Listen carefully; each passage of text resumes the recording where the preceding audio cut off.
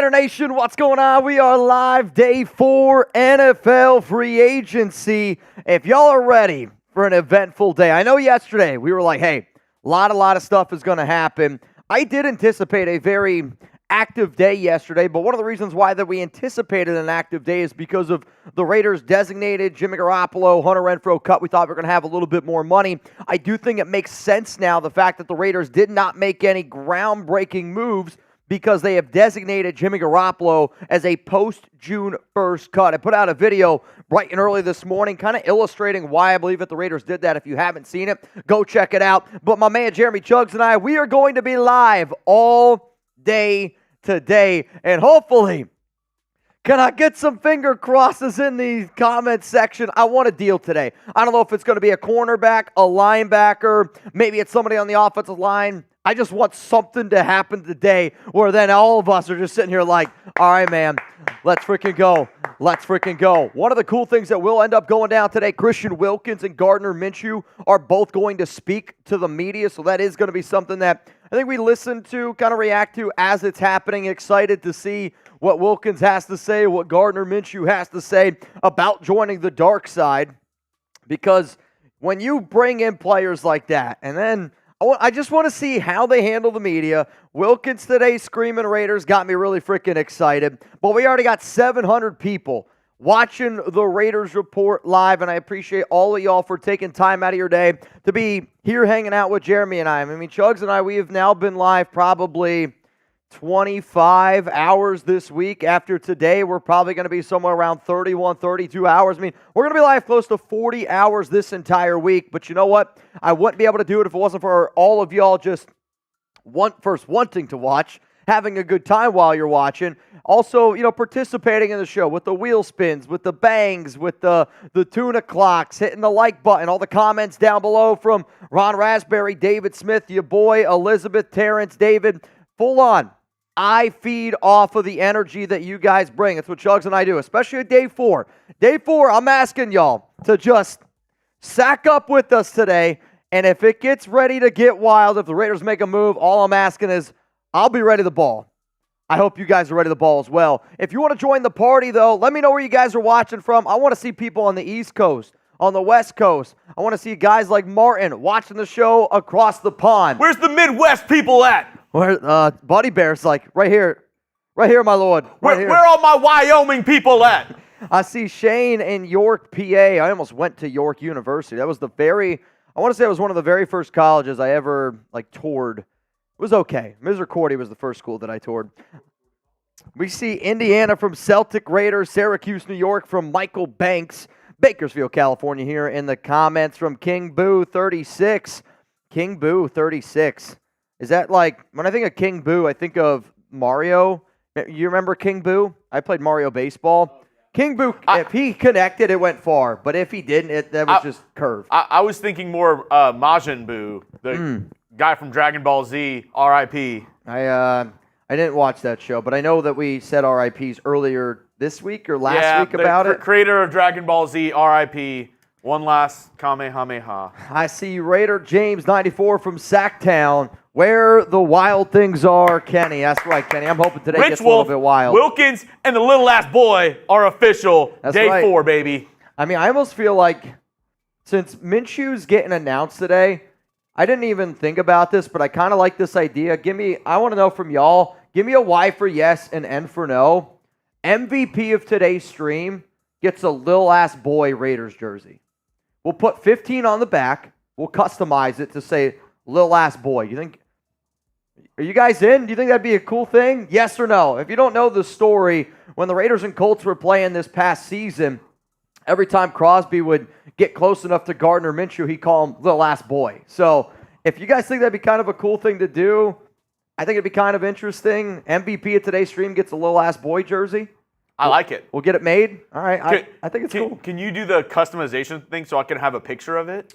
I can. I would just need to be off screen. So no, yeah, I'm saying later on. Yeah, I got you. Maybe when you go try the Masubi. All right, I got you. Yeah. All right. Masubi! The MVP of today's show is getting a lil ass boy Raiders jersey. I like it. I think it's fun. I think also the past couple days it's been slow. We haven't reached 2K in the past 2 days. That's my goal today for us to get. We reached 2K, both of us. Jorts tomorrow for Gardner. Jorts tomorrow for Gardner? I say we go jorts. Maybe I wear a Hawaiian shirt. I don't know. I actually have a really – actually, I don't know if I can wear my one Hawaiian shirt because it's green. It's got Chuck's face all over it. I might try it, though.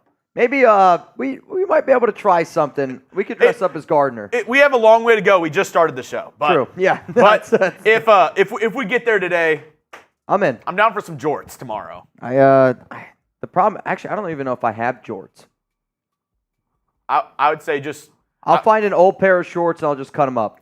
I was going to do that, or I was just going to stop at like Marshall's or Ross on my way home. They always have some jorts. Yeah, I'm going to look really good walking to work tomorrow in some jorts. I'm in. I like the idea. Jorts Friday? Let's go, man. I know Chase would be down. Jorts Friday and some shoeies. Jorts Friday? I'll tell you what, if today gets really crazy, I might even go mustache mania. I mean, if I start right now, I might be able to grow out a mullet. I'd have to start right now, though. Ultra VAB What says, up, man? Raiders! Did you guys see Wilkins today? Wilkins today, when he officially signed his contract, somebody goes, don't you have something to say for the nation? And he goes, Raiders! Big old smile. I'm telling you, Christian Wilkins is going to be a perfect flippin' fit with this Raiders defense. I can't wait to see what happens, man. I mean, I think the fit there is perfect. I think for what we do, I think Wilkins is like the perfect style of guy, the perfect type of guy, because he's just so fun. Yeah, I totally agree. Like, he's somebody who you can tell, even like on the football field, like whenever he's playing, he's having fun. Yeah, I really want him to join the Raiders report, and I've messaged him. I've reached out to some people that are close to Wilkins, and that's like going to be one of my big goals this offseason. Can I get a guy like Christian Wilkins here to join the show? I would love to be able to do like a charity event with him. If anybody knows Wilkins or anybody close to him, seriously, I would love to be able to do the competitive food competition with Wilkins. I think he'd be really, really good for it. Why do you think that? Big guy. He's a big guy. I mean, I've gone up against defensive tackles and offensive linemen. I just think also you have to have that personality. Like, no, Jonathan Hankins was a great dude. Colton Miller also a lot more reserved. What I loved about Jermaine was definitely more of like that person who was not afraid to show his personality, and that's kind of how Wilkins is as well, which I would love to be able to do that. If you guys want, message Wilkins on Instagram and say, message Mitchell Renz, join the Raiders report. I feel like if we got a bunch of people to do it, there's a chance that he at least sees it and then he entertains the idea. I'm in. If you guys are down, I'm definitely down to get it going. The 500 likes one, I think we have to change now. Or what do you think? I'll let you decide on that. Remember, y'all, if you want to get those questions, comments here on the show, all I want you to do is use hashtag Raiders or Super Chat. I've already seen a bunch of the questions starting to flow in here. If you want to talk about certain free agency moves that the Raiders could make, haven't made, if you want to talk about players that you think that they should go out and target, the way that I really, really need today's show to go is I need y'all to do your best to participate with us. I'm not sitting up here saying Super Chat. I'm sitting up here saying use hashtag Raiders down in the comments about players. That way our system can end up pulling those graphics in. So today's deals that we're going to end up doing is every 500 likes, we're going to do a wheel spin. The wheel is completely different, though. Right? No, that was for the Shotsky wheel. Whew. All right, so we got two wheels today. Yeah. I've seen the Shotsky wheel. It scares the hell out of me. And then something fun that I thought we would try to do because we had so many people that loved watching Jeremy do 210 jumping jacks. Today what we're going to do is, this another one scares me. Every $5 super chat that we get today equals 5 jumping jacks. However, we are going to do all those jumping jacks, Jeremy and I both, at the end of the show. So yesterday, I counted it up. Jeremy and I, at the end of yesterday's show, would have had to do 215 jumping jacks. So right now we're at 20.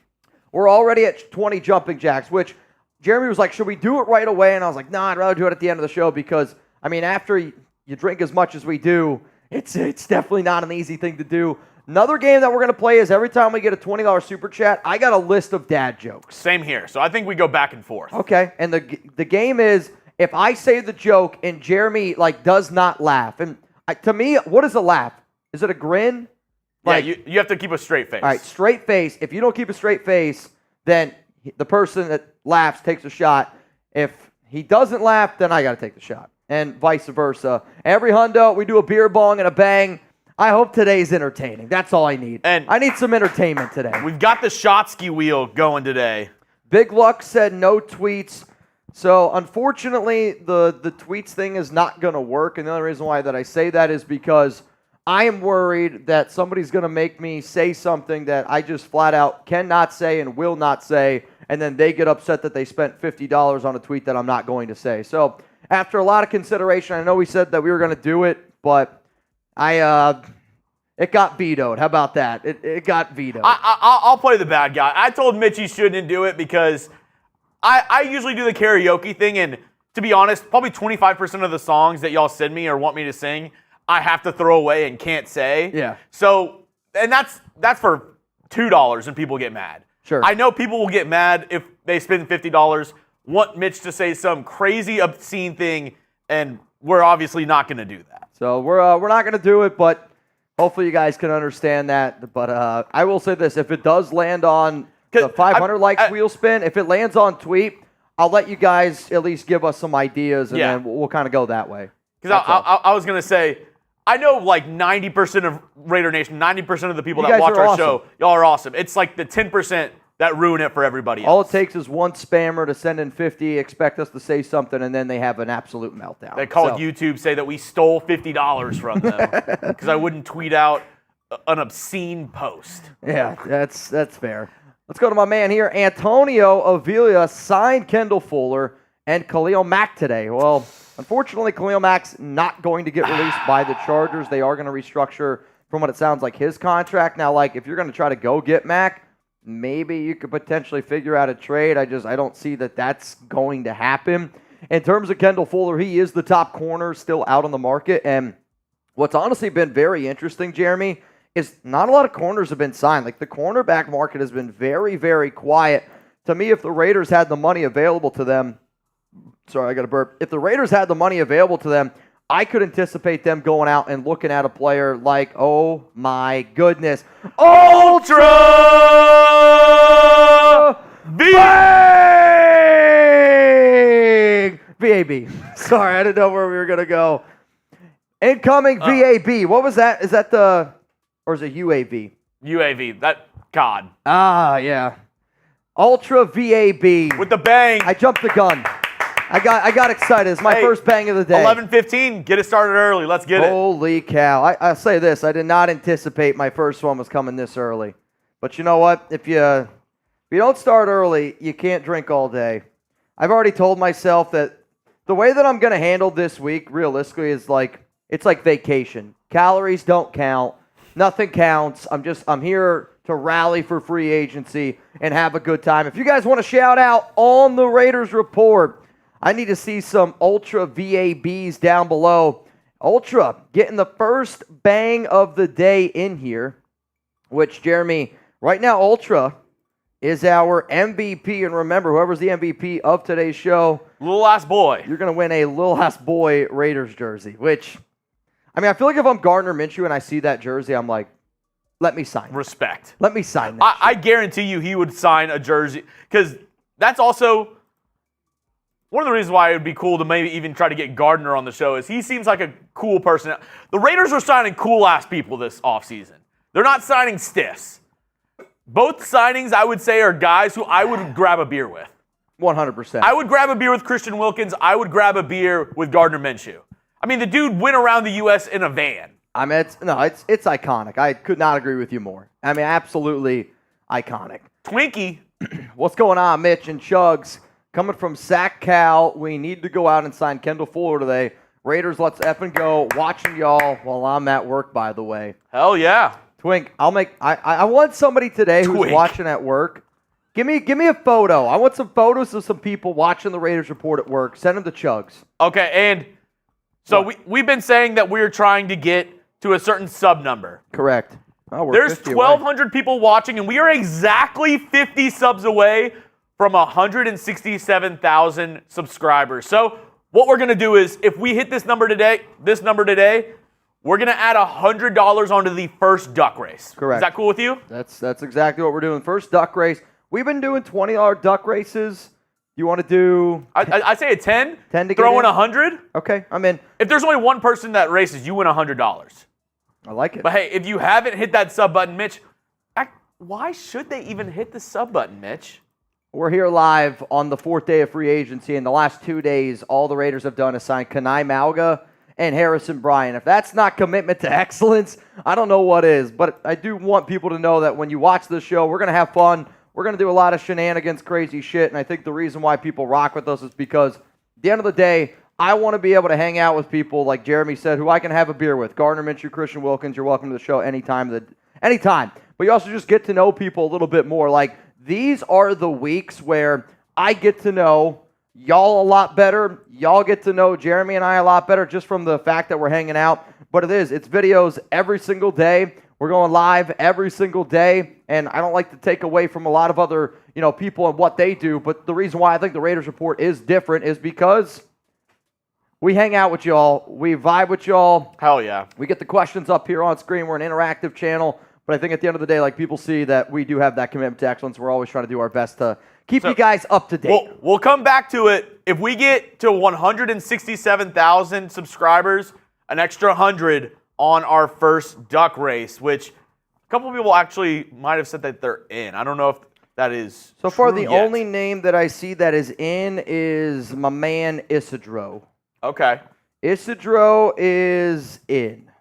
Isidro is in. Next up, Douglas. Hello from Kansas.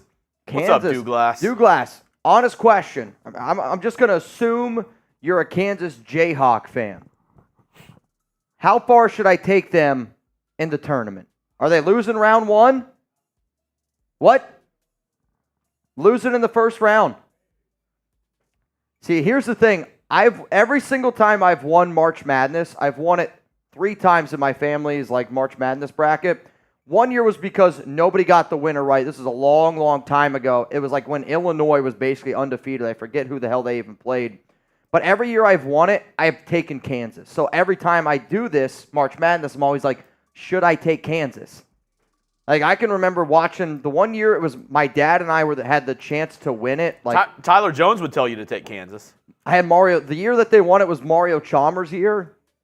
When I forget how old I was, but I won $140. That was life-changing money at the time. Jeremy Cole, my name on Instagram is, I keep on messing it up, Jeremy Chuggs. You have an L3? Put it on the bottom or no? It's the same as my Twitter, at Jeremy Chuggs. Okay.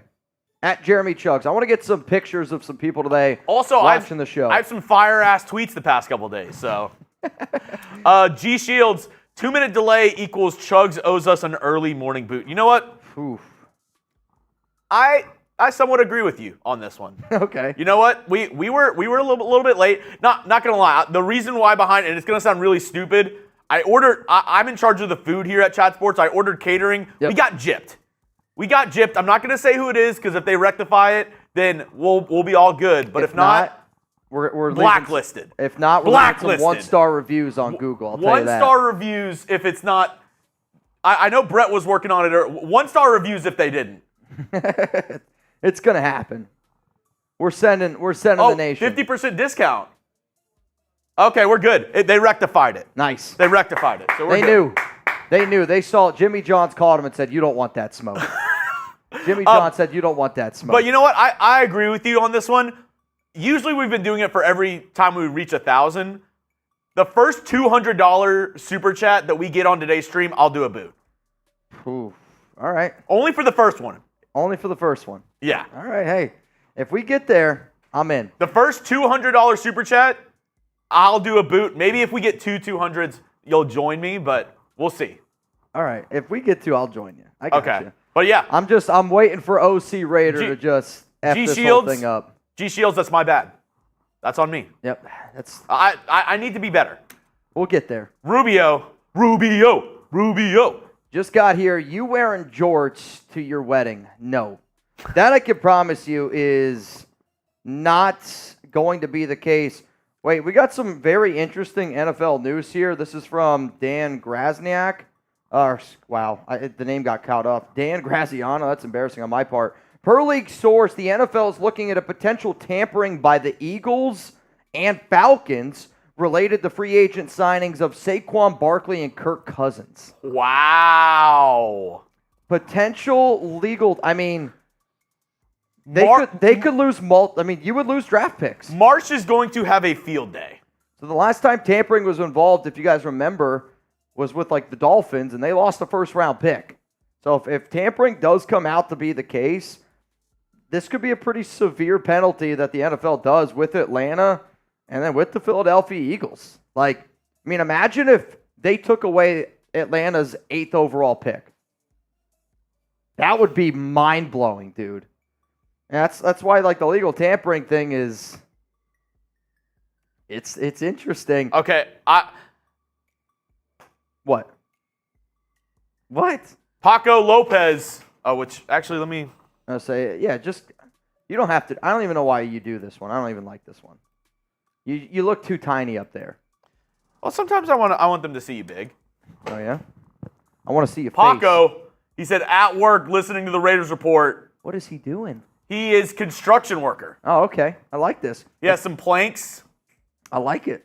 If you guys want, send us some of the pictures of you just chilling at work watching the Raiders report today. I would appreciate it. Paco, what's good? I want to see. I accepted a bunch of people, so now you can send it to me. But Sherry Lynn hit me up saying what's good. Garrett, Jeremy Cole, Paco Lopez, Troy Williams. I accepted y'all's message request, so y'all can send me pictures of y'all watching the Raiders report. Yeah, this is. There we go, Jeremy Cole. Oh, dude, this might be our third security guard. We got Miggy Camacho. We've got who do we always say doesn't mess around? What? Whenever we put up his super chats, we're like, don't F with James Lillard. Miggy Camacho, James Lillard, and now we have Jeremy Cole as our third security guard. Look at this. Watching the Raiders report. Oh, dude. This is our third security guard, Jeremy Cole. I'm telling you right now, if I had Jeremy Cole, Miggy Camacho, and James Lillard walking with me in my entourage, I wouldn't be afraid to say some outlandish shit. Like, you see some guy, you're like, who you would never say that to their face. My guy Garrett watching. Oh, dude, I love this. This is sick. He's got a nice little setup at the crib. He was like, hey. Kelmer says, thanks for the content. My man Kelmer's at work watching us right now. What up, Kelmer? And then who else sent me something? Let me see. Oh, he said I work aircraft, by the way. Thanks for the content. Thanks for watching, Kelmer. D-Rock Music, 4th day watching the whole live. Let's get some good vibes sent in. Let's do it. Let's get the good vibes flowing. Sorry. I mean, there's a lot of crap going on right now. Well, what's going on? There's a certain guy on YouTube that I don't like, and he's just like been trashing Amy Trask, who is like a legend for the Raiders, and she's like we call Queen Sarah Otto the queen. I feel like Amy Trask in a way is like the queen of the Raiders. Correct me if I'm wrong on this, guys. You guys can weigh in. But there's somebody who's just like trashing her. Like it's. And what are they saying?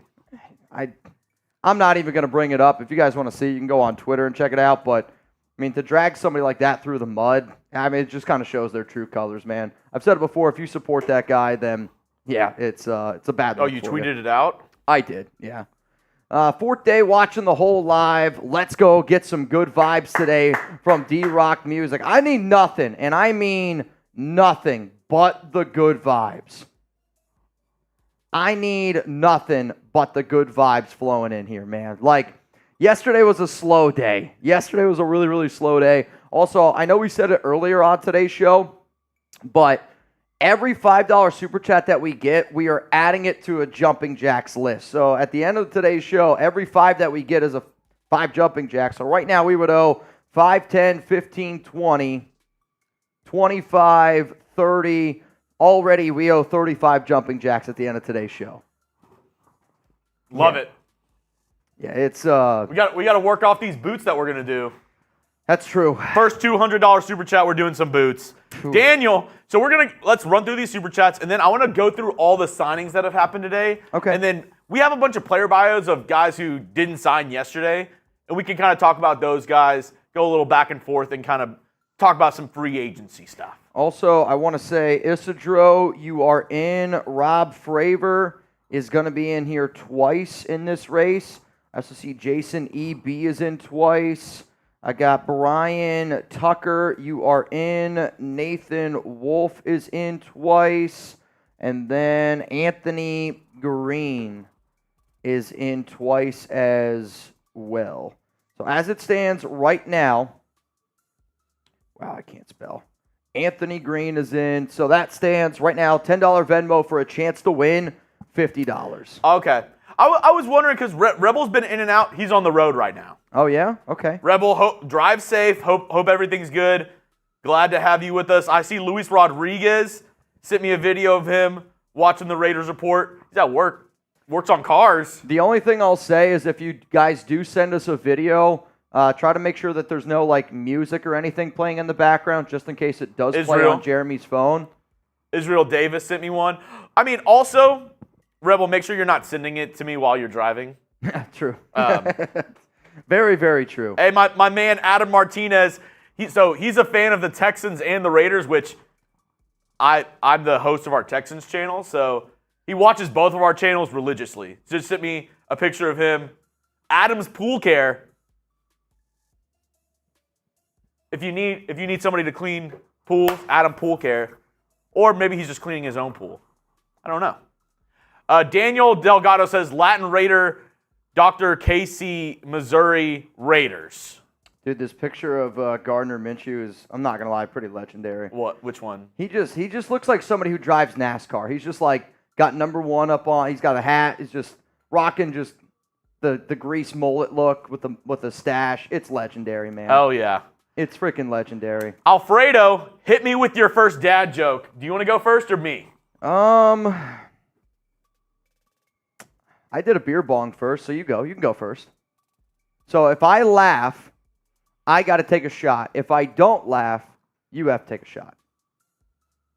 Sound good? Yeah, sounds good. All right. You have one?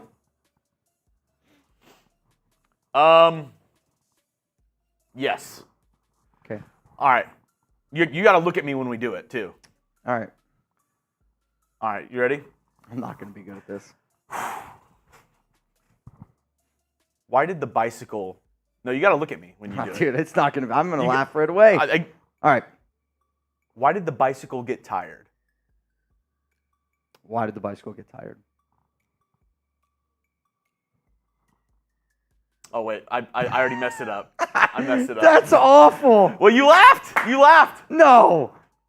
I mean, come on. That was... Let me go then. I got one. Why did the bicycle fall over? Because he got tired. It was too tired. Too tired. 2 tires. All right. Not bad. You owe me a shot. That was You bad. laughed. Bro. It worked. Nope. Bro. It counts. Next 20, you got it. But you laughed. Come on. I laughed because you got it wrong. That's part of a dad jokes. Dads get it wrong all the time. Ask Brett. Who owes a shot, me or Chuggs? You M laughed. for Mitch, The C rule for is Chuggs. if you laugh, you take a shot. I laughed because you failed the joke. It doesn't matter. You laughed. Who owes, Chuggs or me? You're not going to win this one. You laughed. I know I laughed because you got it wrong. The rule is you laugh, you take a shot. Oh, my God. Get out of here. Sherry Lynn's watching from work right now. Shout out Sherry Lynn Collins. You'll get a chance to get me to laugh. Mm-hmm. Jeremy Cole says he's retired military police too. So, third, we need one more person for our bodyguard. I mean, I think we're pretty stacked. Also, a lot of people watching our stream are sending me a bunch of stuff on like their photos of them watching. If you want to send me a dad joke to do? Yeah. Do that as well. I got some dad jokes as well. All right, Rebel Montana, 1 minute late to the stream. 1 minute? I don't know. Eric Every time you're live, I watch y'all from dialysis. Real one for life. Eric, I'm glad during something hard like that, my stepdad had to go through it. I know how annoying it is. You have to go into like a clinic, have to sit there for hours on end, and it depends on how much your body takes in of how quick it goes. So you don't always know how quick it's gonna be. Eric, glad we can bring you some entertainment while you're going through something like that. Appreciate you, Eric. Douglas, not a Jayhawk fan. Go Shockers. Go ICT regulators. Douglas, love it. Jimmy Productions, would the Raiders draft a quarterback in the first or second round? Mitch? I think the first, second, and third round are all a possibility. If it was up to me, again, we're going to trade up and try to go get who the Raiders ultimately want, which is Jayden Daniels, and that's going to be their trade-up candidate. I would say if you're looking at a quarterback at 13, again, I don't love any of the QBs in terms of value at pick number 13. Like, I wouldn't take Penix, McCarthy, definitely wouldn't take Bo Nix at number 13, but if you're the Raiders and you're in a situation where you're like, all right, we want Gardner Minshew to be the backup, Aiden O'Connell's going to be your quarterback 3, we're taking a QB at 13. If I got to pick between Penix, J.J. McCarthy, Bo Nix, I'll take Michael Penix Jr. at 13. I do also think second round is a potential area on top of that. Andrew Himalayan watching us. What's up, Andrew? He's got a nice setup. I'll tell you what, I'm kind of jealous of that setup. Then you got, I think second round is where I would like to target a QB, or you trade up into the back end of round 1 could be a spot to consider as well. The only reason why I'm a little bit hesitant to trade up into the back end of the round 1, if the Raiders got to give up a first-round pick in 2025, I'm not doing it. Like, the Raiders, to me, need to have that first-round pick in 2025 just in case you need to go out and try to find another quarterback. Round 2, though, is where I would hope you could get Penix. Again, that's a little bit of an ask. But to me, if you can get Spencer Rattler in round 3, it's another area that I would target. Outside of that, there's not really any other quarterbacks that I feel deemed worthy of taking in this year's draft. Jay Roy, nobody talking about about the Raiders' mid linebackers. Robert Spillane was statistically one of the best linebackers. I think he was. Are you talking middle linebackers, or are you calling the Raiders linebackers mid? Yes, he's saying they're mid. See, I think you at least have Robert Spillane, and you have another guy in Divine Diablo, where Divine is very average. I get that. On top of that, Luke Masterson is still probably a little bit below average. I do anticipate that the Raiders end up at least going out and probably signing a linebacker, at least a little bit of a lower tier. But they're also been really, really heavily looking at the linebacker group in the NFL draft. I mean, some of the people that they met with at the Combine, to me, they are clearly looking for athletes, difference makers, guys that can go sideline to sideline. And the fact that Rob Leonard, the Raiders defensive line coach, who's very well respected in the NFL, was a linebacker coach for the Senior Bowl, and a lot of the people that he had on that Senior Bowl that were at the Senior Bowl, the Raiders did meet with at the Combine. So to me, I anticipate that they're going to add somebody that they are hoping can be able to take over and be that other third linebacker. But the least important position in a Patrick Graham defense is at the linebacker position. David Rubio. Rubio. Looks like he's at work, he's making, like, shelving. He's either making shelvings or he's trying to show us that his zipper's down, which I'm not really sure which one it is. No, it looks like he's working at like a furniture warehouse. Dope. Hell yeah. I love it. Yeah, actually, we have one of the biggest places right near us in Frisco, Nebraska Furniture Mart. That place is massive. I've heard about it. I've actually never been there. It's massive. Yeah, is it worth to go look? I would say what's cooler is right next to it, there's another place that's called Shields. Okay. That is like a academy on steroids. They have an indoor Ferris wheel. They have massive sports sections like fishing, hunting, football, basketball, baseball. They have like a batting cage there, I think. Like, it is huge. Interesting. I'll have to keep that in mind. Alex is But also, there's a lot, like, it's in this place that they just built. Like, it was like nothing was there. So now, all the places there are brand new. Like, all the restaurants, there's like a putt shack there. There's like a virtual gaming place. That's where Andretti Racing is in the Colony. Alex has been asking me for probably about a year and a half to take her to a batting cage. I'm a little bit worried about it. Alex is a very confident woman, but she's not the most athletic, and I don't know how she would do in a batting cage. We'll have to check it out, though. Jimmy Productions, Mitch, you should be a Cowboys fan. You don't have to deal with as much heartbreak, and we have a quarterback. I mean, I would say... for one, no, I would never want to be a Cowboys fan. I think it's funny. People are like, oh, you live in Dallas, therefore you like the Cowboys. I totally disagree with this, though. To me, you can make an argument the Cowboys have had just as much heartbreak. Like, yeah, they've won more over the past few years, but I'll tell you what, the way that year ended last year for y'all, that's tough. That's a tough one. And I'll take this. I'll always say it being down here, but I will take a group of Raider fans any day against a group of, I think Cowboy fans are some of the worst fans in all of sports. They're the most fair weather fans in all of sports. So I'll disagree. Jimmy, what's your favorite NBA team? If I had to root for a team, it probably would be the Knicks. However, though, for NBA, I probably root for players more than anything else. Rockets fan. It also depends which live stream I'm on that day. Like, I've been on some Celtics streams. I've had some good times. Love the Knicks streams that we do here. We do a good Bulls stream. Heat's another fun one. I root for players more than teams, but if the Knicks were to be in the NBA Finals, I would root for the New York Knicks. Bill from Jersey. Penn State head coach in interview accidentally said Eagles GM spoke to Barkley about contract before tampering. Cousins said he had contact with Falcons training staff before tampering. Yeah, both of those guys being investigated, or both those teams right now being investigated for illegal tampering. I mean, it doesn't surprise me if you hop into a time machine and go about right after the NFL Combine, we put out a video on just some of NFL notes that we heard, and one of the things, if you guys remember watching the show, we were like, Kirk Cousins, he could go to a few other teams out there, and then the buzz after the Combine was like, Cousins is going to Atlanta, and that was locked and loaded. We were talking about that for a whole week because people kept asking us, because we said, Cousins could be a potential option for the Raiders at quarterback, and if we knew it and everyone else knew it, I definitely think some shady stuff was going on there. Garrett Young rocking the report while working as an IT manager. Let's effing go. And we're up to 55 jumping jacks. 55 jumping jacks. IT manager from Garrett. Is that a ghost? Is that like... No, I think that's Boo. I think that's Boo. Yeah, I was going to say, it's funny because we were talking about the Boo King. What up, OG? Mitch, wouldn't it be better to sign Isaiah Simmons? I don't know what I feel about Isaiah Simmons. When he was first coming out of the NFL draft, I loved him coming out of Clemson. I mean, he was one of my favorite linebacker prospects. He was a hell of an athlete. He could do all these different things.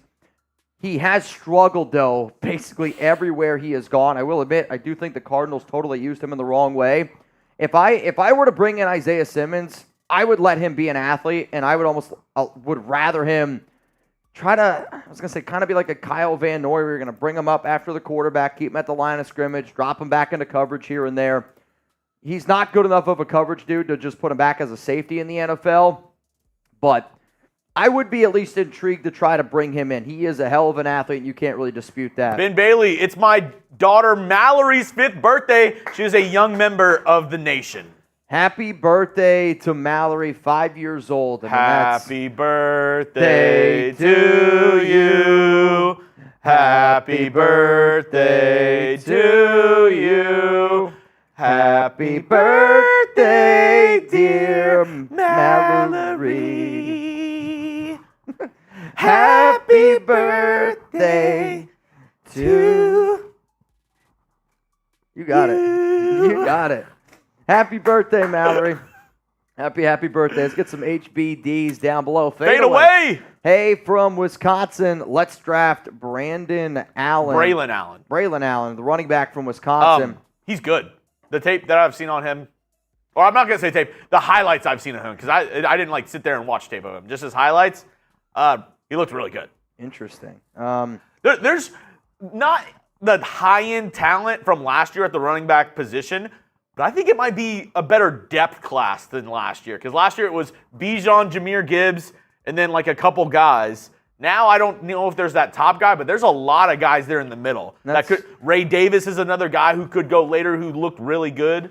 Yeah, I mean, that's kind of why I know a lot of people want the Raiders to, they're like, oh, we got to sign a running back. We got to try to replace Josh Jacobs. And I hear those concerns, but I agree with Jeremy. The running backs that I believe that you could potentially get in rounds 3, 4, and 5 this year are very, very talented. And because of that, it wouldn't shock me if some of these backs do start sliding down the board just because teams know, well, the running back depth is pretty strong this season. Like if I was able to get a Braylon Allen in round 5 compared to signing an A.J. Dillon for $5 million per year, I'm going to take that route every day of the week. Adam Martinez, my guy. What's up, guys? Great work. I wouldn't want to get updates from anywhere else. LFG, hashtag We Are Texans. Adam, he was working on his pool earlier. I told you from Houston, also a Raiders fan as well, enjoys watching the Raiders. I think he said he has family that are Raiders fans, so he watches both of our channels. Big supporter here at Trot Sports.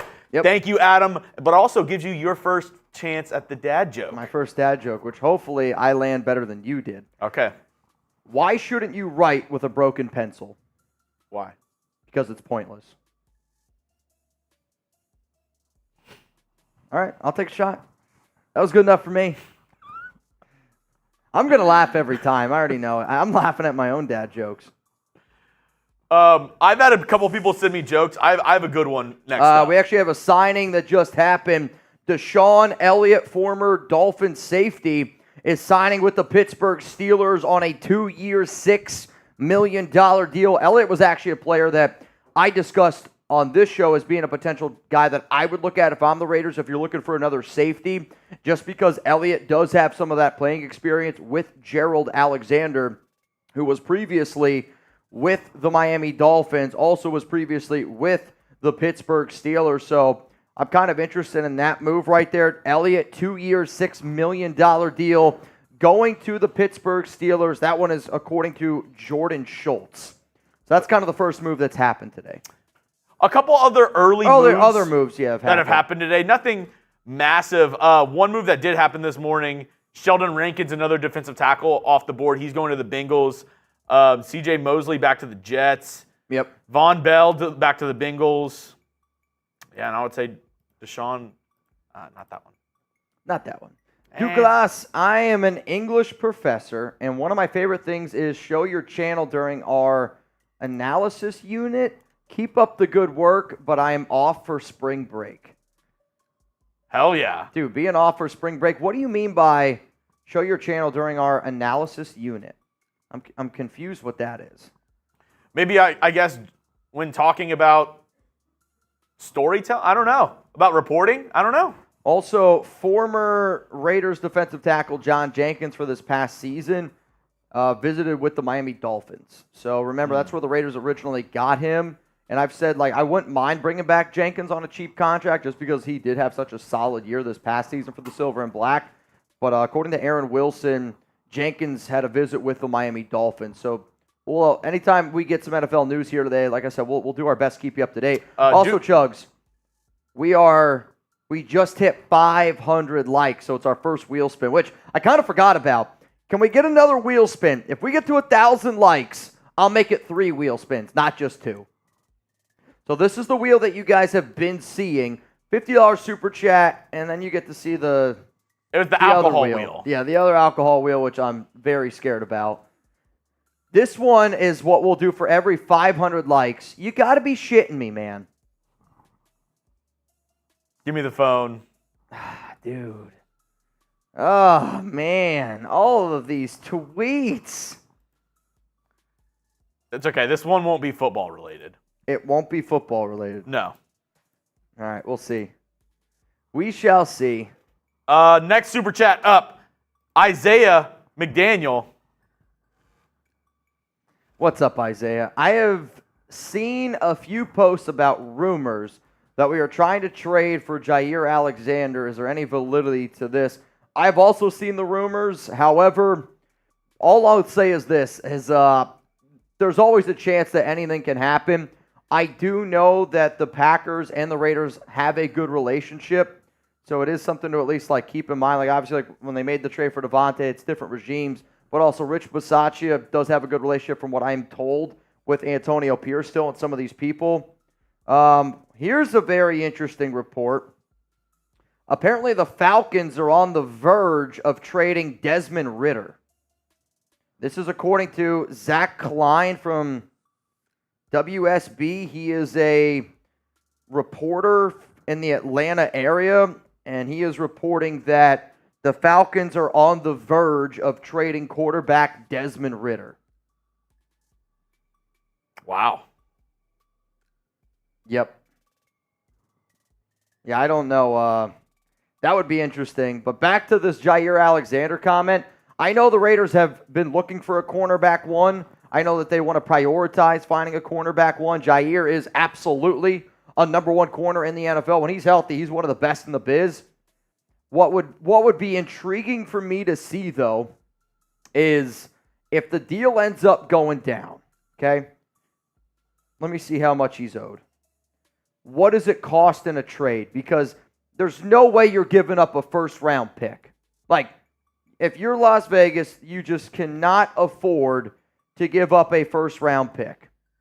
And if he's traded, if he's traded, guys, Green Bay eats $27.5 million if they trade him. So seeing that makes it a little bit strange. Like, the Raiders would only owe him, you're looking at $6.6 million this year. If you're Green Bay, though, why would you trade him right now and eat $27.5 million? So just by looking at those numbers alone, that's why I would say I don't know how much I believe it. I mean, even if he wants out, like I see some people saying he wants out. I mean, if you're Green Bay, though, and you're going to eat all that money, I would at least want some draft compensation. And I'm not giving up a first-round pick for Jair Alexander. Like, I want the Raiders to be able to have that number 13 overall pick. That's what I want. Have I personally had anybody reach out to me and tell me anything that I believe? No, if that's also what you're asking. I also feel like if it was a story this big around Jair, other people would at least be picking up with the story.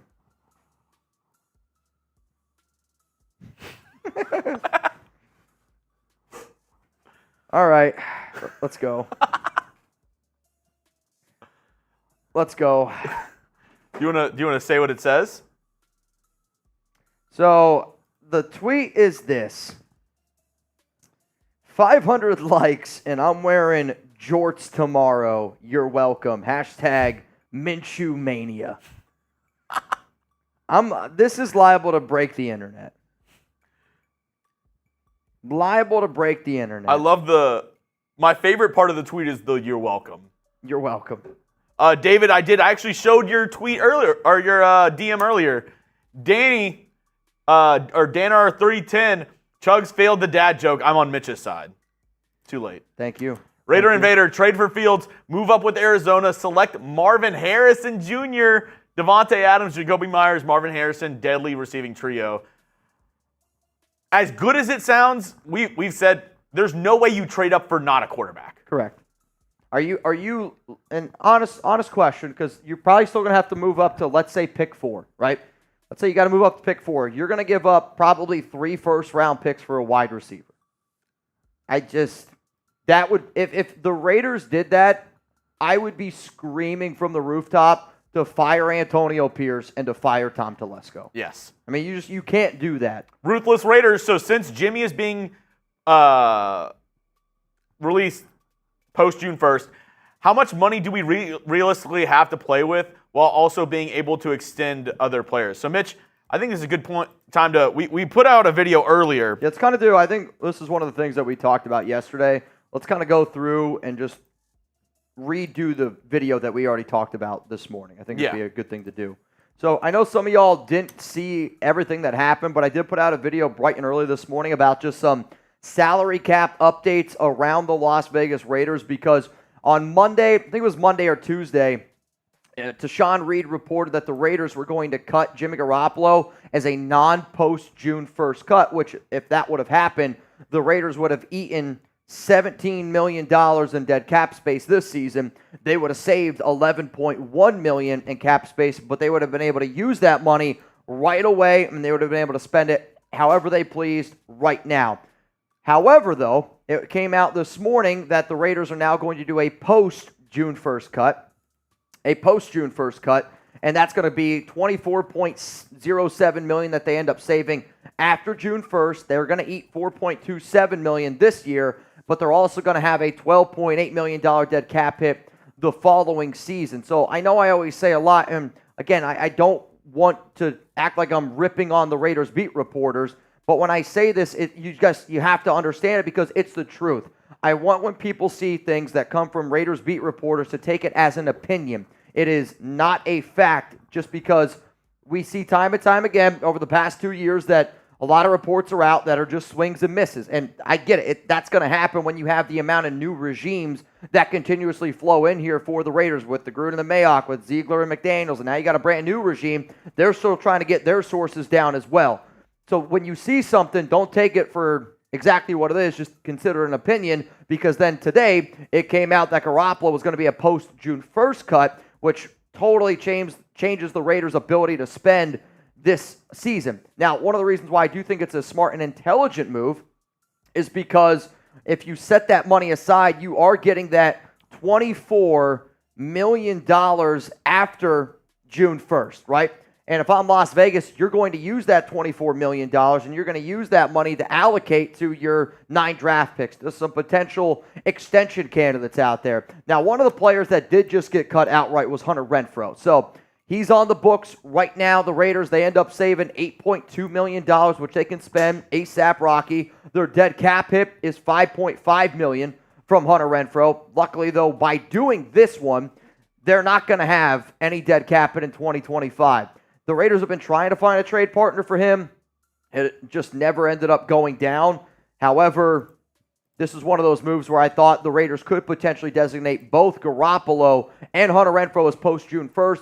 They only designate Jimmy G. They do not designate Renfrow as that post-June 1st cut candidate. With Garoppolo, though, and the reason why, again, it makes at least sense to me is you're willing to eat that $12.8 million next season, because I don't know about you, give me a Y for yes, N for no. I anticipate that the salary cap goes up again. The salary cap has gone up every single freaking year over the past, I don't even know how many years.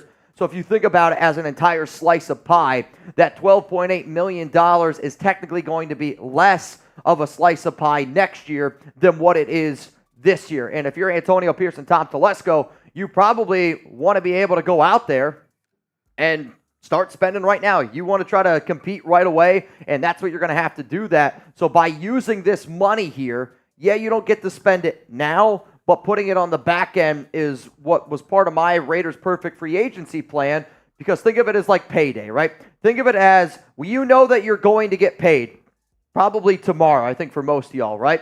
And yeah, I would like to be able to spend some of that money today, but I have things that I'm going to have to pay for down the road, so I'm going to use that paycheck. I'm going to allocate that money with that 24.1 and then use that money to take care of a lot of the stuff on the back end with the draft picks and some of the contract extensions. The problem that gets a little bit interesting here, I got to pause this right now. The New Orleans Saints have signed Nathan Peterman. So Peterman rejoins Derek Carr down in New Orleans. Nathan Peterman. Trace, go live. Nathan Peterman. You got your guy. We got him. They got him. Nathan Peterman going to the Saints. I mean, that guy's still getting jobs. That just goes to show that John Gruden was talking a lot to New Orleans. But what's interesting about these numbers here, and it's so confusing because I don't know which one's true. Over the Cap has the Raiders right now salary at $12.9 million, which is 19th in the NFL. Spotrac has the Raiders at $35.3 million. The way that I think that these numbers are allocated is Over the Cap has the Raiders with Jimmy Garoppolo on like the books, right? Because of that post-June 1st move, Jimmy G at $28.3 million will be a Raiders cap hit until he comes off the books, which is June 1st. One of them has him on there, the other does not. So that to me is why these numbers are so different. Neither of the sites has Harrison Bryant incorporated in that as well. But to me, again, one of the reasons why I do think it's smart is because the Raiders have a few players that you could potentially extend.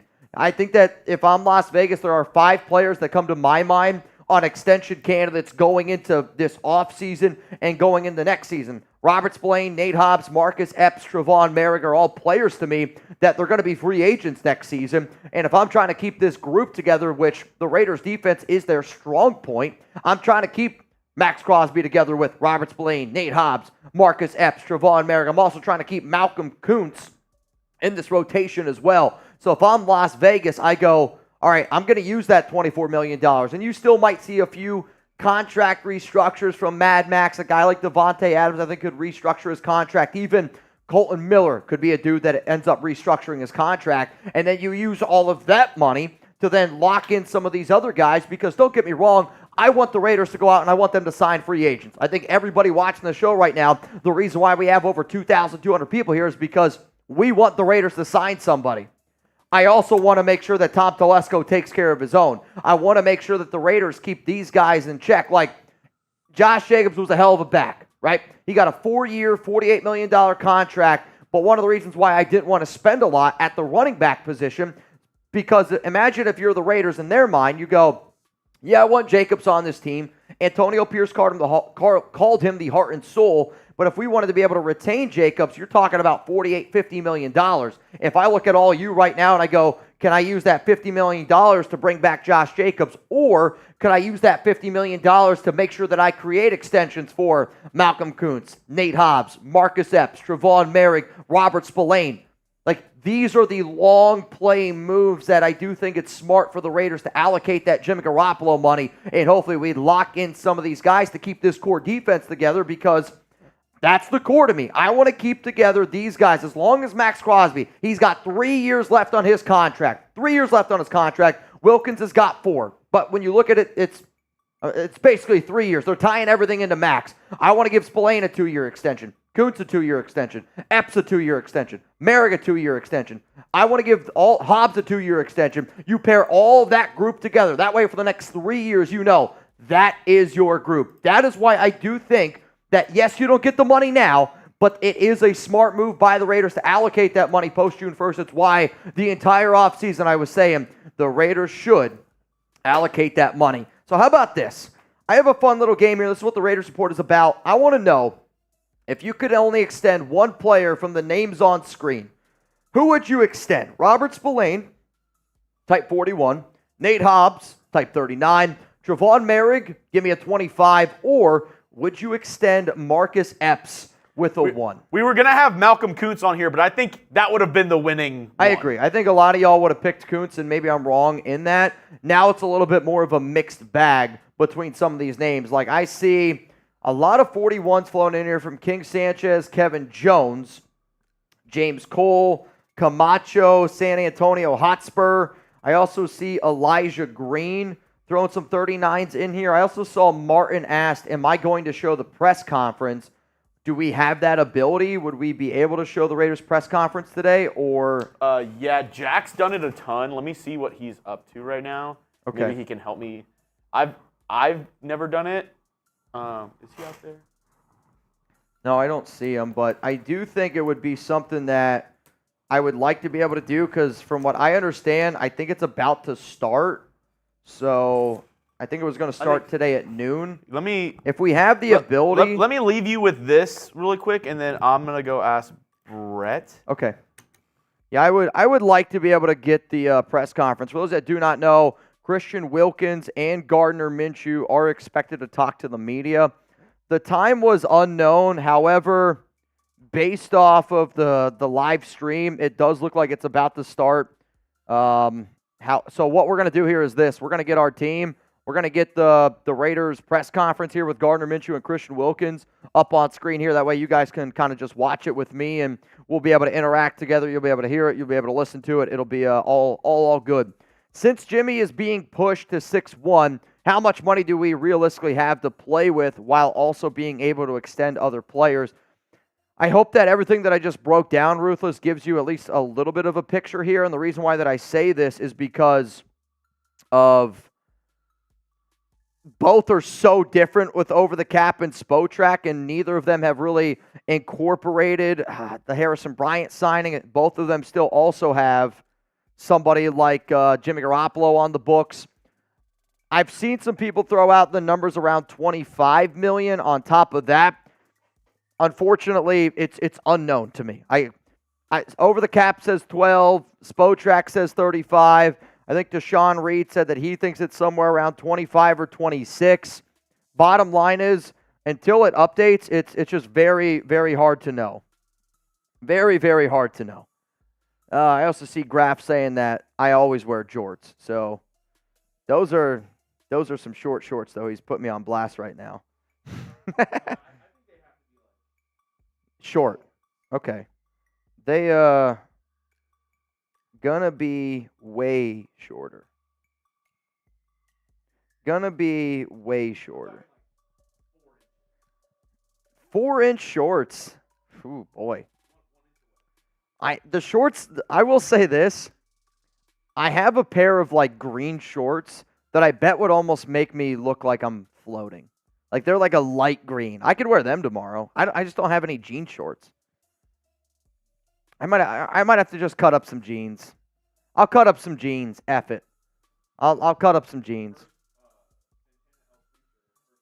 First time super chatter from Santana. OBJ to the Raiders. I don't see that one happening. I think OBJ is just going to require way, way too much money. Who? Yeah, I don't see why you would do it. Like, I don't really think that he fits. He's a big name. And the Raiders, to me, they got to be smart this offseason of we're going to sign players that are good, not just big-name players. So I think it's something to keep in mind. But Santana, appreciate you. John, Mitch, is the same 5'9" douche that tried to get you ousted, tried looking for his BS comment on Twitter, couldn't find it.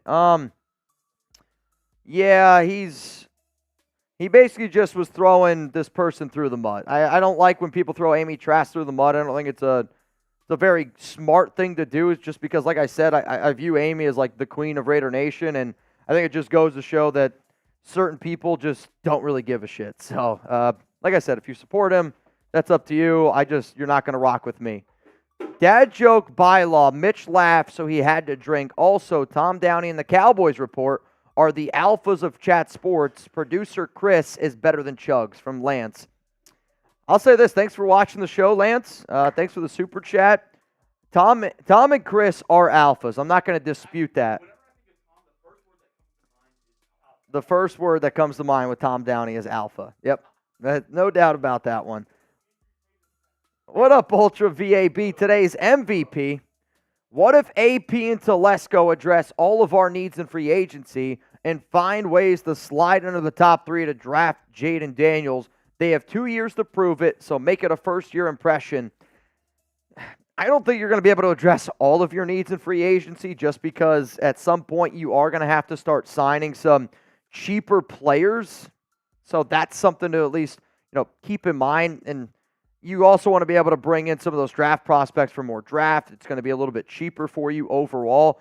To me, good NFL organizations are built in the draft. Like, yeah, you can go out and sign some of those superstars, but good NFL organizations are built in the draft. Like, I still want you to be able to figure out a way to bring in some extra players and look at the draft then as the cherry on top. But if I'm Las Vegas, I want them to figure out all the ways to address as many needs in free agency and give up as many draft picks in 2024 to go up and get their guy in Jayden Daniels. Like, that's what I would do. What up, Brax? Mitch, starting to lean Rattler if we can't get Daniels.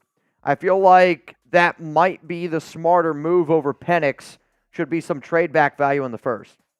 I hear a lot of static. Just static. To me, I guess it depends, like, where you want some. I still want to see how free agency goes, right? Like, all this quarterback discussion, like, if the Raiders leave free agency and they don't have a cornerback one, or you still don't have a starting right tackle that I would be confident there, Munford is a plan B type of option to me. Like, this is where I sit up here and I go, I don't know, right? Like, because are you going to be able to find that cornerback one? Are you going to be able to find that type right tackle available? I want the Raiders to get Jayden Daniels. No doubt about it. No doubt about it. But there's also that part of me goes, if you go up and get Jayden, you're not really going to be able to potentially get some of those other top picks that you would get in round 1 or round 2. Rich Wolf, all love the Chugs, but do you hate the Dubs since we own y'all? And do you think you won 2018 if CP3 doesn't go down in 2018? And thoughts on Brooks? That's a question for you. I don't hate the Warriors. I will say that was, like, as a Rockets fan, you're like, okay, we would have won an NBA Finals if it wasn't for running into one of the best teams of all time. So It's like, obviously it sucks. Like, a part of me does hate the Warriors, but a part of you also respects it of like, dude, they are so good. Like, it's like, you know, when you see like these, like if you're in college football, of course, if you're not playing for them, you hate Alabama. Yep. But you got to respect it. Like Alabama is like the number one team, the team that everybody should like aspire to be. So it's like, that's how I kind of feel about the Warriors. They're like the Alabama of the NBA for that time period. And if it wasn't for them, the Rockets probably should have won. But I mean, that happens to a lot of teams. Teams that ran into Jordan in the 90s whenever he couldn't use his left. Yeah. You're still on this Jordan can't use his left thing. I don't know, man. I think we're not all caught up yet. We still got a few more to roll through. And remember, every $5 super chat that we get here on today's show is 5 jumping jacks at the end. 5 jumping jacks at the end. And so I just make that I will say that we are, from what it looks like, going to be able to get this press conference once Minshew and Wilkins start talking. So when they officially start talking, what we're going to do is we're just going to basically flip our screen, and it's going to show you exactly what you would see on the Raiders YouTube channel. So if you just want to hang out here and chill with us, we will be showing the Raiders press conference. What's going on with the Jimmy contract? Also, he wants Justin Fields. The Raiders ended up designating Jimmy Garoppolo as a post-June 1st cut, which means they're going to save $24 million. After June 1st, they're going to eat 4 point something in, like right now is essentially what they end up doing. And then at the end of the day, he's going to be on the books until June 1st, which shows a 28.3 cap hit. He can sign wherever he wants to go, though. But he is a designated post-June 1st cut by the Las Vegas Raiders. It's a good question, though, Belici. If you want even more in-depth look at it, you can go check out the video that I put out this morning, which was probably about an hour and a half ago at this point. What up, Elijah? Mitch, I feel you on every thinking you're a Dallas fan. I'm in Kansas City. Can I get an FKC? Hell yeah, we can get an FKC down below. What do you think about Frank Gore Jr.? I think Frank Gore Jr. is a good running back. He's not his dad, though. Like, I think people always assume when you see a name, it kind of reminds me of Luke McCaffrey right now. Like, we did a mock draft yesterday, and everyone was like, oh, let's go get Luke McCaffrey. He's not Christian. I'll tell you that right now. He is not Christian McCaffrey. Not even close. Just like Frank Gore Jr. All right, we're here. Let's go to the press conference. They just started it. Okay. All right, we are going to get started now on the Raiders press conference. So what you're going to see is Wilkins Gardner Minshew up here at the podium here on the Raiders Report. Wilkins started this thing off screaming just Raiders. Definitely before I answer your question and any other questions, I just definitely want to, from the top down, thank the owner, Mark Davis, Tom, everybody for getting me here and just invested in me, not only as a player but as a person and the man and everything. I'm really humbled to be here. So far, just being here today, it's a great organization, and I couldn't be more excited about getting started here. And starting off this new chapter in my life, this next chapter of my NFL career, and I'm really looking forward to it. But yeah, Vegas is obviously a great city, great place. There's a lot to be excited about. Coach Pierce and his energy and the things that the team was able to do last year toward the end and during his time, taking over. There's a lot of great teammates, a lot of things to be excited about. There's one big reason to definitely want to come here, and that's number 98. He's obviously a heck of a player, and I got a lot of respect for who he is and how he operates and how he plays, and he decided to be his teammate, and a lot of other guys as well. Just even seeing the defense and getting to know those guys, and guys who've been around here today, just kind of chopping it up with them too. So I'm just really excited to be here. Christian, to Sean Reed from The Athletic, no back when you got drafted with the Dolphins in 2019, Patrick Renz was a DC. Yeah. Rob Williams was on staff then as well. How much of that familiarity playing here? No, that's definitely good. That makes it, transition like this easy or easier. just kind of having a rapport and a relationship with the coaches that are already here. So I'm excited to just come here and work with them again and work with all the other coaches and everybody else on the staff as well. So just getting familiar here and getting to know everybody and just looking forward to building relationships with people here as well. Christian, Q Myers from Raider Nation Radio, 920. Have you had those conversations with Max, and what do you think it's going to be like with you next to him on that? Yeah, no, we definitely talked a little bit, and just about the the possibilities and things we can do, but it's going to have to be built. It's definitely a process and a journey. It's just going to have to start with just getting to know each other better, and and not just us, but again, it's going to be a team effort. It's going to take all 11 guys on defense at all times, to make this thing work and to do good things here. So definitely just, looking forward to the possibilities and just being one piece of the puzzle. No one man's bigger than the other. I'm just a small piece, and I'm just excited to be a part of it. Christian, Case Kiefer from Las Vegas Sun, congratulations. I know you've been a productive player every step of your career, but it seems like you really took another step last year, had a career year so far in the NFL. What went right last year, and what did you do that you think you can keep building on going forward? Yeah, just really for me, I'm a big, process and routine-based person. I just continued to just dig, grind, and just had a will not be denied mentality, and just kept grinding as a player, and just more bank reps and things like that. You just get better as you go along, and if you have the right mindset, who knows? And I hope I'm still continuing to grow as a player. There's still a lot more room for me to grow, so I just hope I can put my best foot forward here and continue to be productive and have a lot of success in this league and for this organization.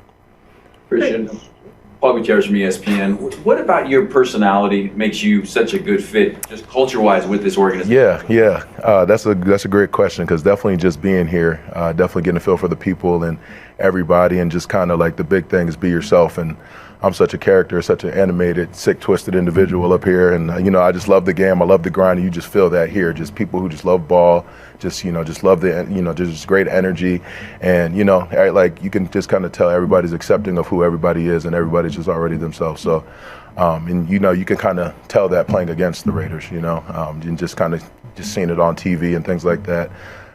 Just something's different about this place and just how the people go about it, and everyone's just, like I said, themselves, and it's just great energy here, and I'm glad I could be a part of it. There was a discernible change in that when Antonio took over. Yeah. It kind of resonated with the players. I know you were, tunnel vision on what was going on in Miami, but as a player, do you pick up on that? Do you see that, what the head coach has meant? Yeah, absolutely. I'm a big fan of football and a big fan of what's going on in the league, so I'm always watching, I'm always paying attention, and you definitely pick up on stuff like that. And again, like I said, that's a big reason why, a big part, why I want to be here.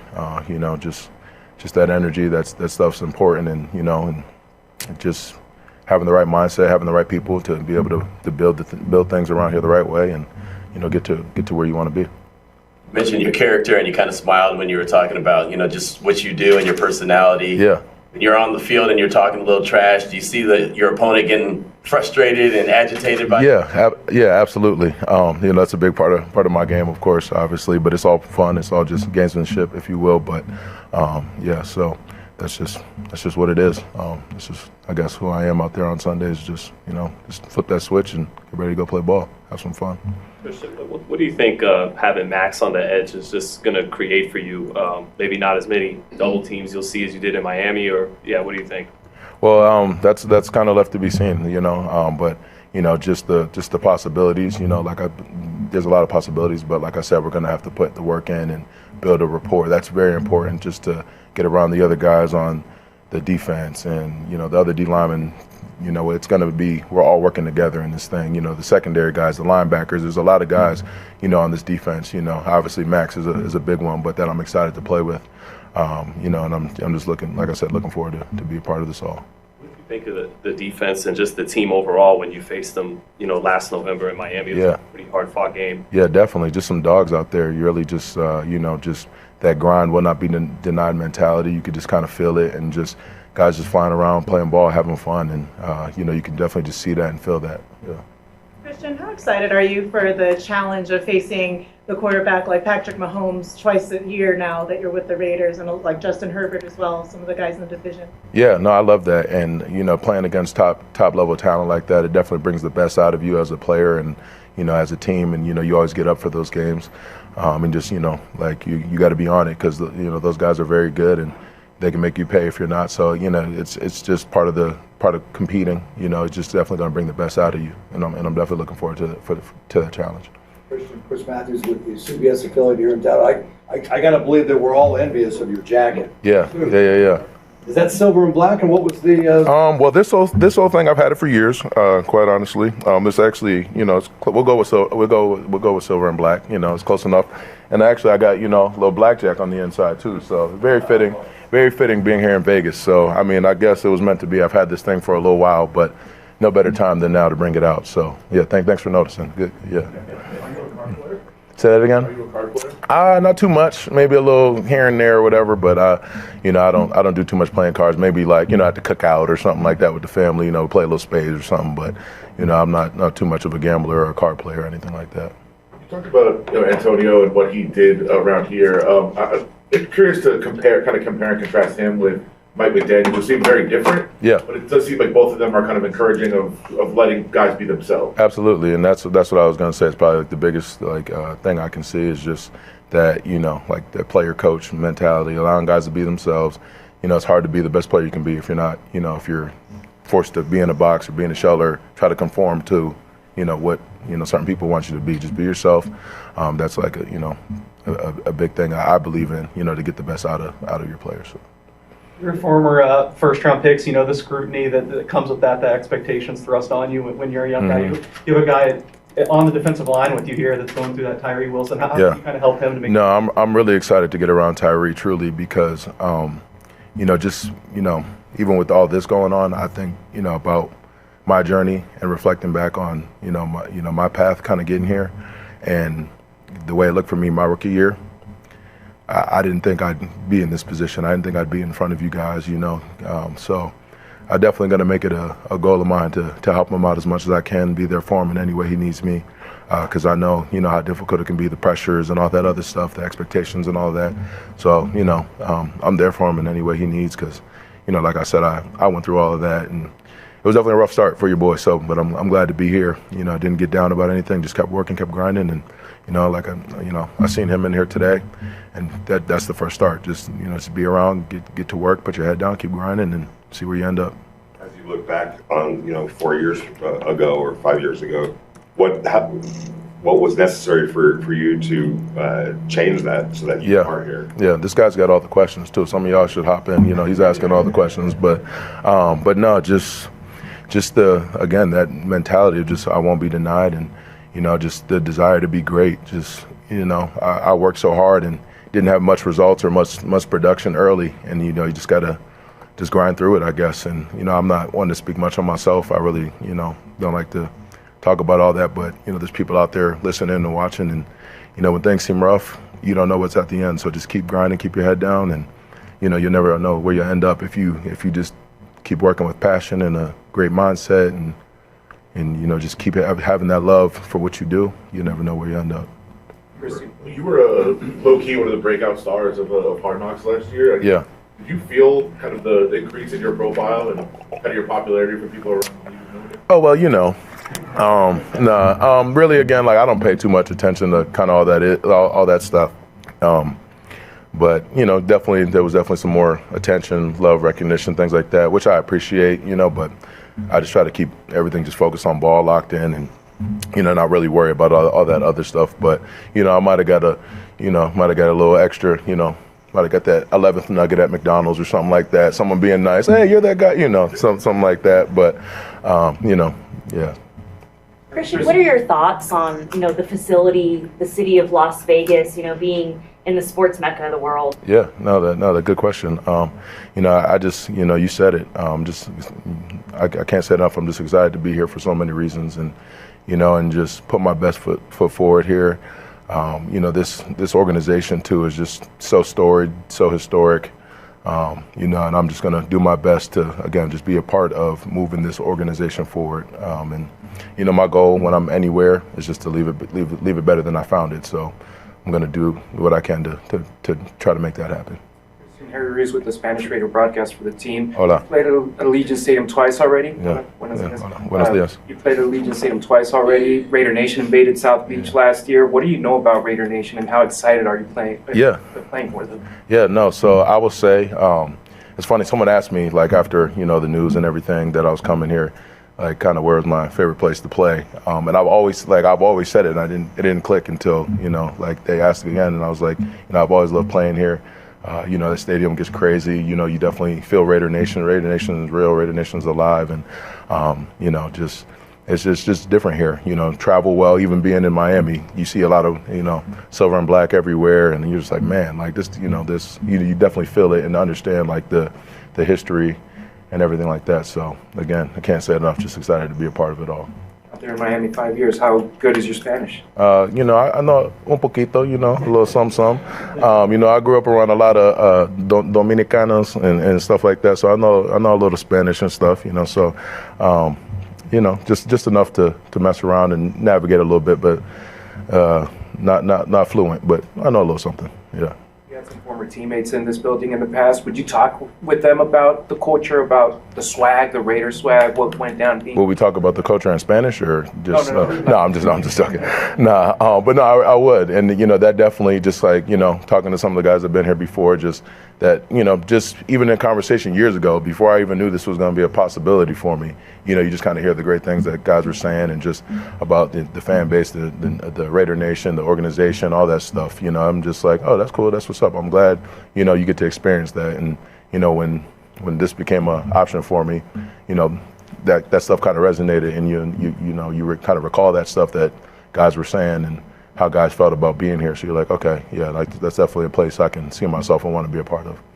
You said you play with that sick, twisted energy or whatever you said. Yeah, damn, I did say that, huh? Yeah. Where did that come from? Was that the first time you stepped on a field as a young kid and coming into your own? Or? Yeah, I would kind of say just like growing up, that's kind of just, just how I played. Just had to compete. I got a big family, 8 brothers and sisters, and you just had to find something about you, just to be heard and just to be felt. I don't know. That's always just been a way I can compete it, and just always makes the game more fun. So. Christian, can you talk a little bit about?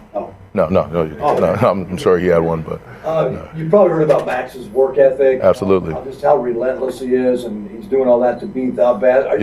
You kind of match his work ethic. What's your background? Again, we'll see. I've always kind of said too, just like, Max is one of 2 of my favorite players in the league, just because he does things the right way, just that work ethic, that grind, and just how he does everything the right way, you know what I mean? And, plays hard, all that. Not obviously a great talent, but that motor is just like, something to respect so much. But, I try to do things like that too. I try to be an inspiration for not just kids out there, other football players, but anyone in any of their professions, just to do things the right way, do it with passion, play it at a high level, and just play with energy and, and have passion with what you do behind it, So even y'all, as you're typing into your computers, do it. You better type that, with so much passion and drive, and to be the best. And that's kind of my mindset. Is just, I just want to be good at what I do. I want to be great at what I do.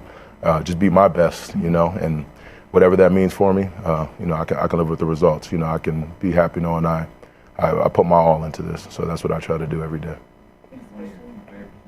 Favorite. My chubby little brother up there in New York, Dexter Lawrence. So yeah.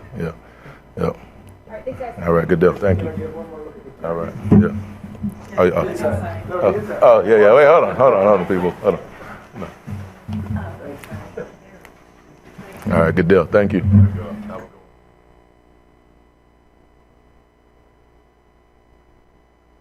Oh, man, shout out to Christian Wilkins for pulling up here and deciding to give us a really great interview. I mean, you could already see the excitement. You can see just how excited he is to be a part of this team. Obviously, Max Crosby is a big reason why I do think he ended up coming here. You could tell that he's got that sick and twisted mindset. He's going to go out there. He's going to grind. And one of the reasons why I really wanted the Raiders to go out and get Christian Wilkins, and one of the reasons why he was always one of my #1 free agent targets, was obviously the connections with Graham, Rob Leonard, but because he's going to bring that energy. Like, he's going to bring that where I'm going to be the first guy in, last guy to leave, that just that that dog mentality that Max Crosby has, right? Like, to me, if you want to be able to build something special, you need two leaders like that. Like, I am not even kind of worried that Christian Wilkins is going to get fat, lazy, all these things that sometimes happens, right? Like, look at Trent Brown.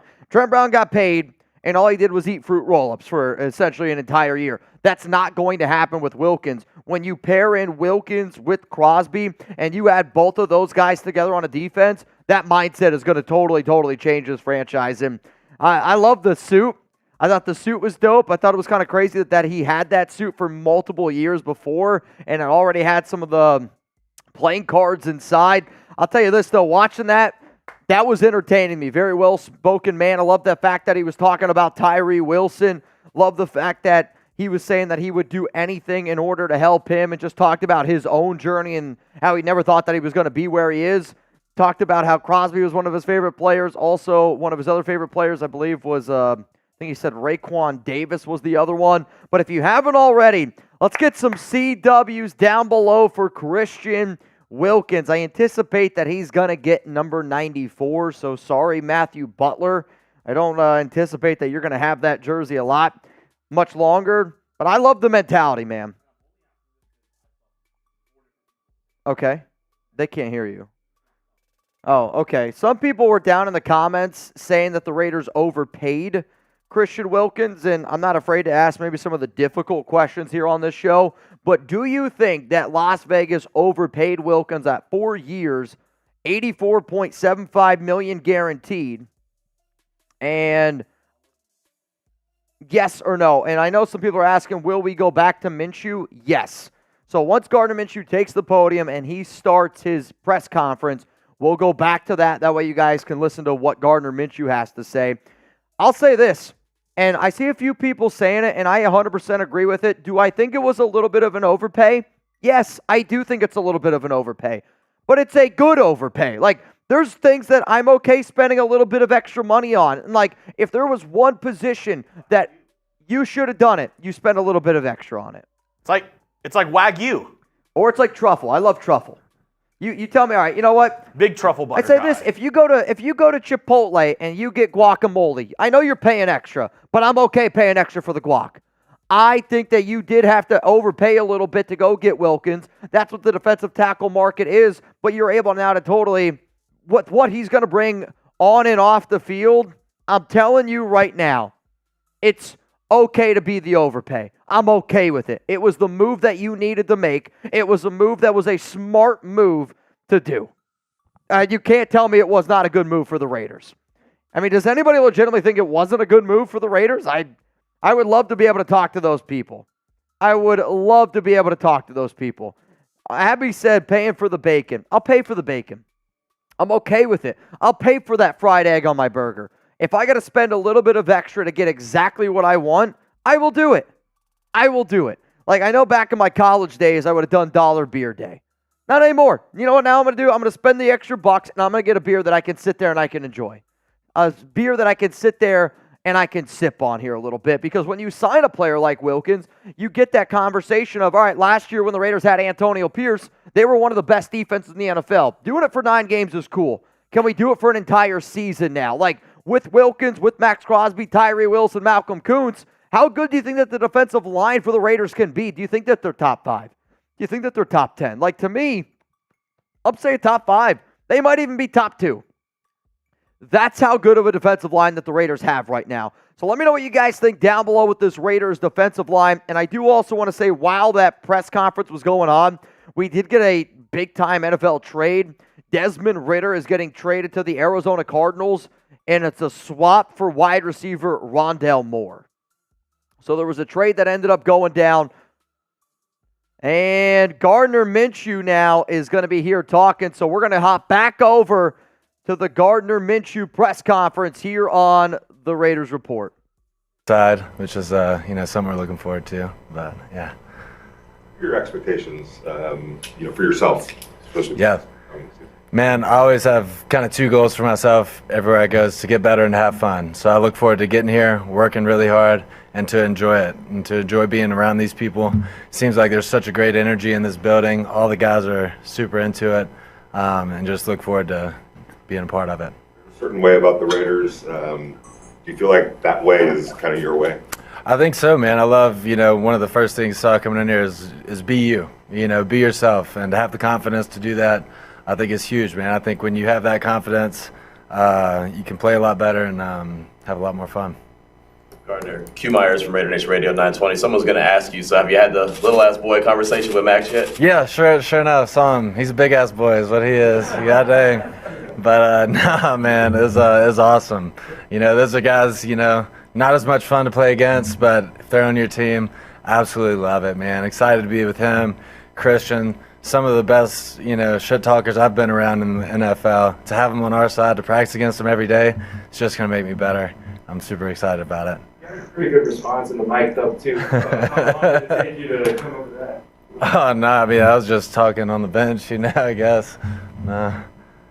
You said they encourage you to be you here. Have you ever not been you? It feels like you've always just been you. No, I think that's something you kind of figure out along the way, kind of growing that confidence. And I think certain people that you're around can help bring that out of you. And it seems like that's a culture here that's well established, and excited to be a part of it. Tashawn Reed from The Athletic. You've played a bunch of different systems already in your career. Does that make it easier for you when you're kind of starting a little different? Yeah, I think you kind of have to learn how to learn, learn which ways you pick it up best. I think at this point in my career, bounced around in college, bounced around a little bit in the NFL. So I feel very confident in the ability to learn offense, pick it up. And that's one of the things I'm really excited to just dive into. What was it about the situation that, I guess the quarterback room situation here is fairly unsettled? Like, what was it when you saw this situation that made you want to kind of be a part of it? Yeah, no, I'm always looking for opportunities to compete, man, and this is a great one here. Excited to get in and compete with a team that I feel like has a chance to be really good. Played them at the end of the year last year, felt some of that momentum, some of that energy that was building. And anytime you have a chance to compete and win, that's all you can really look forward to. Gardner, Paul Gutierrez here from ESPN. Has anybody brought up the fact yet that not only are you 2-0 against the Raiders in your career, but you also closed out Oakland? Oh, sure enough. I haven't forgot it, that's for sure. Not had a couple people talk about it. One of the coolest games of my life, last game at Oakland Coliseum, putting a lot of sad faces on the home fans there, but yeah. Remember about that day, just that vibe, that atmosphere, that feeling? Oh, it was unbelievable how it went from here to touchdown with 30 seconds left to here, and everybody's mad at John Gruden now, But no, it was amazing, man. You feel the passion of the fan base, people that really care about it. You feel the tradition, and that's something I'm excited to be on the other side of now. Talk a little bit team Spanish broadcast. When you played the Raiders in Week 17 last year, you're studying the defense. Now that you're here, you're looking at the offense. What do you see on the weapons that you're going to have at your disposal? Yeah, no, I got some dudes here, man. Got receivers, already meeting some guys in there. Offensive line looks good. Excited just to get to work. I think we all just got to get on the same page. That's kind of the name of the game. Got a new offense to learn, but excited to get in there and put these guys in the best position to succeed. Gardner, what would you say is your style of leadership at quarterback? Shoot, man, I just try to bring it every day. I try to set the tone with how I work, and set the tone with the energy that I bring. I think that's the way you got to lead. You got to lead from the front, and I wouldn't ask anybody to do anything I wouldn't be willing to do myself. The Raiders are getting you at the peak, the real prime of your career now at 27. Yeah, I think everything's starting to line up. You add the experience on top of the physical maturity and everything. So I'm just so excited to be able to use that experience here and hopefully help us win some games. They got Aiden here who played a lot of games last year. There's speculation they could move up in the draft. Did you discuss that at all with the team? Was that outlined at all? What the plan is going to be for your 2 years here? Yeah. It's going to be competitive. I think they're going to try to put together the best quarterback room they can. There's no promises being made. I don't want any guarantees. I just want a chance, and I'm excited for the chance I have here. How would you describe your opportunity last year when it looked like the rookie Anthony Richardson was going to be the guy, and then he went down early and you had to carry the load the rest of the season, and you were able to adjust and handle it? Yeah, no, it's crazy just the different ways you got to get in, and obviously don't want it to ever happen like that. But at the end of the day, grateful for every opportunity you get in this league. They're not easy to come by. So man, I was able to get in there, have a little stretch of starting was a great experience for me. I feel like just being that guy for that much time consecutively. And yeah, I look forward to just using that experience here. Gardner, when you look over your shoulder and you see those two logos, the shields right there with the Raiders, and do you kind of see yourself fitting into that kind of a mold of being a Raider, or that, just the mystique? You talked about the culture and what it is. Yeah, absolutely, man. I think that's, like you said, the mystique. I think that's something that everybody around the league has seen and felt, from growing up watching ball to playing against them in the league. It's a real thing. It's a tangible thing. You get in the building and you feel it. And I think it fires me up inside just to, know what this team's about and understand that what I could bring to it. You had any conversations with Devontae? Not yet. That's going to be one of the first calls, man. We got to get same page club, so it's going to be great. Are you a Vegas guy? Have you spent much time here? I've been here like a couple times. I'm not like a crazy going out kind of fella, but no, it's awesome. You got everything, anything your heart desires here, I guess. Heart and then some, but yeah. I know it seems like everyone's knows what happened with you and Max, and has already asked you about it, talked about it, but it's like you alluded to maybe a run-in with Christian Wilkins too at some point. What was behind that, and have you had a chance to talk? Yeah. He's just like, he's always talking, Played against him, practiced against him, joint practices, You hear him a lot. It can be a lot, But I've also heard from everybody that's played with him, he's like the best teammate that you could have, So another one of those guys, a little annoying to play against, but great to have on your team. And will definitely make me a better shit talker being against him too. Anything else? Is it going to be the van again this offseason, or? I have a van, also have a house. Crazy, I know. But yeah, I'm going to get the van out of here probably. So, all right. Thank you. Thank y'all. Thank you. I don't know. The only thing I want to spam is 420 after watching that entire thing. Gardner Minshew is a piece of work. He's another guy I got to try to figure out a way how to get him up here on the show. I think he said a lot of the good things. The most important question that I kind of gathered from watching him was just around when the question was asked to him, did they say like, hey, you're going to be the starting quarterback, was around the QB question of with, Aiden O'Connell, then potentially trading up for a QB.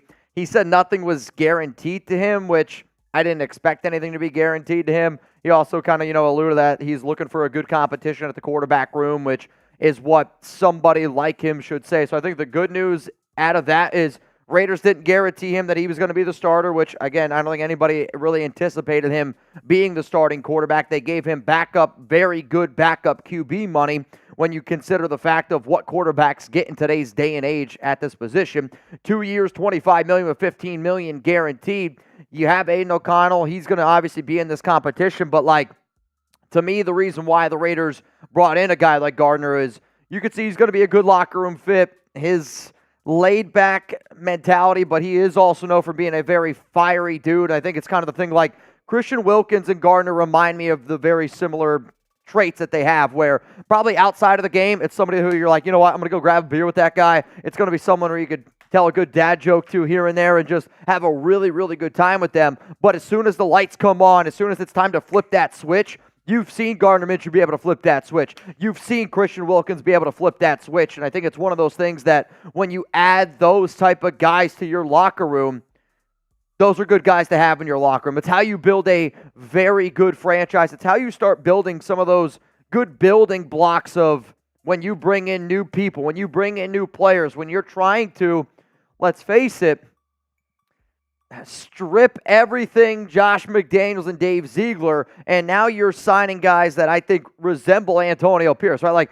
we used to talk about, they're bringing in McDaniels guys, they're bringing in Ziegler guys. That's a totally different mold of what an Antonio Pierce guy, in my opinion, is. So you're bringing in these types of dudes, and those were two very, very good press conferences. Two very good press conferences for totally different reasons. Like, I don't know, Gardner, I thought at any moment could just, pull something out, light one up, and just keep this thing rocking and rolling. But that was a really fun both interview. My question to the nation out there right now is, who's going to be the Raiders starting quarterback in 2024? And if you want to give me your opinion on which press conference that you enjoyed more, you can either type GM for Gardner Minshew or CW for Christian Wilkins. But, I mean, both of them, man. I enjoyed both of those press conferences very, very much, and I do anticipate that we might have to do something special on Earth Day for Gardner Minshew on this show. That's all I'm saying, man.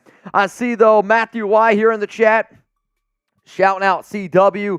King Raider enjoyed Christian Wilkins. I think they're both going to be great. Like, I think they're both going to be great in their own way. I'm not going to sit up here and say we're going to go to the playoffs with Gardner Minshew. I think because of where the Raiders are looking in the draft, and because Gardner has been that, we'll call it bridge QB, or has been that reliable backup QB that can help out that younger guy. He's done that before. He's been there, done that. Could be a good teacher probably in that regard, and they didn't have as much confidence in Aiden to be able to take on that role as they do Gardner, since he's just been in the league a little bit longer. But to me, the plan is clear what this team's going to do. To me, the plan is clear of what this organization is going to do. I like the Gardner interview means going to be a good teacher here from Scott. GM all day, first 420 friendly quarterback. I mean, you're out in Las Vegas. He's got to be stopping at like a Cookies or Planet. What is it? Planet Hollywood? Is that what? No, that's not Planet Hollywood. Planet 13. Probably on there, but thought it was really, really funny that he also called Max Crosby big ass boy, which I thought was freaking hilarious. So remember, whoever the MVP of today's show is, we're going to get you guys a number 15 Raiders jersey that says little ass boy on it. I'm kind of tempted to get one of like a 98 that says big ass boy on it.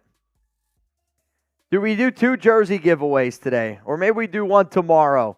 I know this. That was fun. And that was a good laugh that I definitely needed.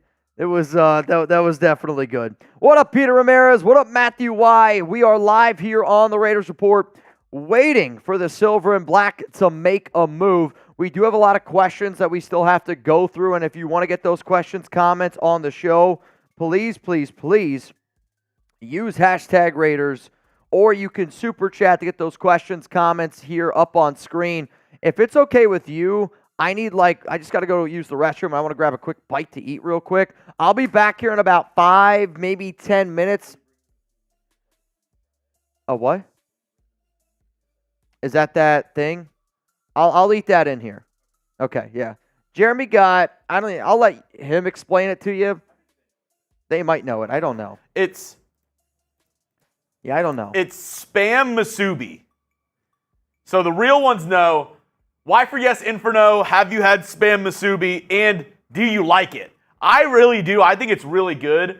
Mitch is very hesitant to eat it. Yeah, I'm very, very hesitant. Have you had Spam Masubi? Why for yes, Inferno, do you like it? Pump Mitch up a little bit. Pump it up, because I've been trying to tell him that it's really good. Okay. And I'll give it a shot here in a little bit. Look at all, it's so damn good. Spam Masubi, hell yeah, fire. It's fire. Okay. Defensive tackle Taylor Tart is visiting with the Bengals today. Graf tweeted, Minshew is higher than a giraffe's titties. I've seen that. I've seen higher than eagle nuts. That's unbelievable. All right, I'll be right back here. I want to answer the super chats. So if you want to ask him some questions, I mean, if you guys want to ask Jeremy a few extra questions, maybe some hashtag Raiders in there from Jeremy, and then I'll answer, I think, some of the supers. Cool? All right. All right, I'll be right back. I'm just going to go take a pee and then get some food. All right, let me know who you think the Raiders starting quarterback is going to be in 2024.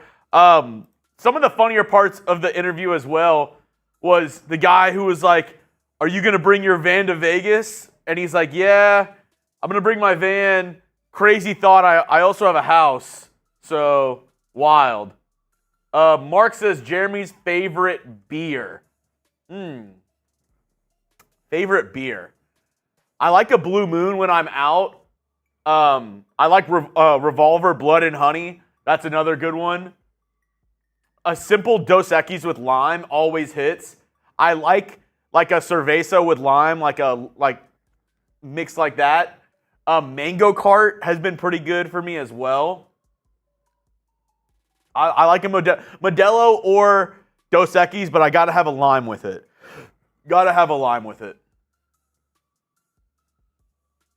Corona Modelo. Oh, and see, Mr. Raider Nation, that's the onigiri. That's that whatever it's called, the emoji. That's an onigiri, which usually it's stuffed with something. I've had it with like tuna inside of it. I've had it with like imitation crab on the inside, but those are good as well. The spam musubi, they're like blocks. Really good. Really, really good. Mitch said he wants to answer the super chats when he returns. So I was just going to break down some of the latest deals that have happened in the National Football League during free agency. Gernard Avery, 1-year deal back to the Titans. Julius Chestnut, 1-year deal back to the Titans. The other two, not very important. This is the one that'll hurt Raider fans. Khalil Mack, full details TBA, but he is going to restructure his contract, stay with the LA Chargers. Really upsetting on that one. This next one, backup quarterback Brett Ripien to the Bears. Darrell Taylor staying with the Seahawks. Darrell Taylor. I think it's Darrell Taylor, actually. Kana'i Mauga, obviously, back to the Raiders. Mike Pennell back to the Chiefs. Was he on the Chiefs? No, he was on the Bears last year, I believe. Mason Rudolph to the Titans. And then the biggest deal that happened yesterday, Calvin Ridley, 4-year, $92 million deal to the Tennessee Titans.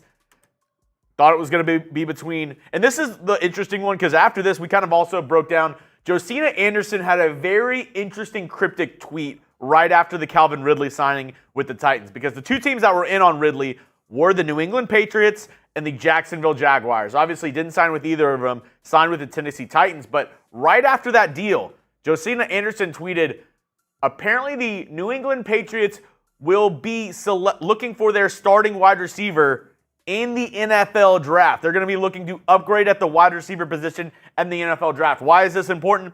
Well, the Patriots select their first pick in the draft is at number 3. A generational talent at wide receiver, Marvin Harrison Jr., will more than likely be on the board at number 3 for the New England Patriots. So could they, instead of going for Jayden Daniels, draft Marvin Harrison Jr.? Now, I don't think it's very likely. I think I would give that about a 10% chance of happening, maybe 15. What do y'all think at home? What percent chance do you think the Patriots draft Marvin Harrison Jr. over a Jayden Daniels or a Drake May? 1 to 100, what percent chance do you think that the Patriots are going to draft wide receiver instead of quarterback at number 3, which would be Marvin Harrison Jr.? They haven't drafted a, great wide receiver in I don't know how long. Every Patriots wide receiver that I can think of that they've drafted in the past 10 years has been a bust. N'Keal Harry, bust. Thornton from Baylor, not good. Every wide receiver that I've remembered the Patriots drafting over the past 10 years has not been good. So I don't think it's likely. I still think they go quarterback round 1, receiver round 2. But could they possibly be in the mix for Fields, trade for Fields, and draft Harrison Jr. at 3? I don't know. Let's see. Tim Chubb says 25%. Nocturne says 70. Ricardo says 25. EJ says 35. Richie, 30. Nat and Kat say 25. 0.00001 or 0.00001% chance by Softball the Badger. Yeah, I don't know. Because it's like, I've been saying Marvin Harrison Jr., in my opinion, is the most bust-proof guy in the draft. I think his floor is going to be a Pro Bowl wide receiver. It's going to be more, barring injury and the unforeseen. I think Marvin Harrison Jr.'s floor is being a Pro Bowl wide receiver and still a lower-level wide receiver 1. His ceiling, Justin Jefferson, Jamar Chase, being one of the top 5 receivers in the league, a Devontae Adams type guy. That is what Marvin Harrison Jr. can be. They haven't drafted a really good wide receiver in a while. Do they trust in Justin Fields that he can come over and link up with a Marvin Harrison Jr. and immediately have the Patriots contending once again? Or do they rather go, and I think it all depends on, Caleb Williams is going number 1. Who do the Commanders take? Do they stick with Drake May or do they go Jayden Daniels? Because if the Patriots don't like one of those guys, if they don't like a Jayden Daniels or they don't like Drake May, if they're really higher on one more than the other, maybe they're inclined to instead go say, hey, I'd rather go Marvin Harrison Jr. here and get a different quarterback later on. Or could they surprise everybody and go J.J. McCarthy at number 3? Very interesting stuff. Very thought-provoking stuff to think about with the signing of Calvin Ridley to the Titans, because the Patriots were heavily in on Calvin Ridley, had offered him a contract, was waiting on Calvin Ridley to respond to their contract. Reports were that he wanted to stay in Jacksonville, but I guess the Titans blew him away with this 4-year, $92 million offer. Makes you think. Makes you think. Next up, the next 4 signings, Nick Folk, kicker to the Titans. Bobby Wagner, following his old coach Dan Quinn, going back to the Washington Commanders.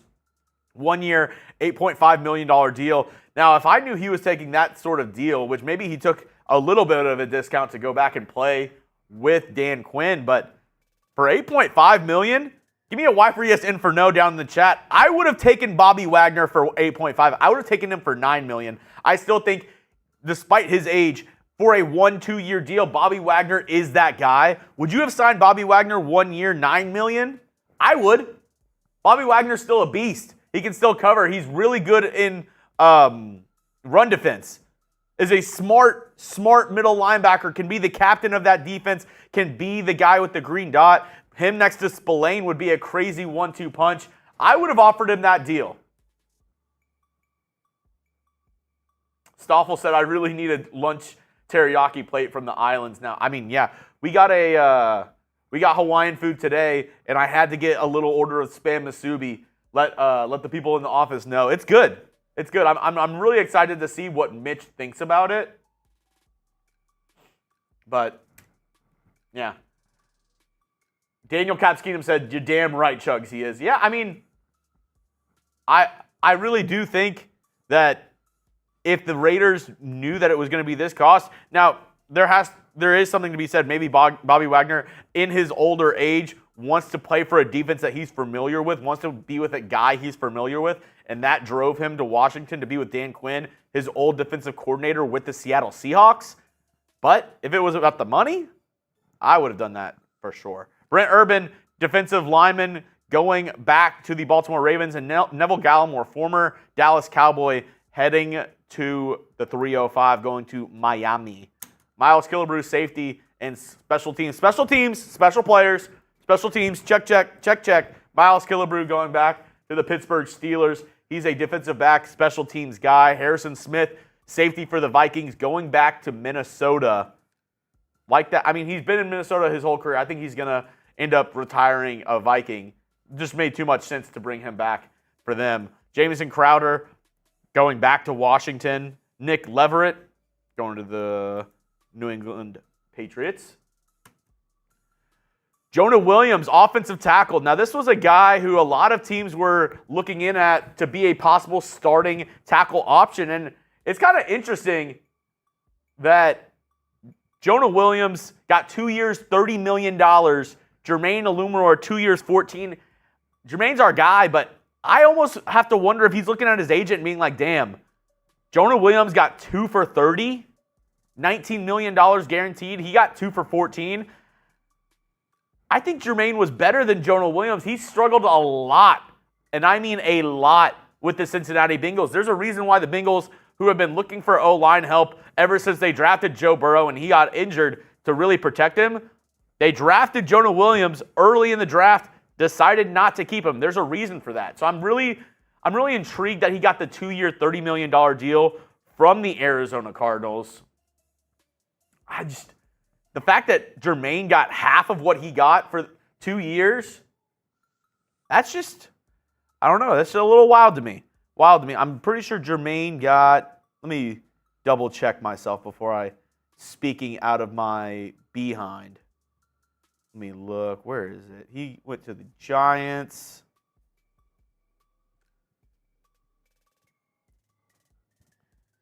What was Jermaine's contract? 2 for 14?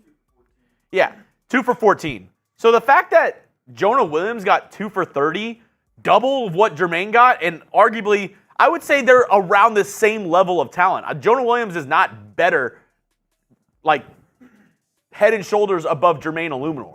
So the fact that Jonah got 2 for 30 and Jermaine got 2 for 14, that's kind of wild for me. Joe Flacco going to the Indianapolis Colts.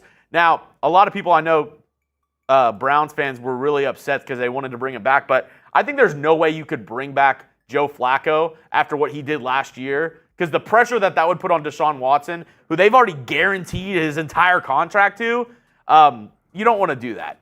You don't want to do that, especially if you're really trying to ride with Deshaun Watson this year. No pun intended. Kevin Givens to the 49ers, Sheldon Rankins to the Cincinnati Bengals, and back with me right now is my main man, Mitch. I am back. All right. Triple M. So I was going to eat the sushi thing here, but there was rice, and I was just worried. I didn't want to have, like, rice or anything on the floor. It's good, though. I tried it. It's good. Just plate. I guess, but I don't know. I didn't want to have to just bring it in here. I did try it. I had one, though I will say it's a lot fishier than what I like the taste. It literally tastes like sushi. I would love it. Like if I had some soy sauce or So do you know why it tastes fishy? Because of the wrap. That, and they put this seasoning called furikake on it. Okay. And it's like a seaweed and like multiple like spices in there that they season the rice with. That's why the rice kind of looked like that like dingy black color. It was good. Like it'd be one of those things where I wouldn't order on my own, but if you were to serve that to me at a restaurant, I would 100% eat it. I'm going to take one home because I want Alex to try it, but I also want to try it with, because I like soy sauce. Like I also like ginger. I like wasabi. Like I want to make it into like that full sushi experience. I want to dip it into some like spicy chili mayo or something. You know what I'm talking about? Like I needed that. I thought you were going to say something else, and I was going to laugh. What? I thought you were going to say you wanted to air fry it. I'll tell you what, you know who would? I need Gardner Minshew to come over. Him and I are going to air fry some food. That's all I'll say to that. But no, dude, it was good. It was very good. And what's crazy is yesterday when Jeremy was like talking to me about where we're going to end up getting lunch today, I was like, dude, the other night I was looking at this place and I was the Spam sushi thing threw me off a little bit, and I was like, I don't know if I want to get that. I wish I would have got it. It was good. The chicken was unbelievable. Really? I thought it was really, really good. Is it? I only had one of those masubis because I brought some snacks and lunch and stuff, trying to eat a little healthier. Yep. Was it better than Hawaiian Bros? It was close. I think I still like Hawaiian Bros more. Also, former Raider Jerry Tillery signing a one-year deal with the Minnesota Vikings. So Tillery going to Minnesota. He was released by the Raiders, and now he's got a brand new home in Minnesota. Somebody's saying drizzle spicy mayo on it, Mitch. It's absolute fire. I'm telling you, like, that's what I want to do when I go home.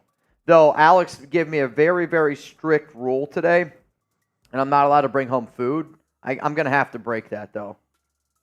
Yeah, sorry, Alex. Well, no, I don't know if you know this. So yesterday, when we had some of the leftover food, you know how I said, I'm going to take the jalapenos, the onion, like the pickles and all that kind of stuff? Yeah. I put it in my bag, and it leaked everywhere. I have to throw away my backpack. I'm not kidding you. Like, I'm walking home yesterday, and I'm like, I'm soaked. What am I soaked from? And just like down the back of my shirt. I was wondering why you took that with you. Well, because I was like, there's jalapenos, which Alex loves. I love onion, and there were some pickles. I was like, I'm not just going to throw these away. So I put them in my bag, and it just, I guess, all How'd like you the put juices. It? Yeah, it wasn't the smartest. It was a rough day last night. However, it leaked everywhere. I had to throw away my backpack.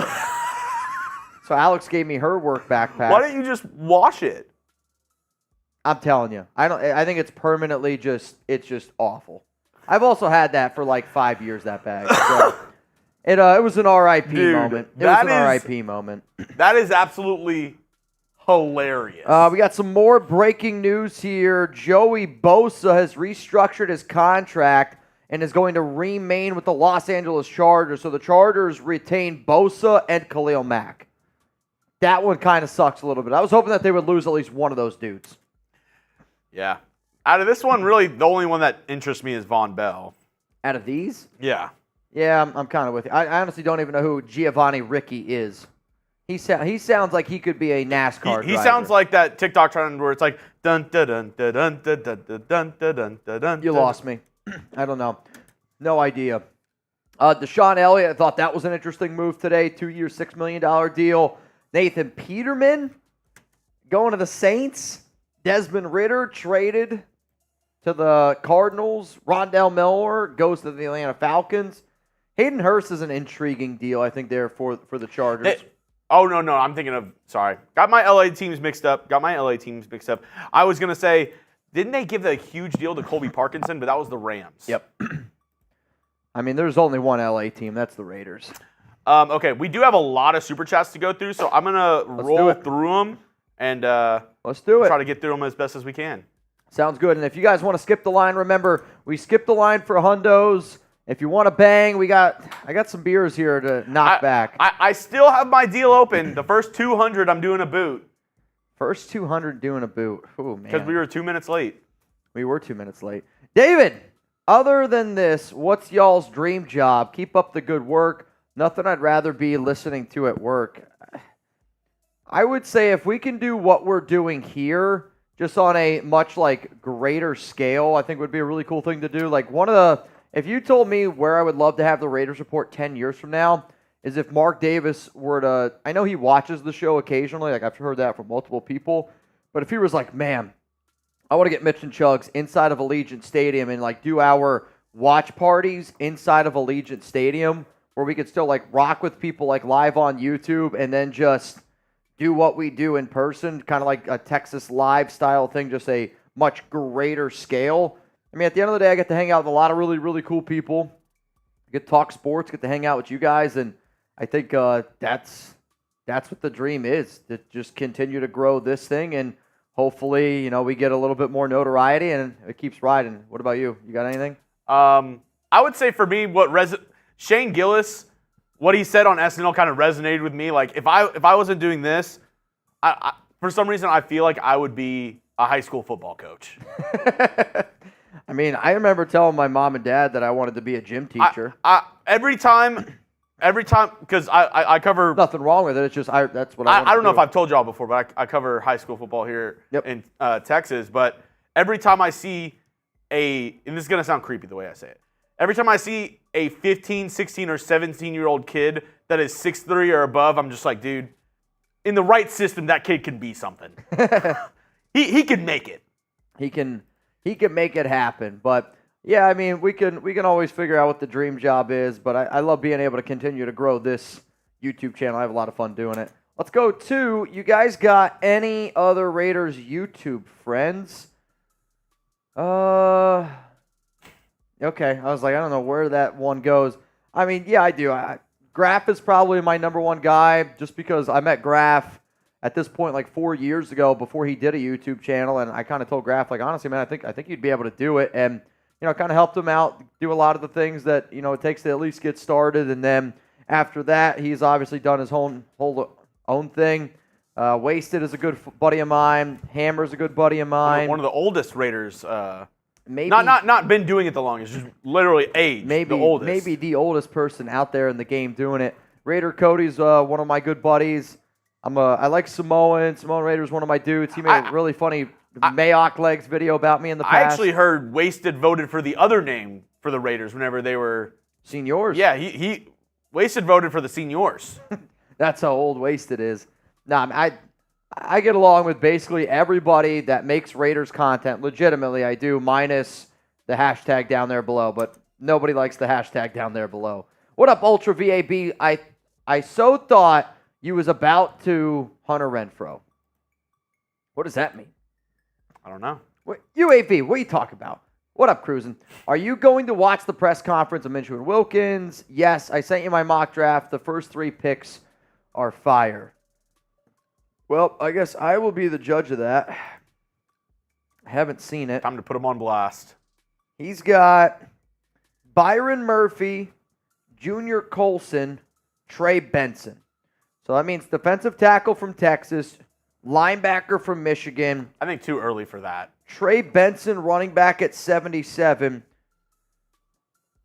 He took Joe Milton, Julian Pearl, Luke McCaffrey.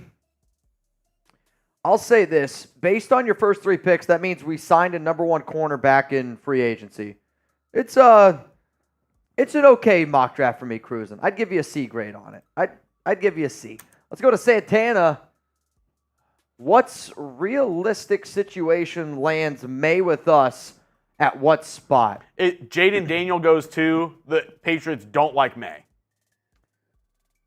If the Patriots don't like May, or which it's been reported, that there are some teams that like J.J. McCarthy more than Drake May, which I don't know how that's humanly possible. But if there is a team that's willing to say, you know what, let's get a little bit ballsy here, let's go up and we want J.J., and then somebody ends up taking him instead of May, and then May ends up sliding down. To me, though, I don't think May's the quarterback that slides. To me, the quarterback that slides out of those is Jayden. Let's go to JX. Yo, Mitch, thoughts on Spencer Rattler in the 3rd? I've said before, I would take Spencer Rattler in the 3rd over drafting Bo Nix in the 1st, over drafting J.J. McCarthy in the 1st. Even like Penix at 13, or if you told me I can get Rattler at 77, I think I'd be able to build a more talented first 3 picks if it was along the lines of, and just hear me out here, Terrion Arnold, Brandon Fisk, and then Spencer Rattler, or Michael Penix Jr., let's still say Brandon Fisk, and then, another corner in that, I guess, spot. I'm trying to think of a corner that could go off the board there. Like, maybe you get Rakestraw in the 2nd round. Even that, though, is probably pushing it a little bit. And then you end up maybe getting like a Trevin Wallace in the 3rd. I think that the value to be had could be, you could make an argument that the better value is Rattler in the 3rd round. Sammy. Just 5. Just adding to the 5 jumping jacks. Remember, every 5 that we get, Jeremy and I have to do jumping jacks at the end of the show. Got 1. Cam Hart from Marcus. Cam Hart's probably a good name. 3, 4, 5. Wait, yeah. 3, 4, 5, We're going to have a rather large 7, amount of 8, 9, 10, jumping 11, jacks to do at the end 12, of the show. 13, 14, 15, 16, 17, 18, 19, 20, 21, 22, 23, 24. 24 so far. 24 times 5. 120. So right now we have 120 jumping jacks that we got to do at the end of the show, which with a belly full of beer, and now you're going to put this shit on me? It's not easy. 1, what's the status of Josh Jacobs? Packers. 4-year, $48 million deal with the Green Bay Packers. If that's the status, which this kind of reminds me of why we do need to just cycle through and just talk about all the NFL news that happens, because I know some of y'all are busy, some of y'all might have missed certain things, but Jacobs ended up getting that deal done on Monday with the Green Bay Packers. Let's go to Samuel again, listening to Raiders report while performing surgery today. I don't know if I want to yell Raiders to that. Raiders. He's like, oh, they startled me. Oh, yeah, that's what I was thinking. That's what I mean. I'm like, which maybe it's like very like low level stuff. Low level surgery.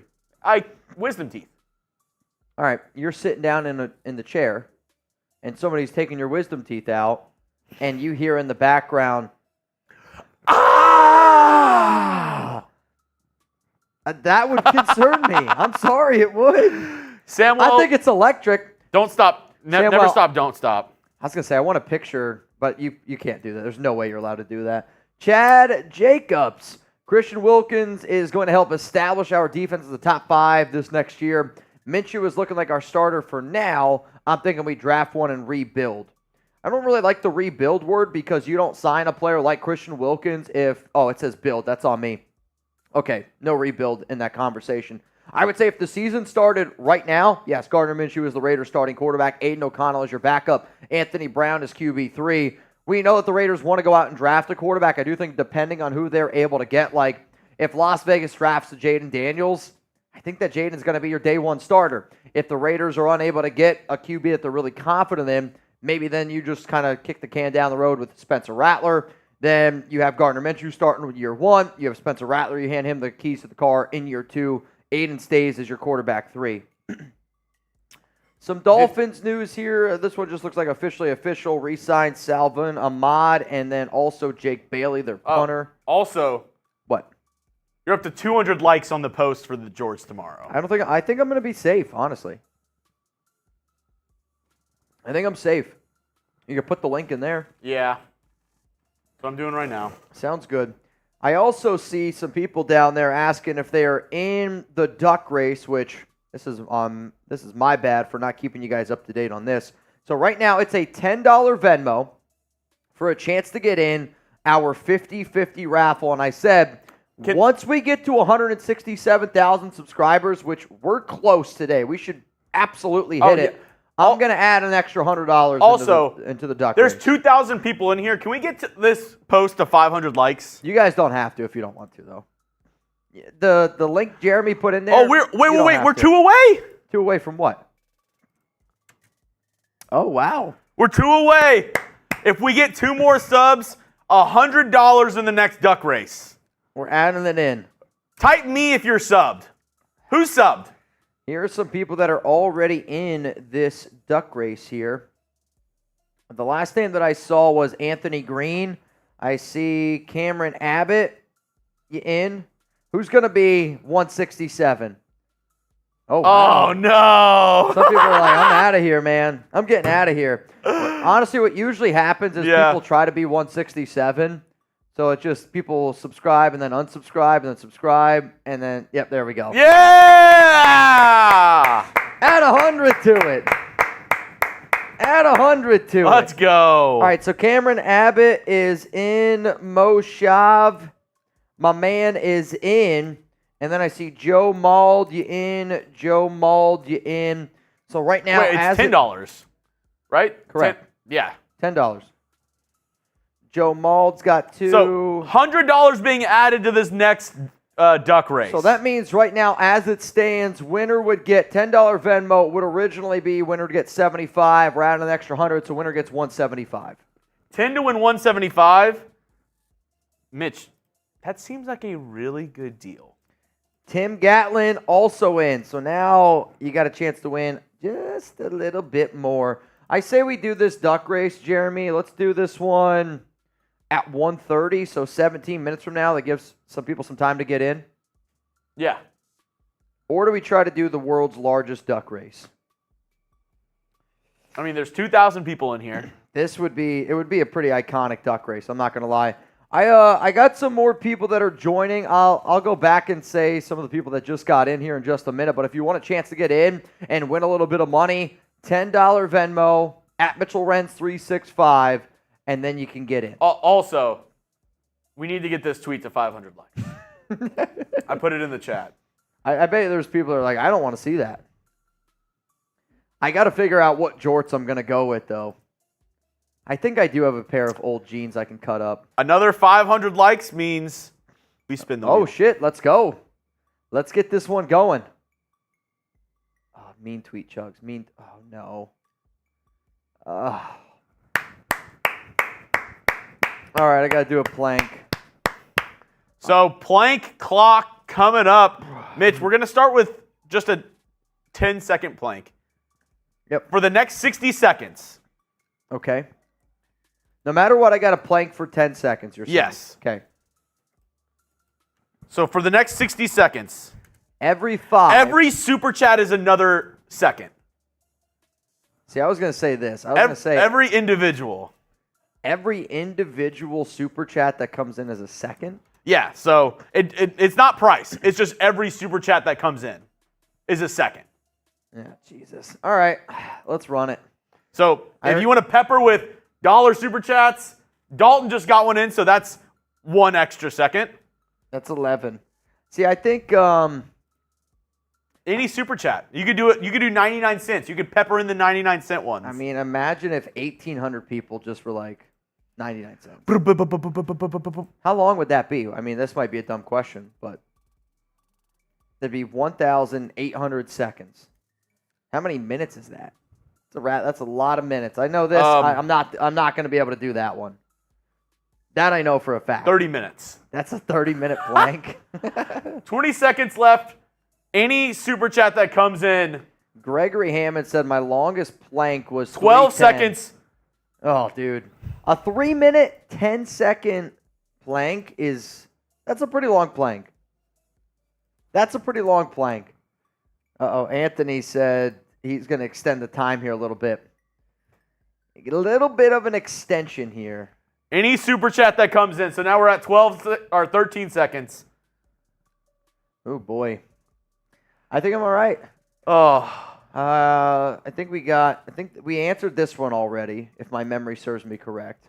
Yes. Pretty sure we answered that one already. What up, Roman? This is hashtag Gardner Minshew right here. Hashtag Gardner Minshew right here. I don't know if I'm in another reality, but I feel like time has stopped. I was trying to give people an opportunity to get in. I got you. So 13 seconds. Unless we'll let the clock roll in if we get any more extras. Rebel said, where's Zahn? I don't know where Zahn is, to be honest. I do not know. I mean, I also know that a lot of people do work. I also know that a lot of people do work. Xavier Foster, not guaranteeing Minshew the spot will make him train harder. Having AOC try to keep his spot will make him train harder. Pressure makes diamonds. Pressure does make the diamonds. All right, Mitch, you ready? I'm ready. I got 13-second plank. Yep. All right, that's not too bad. That's not too bad. And go. We'll say after eating lunch, maybe not the best move of the day. I also don't want to wrinkle my shoes. Yeah, be careful. Josh eyes counting, and you're good. And we're back. Not guaranteeing Minshew the spot will make him train harder. Having AOC try to keep his spot will make him train harder. Pressure does make the diamonds. And I think that's a QB competition. That should be the mentality anywhere. Like, I even want Christian Wilkins to have that mentality. Like, obviously we know that Wilkins is... Could you imagine if Matthew Butler beat him out, though? If Matthew Butler beats out Christian Wilkins, we're going to have the greatest defense of all time.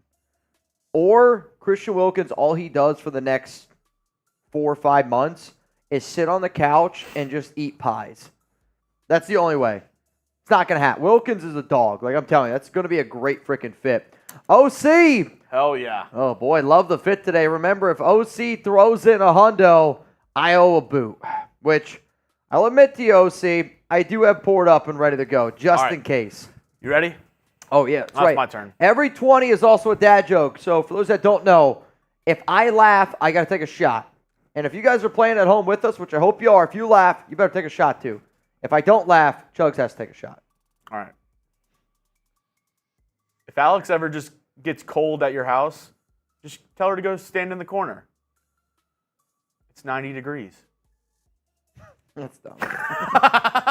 I'm not going to do good at this. That one's sent to me by Jeremy Cole. Shout out to Jeremy Cole.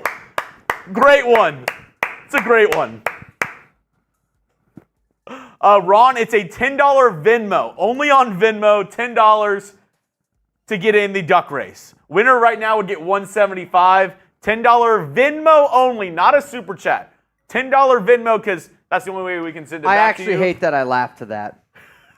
I actually hate that I laughed to that. All right, I do see some people saying, Mitch, check your phone, check your phone.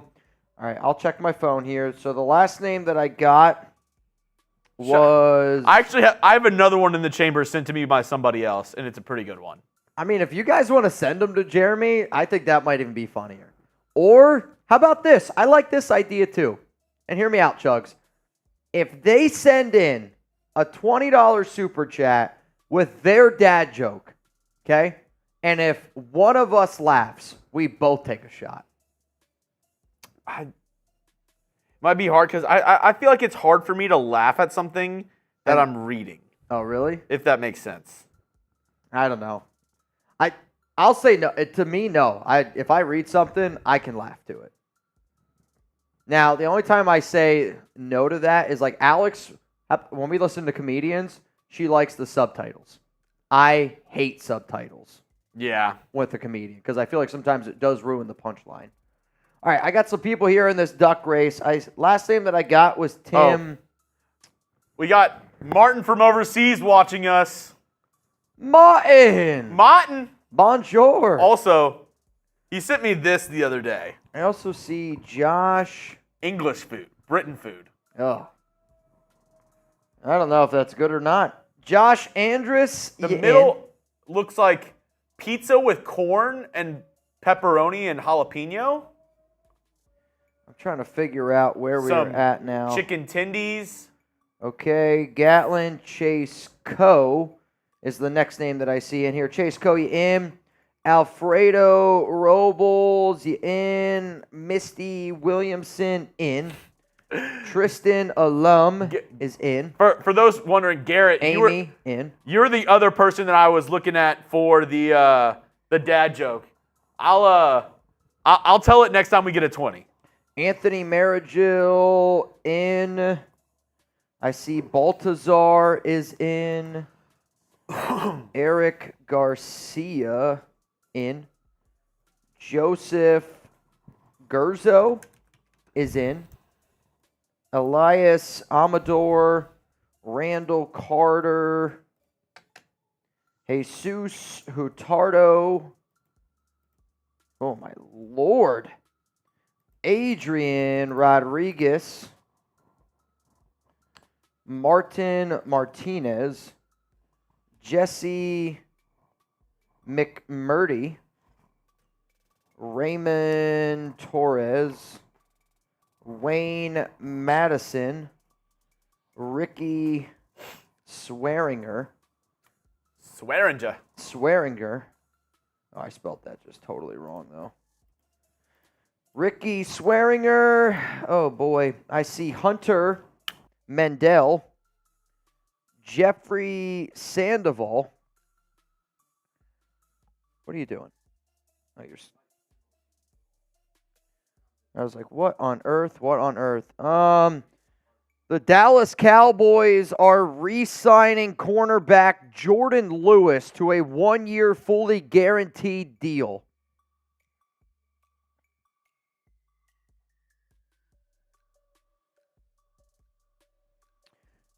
I read this thing from Ari wrong the first time. It says, Lewis has appeared in 99 games for Dallas and started 8 last season.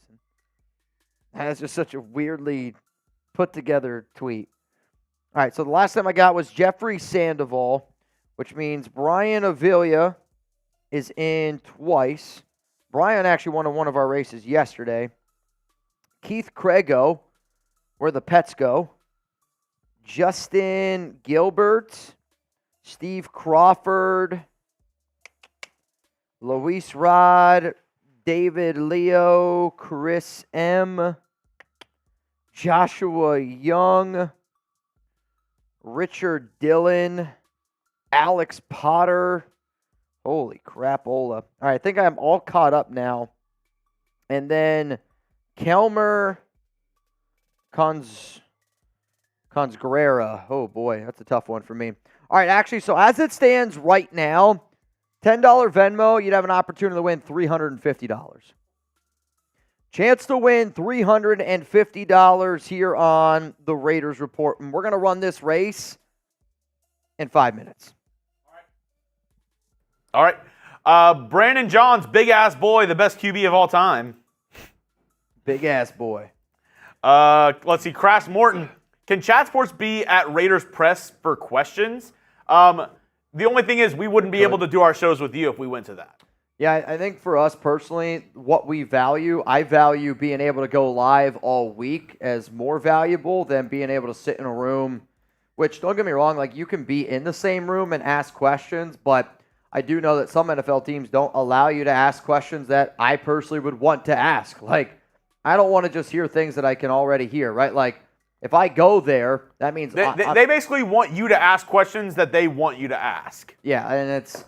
I mean, how excited are you to play in Las Vegas? Which, it's still nice to hear, but I don't really think that we gain all that much information based on those press conferences and the fact that we can just listen to them at home.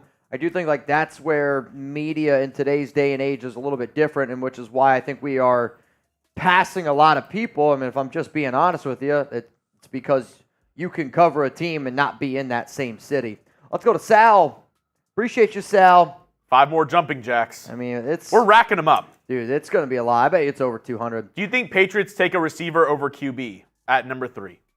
No, I do not. And the only reason why this is I gave it a 10% chance, and I think that even might be high. So I put something out on Instagram yesterday. There was a very, what's the way to say it? Conflicting report out there. So yesterday there was a Raiders Instagram page that said that according to Josina Anderson, the Patriots are not going to take a quarterback at number 3, and they're going to concentrate on wide receiver because of something Josina said. However, it was, Josina never said anything about the Patriots not taking a quarterback at number 3. They just said that they're going to move on and concentrate at the wide receiver position in the draft. But I think it's, if people don't follow NFL free agency, you'll think that you might have thought that they were regarding quarterback at number 3, but if you actually followed along with everything Josina was doing, that story had everything to do with Calvin Ridley, because the Patriots were one of those teams that were interested in Ridley and kept on kicking the tires. But remember, Ridley was like, no, I don't really want to go there. And then when he ended up signing that deal with the Titans, then that report came out that the Patriots are moving on and that they're going to concentrate at wide receiver. Some people took that as her saying, oh, man, they're going to take a receiver at number 3. Yeah. That's not at all what was reported. So, to me, I would still bet my money on that the Patriots are going to take a quarterback at number 3. Ultra. I do think that though, means Patriots also likely to go receiver in round 2. They're targeting receiver, there's no doubt. I'll also say this, and it's, maybe an unpopular opinion. I know before I've said that Jacoby Myers could be a player that this team does end up trading. If there was one team in the NFL, I bet you that trades for Jacoby Myers, it's the New England Patriots. And if it helps you get up to pick number 3, you send Jacoby back over to New England. If that helps you get the number 3 pick, and if that helps you legitimately go get your franchise quarterback, I love Jacoby. I know the Raiders love Jacoby. I know AP loves him. But I would do it. The Patriots need a receiver. Ultra VAB said this is for the jumping jacks. I love it. Anthony, let's add some more jumping jacks. We're going to turn some little-ass boys into big-ass boys. Every $5 is 5 more jumping jacks me and Mitch have to do at the end of the show. And I think I think people now are just sending in the 5 just to stack to it. We're at 31. They're just stacking them up right now. We're at 31. How much is that? 31 times 5. So 30 times 5 is 150. 155. 155. 55. Joe Schmo, if we wanted to move up in the draft, can we use some of our excess cap space to send the team we're trading? No, you can't. You can't send them. Just send them money. Does not work like that. Yeah. Or else a lot more teams. I actually think that a lot more teams would do this, and sometimes it's always for cash considerations. But no, not in the NFL. Dalton, do you think the Raiders are going to sign any more players? Hopefully they sign Dalton Risler. I want to say this is Dalton Reisner. Correct. But he's doing the Michael No, Penix. I'm saying I think this is Dalton Reisner. Oh. Or his brother or cousin. So this person is either related to or is in some kind of relationship with Dalton Reisner. To have his name be Dalton Risler, continue to mention Dalton Reisner as Dalton Risler, and be hyping him up this much, I am almost positive this person is Dalton Reisner's dad. That would be interesting. I know one of my really good buddies has Dalton Reisner's phone number just from some of their time back at Kansas State. So if this is actually Dalton Reisner, I think it is. I'm going to call you. I'm going to call you tonight. I think it is. I'm going to send you a text message tonight. That would be something. All right. Final call to get in our 50. Brandon 50. and Anthony to add some plank. David Rubio. So it's going to ask for the last 4 digits of the phone number. You can bypass that. There's something underneath it that says, correct. Yes, send anyway. We would send it to you, but putting out any amount of Mitch's phone number, I don't think he wants to do that. No. I'm good on that. Telesco drafts defense early with offense in later rounds, so I expect the same. All right, final call here. Do you think that, Mitch? What? Telesco drafts he goes defense early? first, couple rounds, then offense? I think it's still too early to tell of what the Raiders do because depending on what they do in free agency, totally changes that, right? Like if the Raiders would have never signed Christian Wilkins, I'd still be sitting up here saying defensive tackle is the Raiders' biggest need. It's not the Raiders' biggest need anymore. Like now, to me, it's quarterback. I mean, it's always been quarterback, but like if you don't get if your plan is to get a quarterback in the draft, I don't think then that they're going to target defense early because that means to me you're just going to totally ignore the quarterback situation. So, no, I'll disagree with this one. Anthony, add to that also, did you put me in twice for the race? Let me see. Mr. Anthony Marigel. I have Anthony Green, and then, yes, Marigel, you are in twice. You are runner 23 and runner 24. All right, I'm going to refresh my phone one more time. This is going to be a pretty big race here. So I want like the dogs, or I want the Cupids, or like something that we know is going to be a back and forth freaking race. That's what I want. All right, so the last name that I have on here is Kelmer.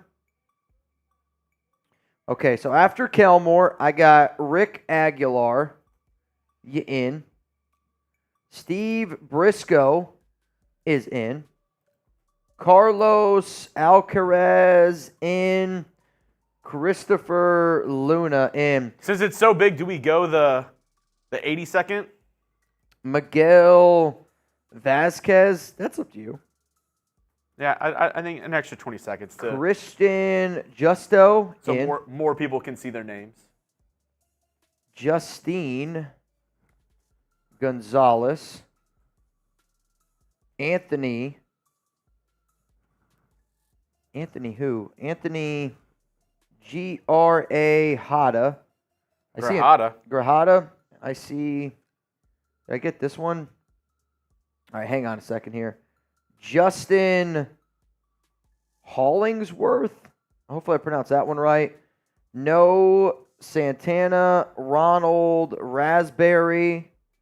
Dude, this race is going to be monstrous. Rubio is in.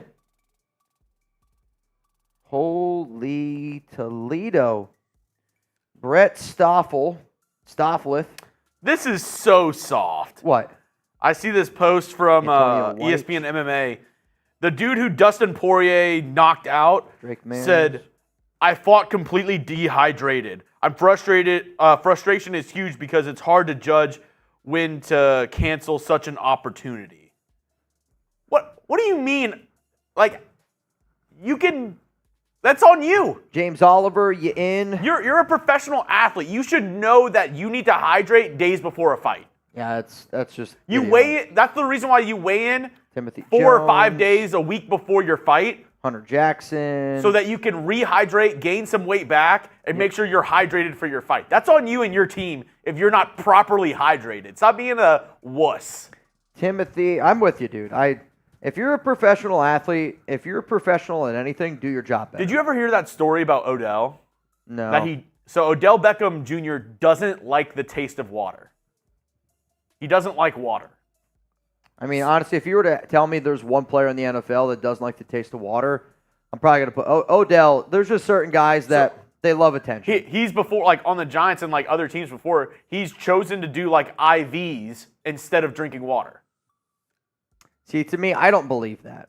I'm not saying that I don't believe that he's done that. I don't believe that he doesn't like the taste of water. That's what he says. To me, that's an attention grab. I'm sorry. I think when the shoe fits, the shoe fits. Now, if Aiden O'Connell were to come out and say, I don't like the taste of water, I would believe it because Aiden's not out here trying to get all this attention on him. OBJ is an attention whore. He's a horror show. He's a horror show. All right, Jeremy, I got all the names in here.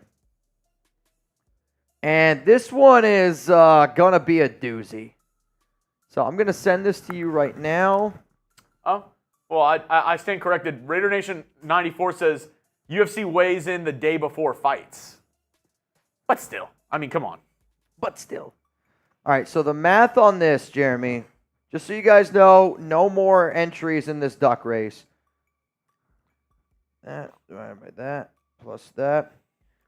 Winner gets $465. Winner's about to get $465. The only reason why I believe that Odell doesn't like the taste of water, because I've actually know other people that have told me before that they don't like the taste of water. What water are you drinking then? Are you drinking hose water? Because I'll admit, like, water out of a hose tastes different. Water out of a fountain tastes different. Different bottles of water also taste different. But, like, 100% purified water, I just don't understand how you could be like, I don't like the taste of this. It's just wet. That's it. Doesn't taste like anything. No more names? No more names. All right. No more names. So there are certain people that are in twice. I see some people asking, are you in twice? If you sent me a 20, then yes, you are in twice. If you sent me a 40, you're in 4 times. If you sent me a 10, you're in 1 time. So sometimes it was just... so if anybody else sends you 10, we'll just do that for the next race. Next race, though, I want to do 20. Okay. Next race, I want to do 20. So I'm just going to say that right now. The next duck race that we do is a 20 to get in. So if you sent me a 10, which I don't have any, so we're good. This race here is going to be 1 minute, 20 seconds. Can I get a shuffle? Can I get a shuffle? All right. Good luck to y'all. I thought it was funny that this race came out to winner got 365. Then we added an extra hundo to 465. Good luck. Here we go. 3, 2, 1. Run it. And out to an early lead here is Cameron Abbott, followed by Brian Tucker. Then the Wolf, Rick Aguilar, gets out to the early lead now. Joshua Young. Oh, man, that burp. That plank still hit me. Down here at the bottom, watch out for Antonio Weich.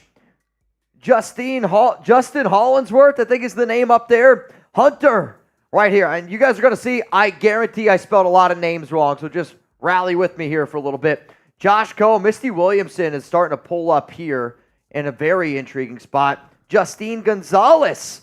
Oh, I thought Joe Maps was going to try to pull this one away. That's Wayne Madison by just a nose. Winner. David Leo. Gets 400. David Leo. David Leo might try to really pull this one away. Steve Briscoe. Mr. Crawford. Nathan Wolf at the bottom. Oh, dude, this is an electric race here. Josh Andres. Oh, I think Josh blew his load a little bit too early. Oh, wow. Now a lot of people coming up from the back. Oh, here we go. Oh, Torres just flew back. The final 16 seconds here. Winner gets 465. Briscoe's been in the front.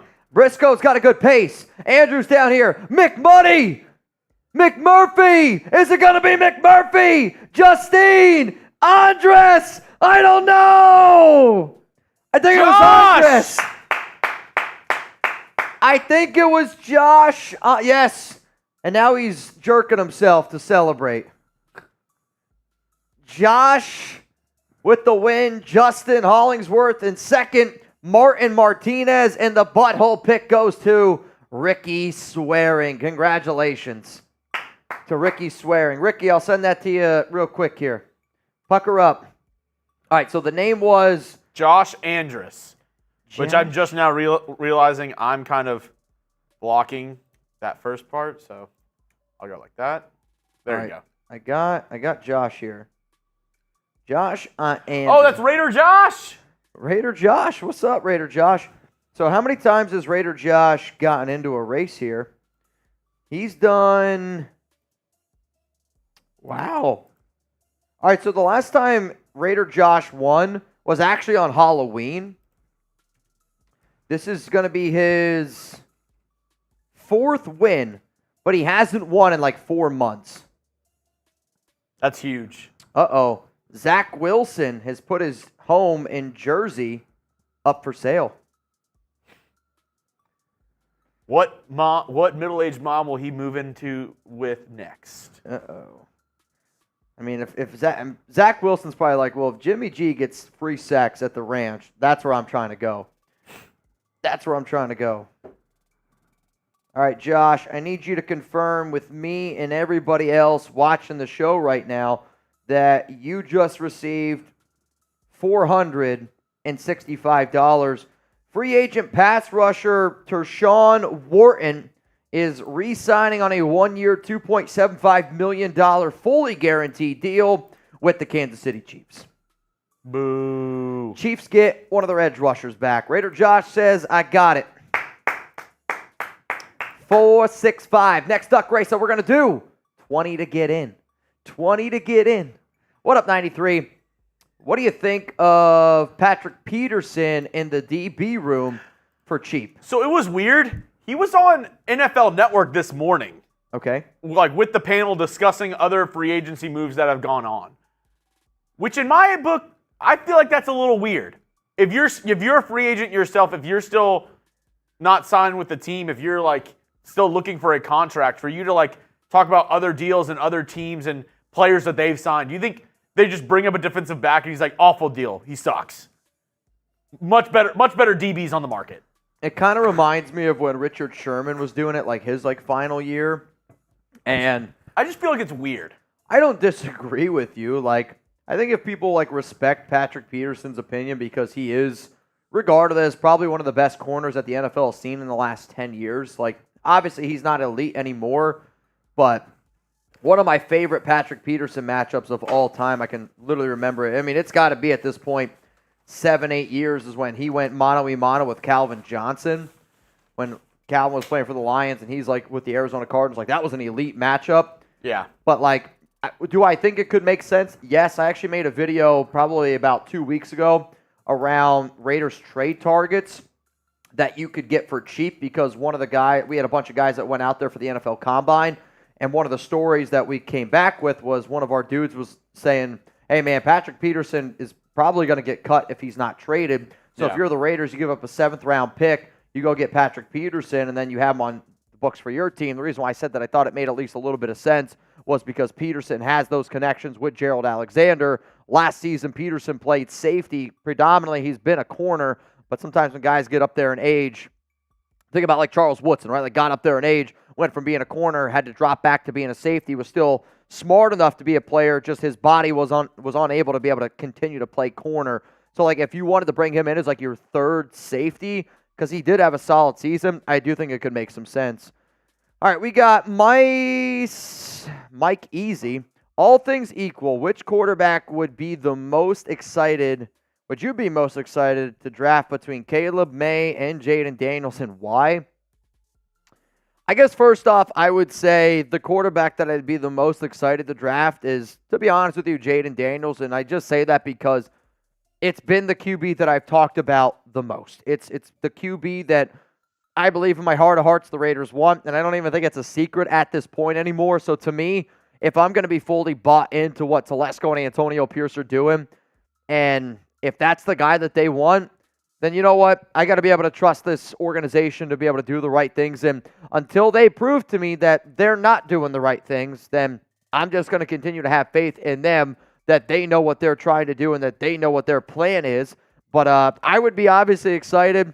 I would then probably say the next spot I'd be the most excited for would be, to be honest with you, like Drake May, I think is the best quarterback in this class. He's still got to go in the right landing spot. Would be super, super pumped up about that one. But then the other reason why I could make an argument that it would be Caleb Williams is because the only way you're getting Caleb is if you trade up to 1. And I know for a fact if I'm sitting up here on this show and we get breaking news that says the Las Vegas Raiders and the Chicago Bears are trading and the Raiders are going up to pick 1, that's electric, man. That is unbelievably exciting and electric. So I know this. Out of all 3 of those options, if you told me right now, Mitch, would you fill in the blank? Like, I would try to drink 6 boots right now if it meant we're getting one of those 3 quarterbacks. I am a big believer that if you can get me one of those 3 quarterbacks, that we're finally going to be going in the right direction, that this organization, that this fan base has been hoping for so damn long of we need to go in that spot. So I hope that answers your question. I would say Jayden, Drake May, Caleb Williams is on my own personal excitement.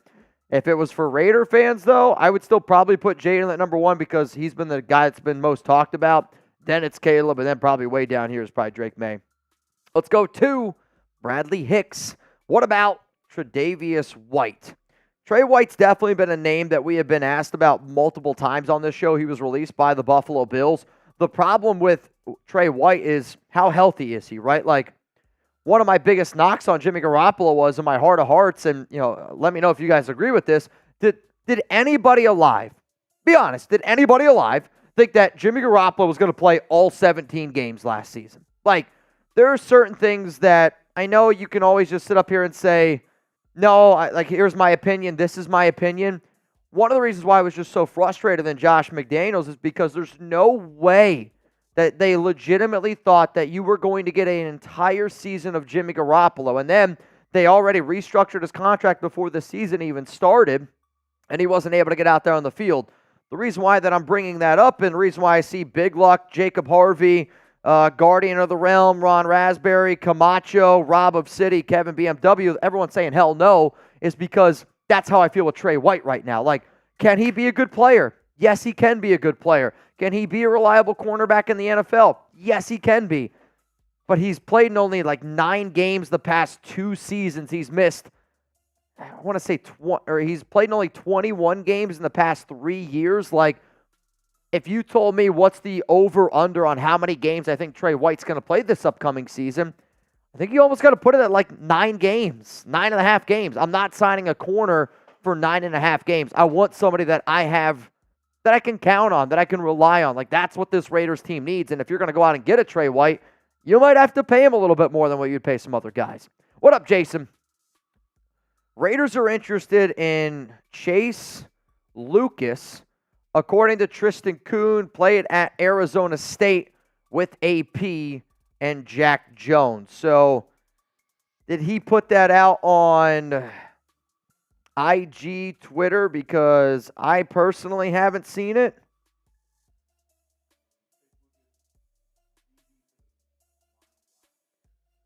So, there's a defensive back for the Lions last year. I mean, that could just be a little bit of a depth move. 7th round pick. Let me see here some of his numbers. I mean, special teams guy. So, you said he was a 7th round pick last year. 2022. Yeah, 7th round, 238. Did not play last season, at least not enough to get a PFF grade. According to PFF, back in 2022, he had an overall grade of 35.5 and a coverage grade of 31.8. Special teams, special players, check. Chase Lucas going to the Raiders. Maybe, check. Tuesday, special teams, special players. I'm going to guess he put that on IG because I don't really see it on Twitter. So maybe he put it on IG at Raider Scout. Elias. Go. What up, Elias? Time to pay up in jumps, boys. Been watching since your blazer wearing locker room green screen days. Wow. First time able to send a super chat, though. I'll tell you that right now, Elias, these are the type of messages that I think are really, really flipping cool. I mean, when you think about how far this show has gone, how much it's grown. I mean, I was literally talking to my dad yesterday, like, it's crazy that we're about to hit 167,000 subscribers. We hit it today because I can remember dyeing my hair gray for 10,000. I can remember Edward 40 Hands when we hit 30,000 subs. And it's, it's a journey. It's a trek, and it's kind of like a video game. You just continue to grow and grow and grow, and hopefully we continue to grow. But, I can't do what I do if it's not for people like you who are like, you know what, I'm going to watch this guy in 2019, 2020. And I think when the show, in order for it to take that next step, I need a lot more people like you because you get my humor. You get Jeremy's humor. You get some of the inside jokes, right?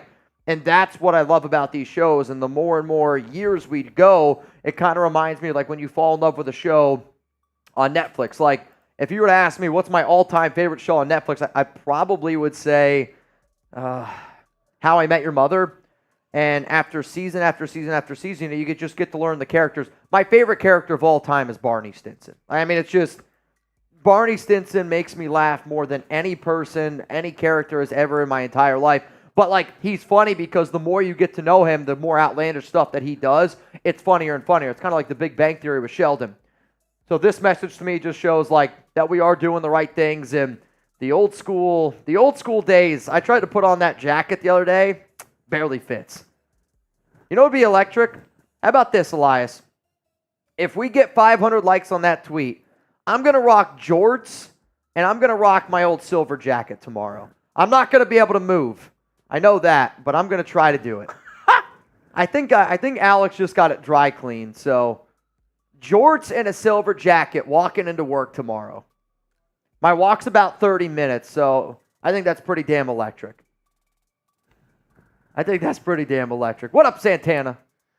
OBJ to the Raiders, was he really released? Yes. OBJ was released.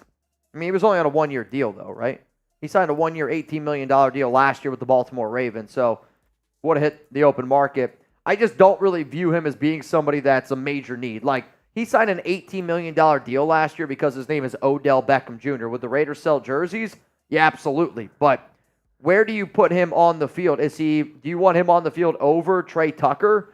Like, he's not going to be your wide receiver, too. He's not better than Jacoby Myers. And if I'm looking at OBJ based on the name, I mean, you're looking at probably $10, $11 million per year. I would just rather you give $10, $11 million if you are going to allocate that much money to the wide receiver position. Go get somebody else. But realistically, there's not many wide receivers that I'm sitting up here saying I want the Raiders to go out and get in free agency. I'm good on OBJ. OBJ is a big name. I would say hard pass on Odell Beckham. And he doesn't like water, so how much can you trust him? Uh-oh. Didn't mean to hit it. Is Jeremy going to figure it out? Yep. Didn't mean to hit it. And we're back. And we're back. That was... I'm passing on OBJ. I'm typing my no BJ. No BJ down below. If you want OBJ, spam OBJ. If you don't... That's what I was trying to do. Type no BJ. I can remember the first time we did this on a show, though. This is a really, really long time ago. This might have been back on Facebook Live. The Facebook Live days. That might even been before. I think this was before you were here. What? The OBJ, no BJ. Definitely before you were here. That's how long ago that was. That's a long time ago. All right, Jeremy, how about this? I want to show... go ahead. All right, you can go to the Young Bull. Young Bull means a dad joke, so you said you already had one from somebody? Yeah.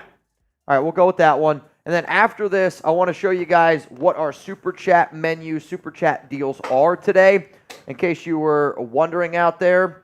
If you want a chance to get in our next 50-50 raffle, it is a $20 Venmo at Mitchell Renz 365 for a chance to get in, so that should be known and thrown out there. I'll say this, the first person that sends me a 20, I will give you an extra entry into our next duck race, if that helps you.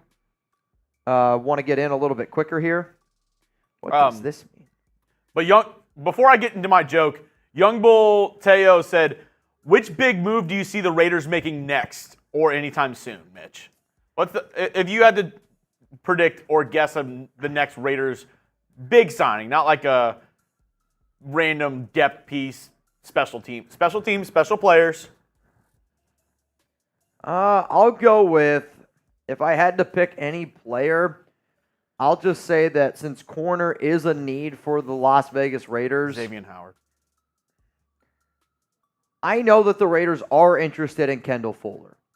But if there's one position that is just very strange to me right now, it is the cornerback market.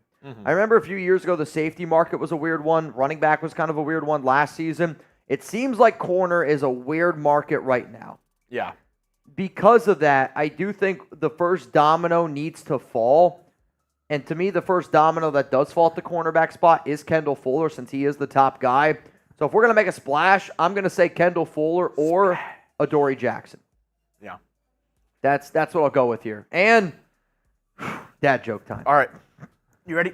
I'm as ready as I'm going to be. What do you call a spider with 10 eyes? I don't know. Spider. That's dumb. That's dumb. Honestly, I was trying to figure out what you were saying, and then I figured it out. I mean, that's like saying, like, what do you call a Raider fan with 10 eyes? A Raider! Did I get you, though, or is that a shot for me? I'll take a shot. I mean, I laughed. I did. It's a good dad joke. Dan says that was lame. Grade the dad joke. I'm going to laugh every time, though. Like, I'm telling you right now. That's also why I would want to do Silent Library. I would be a problem. I would be laughing uncontrollably. Because once I start laughing, it's done. It's a meltdown. Absolute meltdown.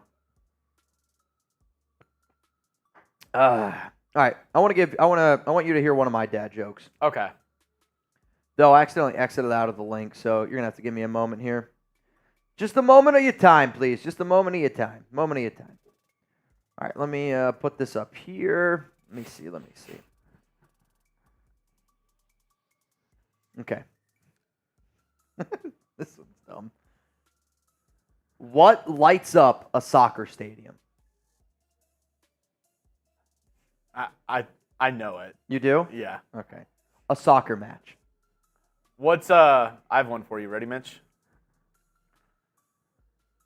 That's funny. What's Forrest Gump's computer password?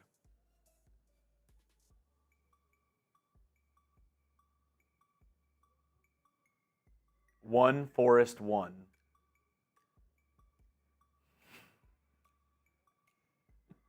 That's dumb.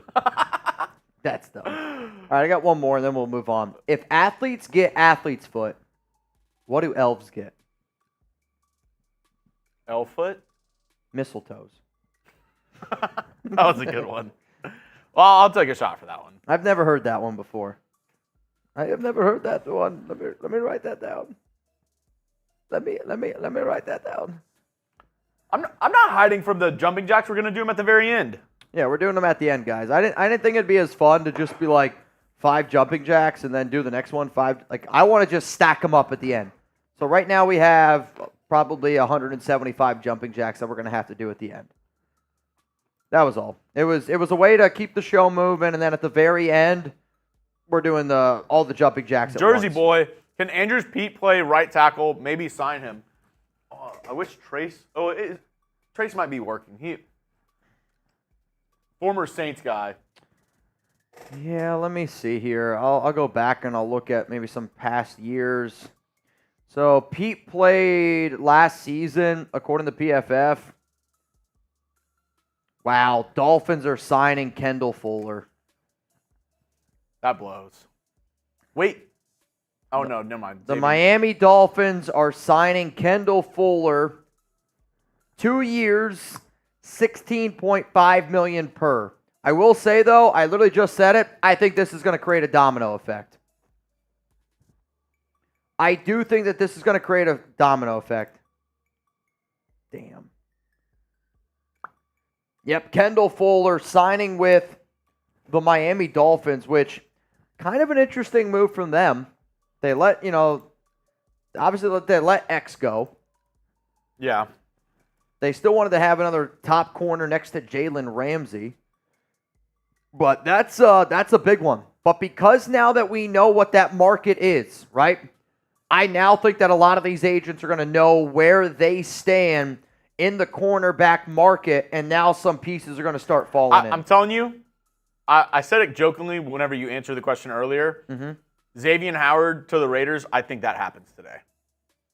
The fit makes sense. Follows his boy Wilkins. The fit makes sense. I could see it. Shane, I tried to lose weight by putting bread on my head. It's the new loaf hat diet.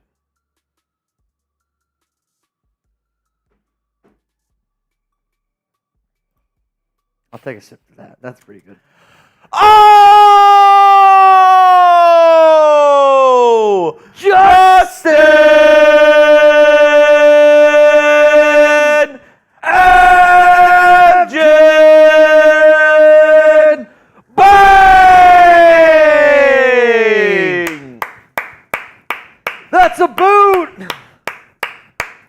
Woo! That is a boot for Monsieur Chuggs. So I don't know if Abgen just did this, just said F around and let's find out. Justin Abgen, Mount Raider Moore, pulling up our MVP from December and our MVP from the month of January, and now the new MVP of today's stream. Reminder, whoever is the MVP, you get a jersey that says Lil Ass Boy on it. A Raiders jersey, courtesy for Gardner Minshew. Number 15, Lil Ass Boy. Or, I can throw this one out there, since Gardner called Crosby Big Ass Boy, we can get you a 98 Big Ass Boy jersey. Either one. I'll let the winner pick. Justin frickin' Abgen. So I've had this boot up here for a while, and if you guys want to shout out here on the Raiders Report, I want to see some Abgens down below. You want this boot? This boot's been sitting here. Or are you going to go get your own? All right, he's going to go get his own. I got a boot sitting here. One person and one person only can make me do that boot right now. Unless somebody else sends in a 200, then I'll do a boot race against Chuggs. That was legendary. I told y'all when today started, I'm going to feed off your energy. With Kendall Fuller signing a 2-year, this isn't right, by the way. I don't know who made that. That's not right. It's a 2-year deal at $16.5 million per year. So whoever made that ain't right.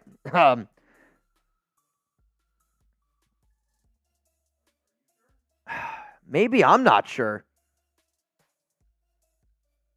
Maybe it is 16.5. No, it is $16.5 million per year.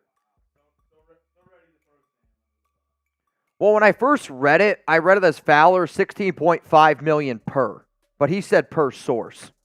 So because of that, I was like, I don't know. That's a steal for Kendall Fuller. That means this cornerback market is way lower. I mean, I'm pissed off that the Raiders didn't get that deal done.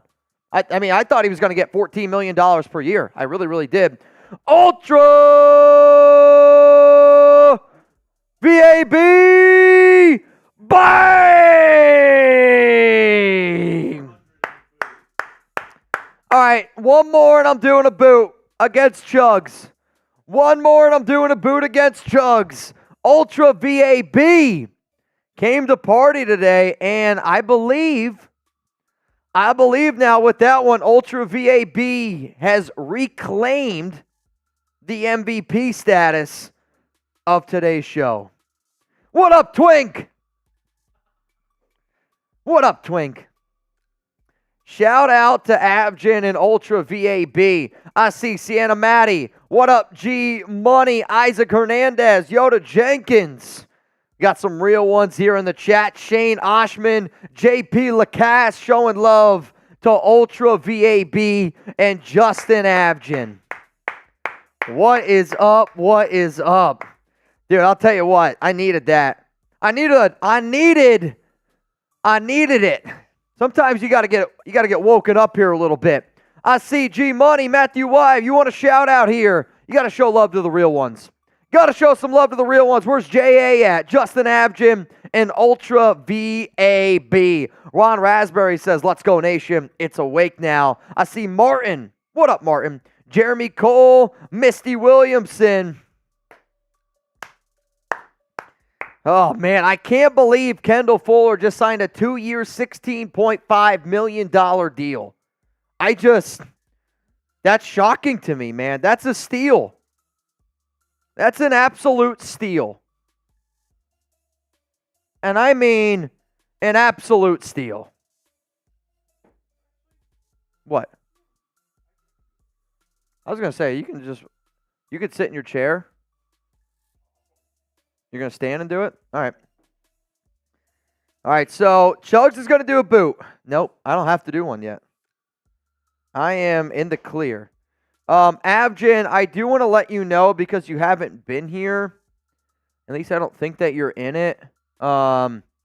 We are doing a March Madness bracket, which is probably a good time to just let you guys know because I did just get one from Randall Carter. Randall Carter, you're in our March Madness bracket now. So for those that do not know, if you enjoyed the giant duck race that we just did, we're going to do those style of duck races, but it's going to be 1v1, okay? $50 Venmo at Mitchell Renz 365, and the first 64 people that do that, I am going to do a Raiders Report March Madness bracket. It is going to be you against somebody else. So, for example, Randall Carter and Steven Pierce are two names that I have on this list already, okay? That means, like, it could be a 8 seed against the 9 seed. Winner of that mano-y-mano duck race moves on to the round of 32. The winner of our Raiders Report March Madness duck race gets $1,600. So you got a 1 in 64 chance to win $1,600. Somebody's got to win it. And we already got 24 people in, which means we only have 40 spots left. And we're probably going to end up running this in a week or two once we get all the spots filled up. So just something to think about. If you want in, it's a $50 Venmo at Mitchell Renz 365. I'm just letting you know. If you want in. And we just, like I said, we just got one in. It's Randall Carter for a little March Madness. What am I doing? Go! Jorge Canales! Bang! Fill it up. Fill it up. Buttercup. Here's the real question, though. Now, I won't even bring that up yet. Not even going to bring that up yet. Jorge gets in on the action. Jorge Canales said, you know what? Get me in this March Bang race. Get me in this March Bang race. You want to shout out? Let me see some love for Jorge. I see Ron Raspberry, Ultra VAB, Tadashi, Dan, The Herd Killer, Jose Delgado, Michael Dunn, Can't Control Life, Ron Raspberry, Sienna Madley, showing love to the real ones out there on the Raiders Report. It's boot time. It's a boot time. Grasu got married, bro, a.k.a. Mega Chuggs. Ronus. Alex knows Ronus Grasu very well. From, again, I forget who he's dating. Sabrina Ionescu. Against Steph Curry in the three-point contest. I can't believe Kendall Fuller $16.5 million. I mean, I'm telling you right now, the cornerback, this is why it took so long. The cornerback market must be bad. It must be really bad.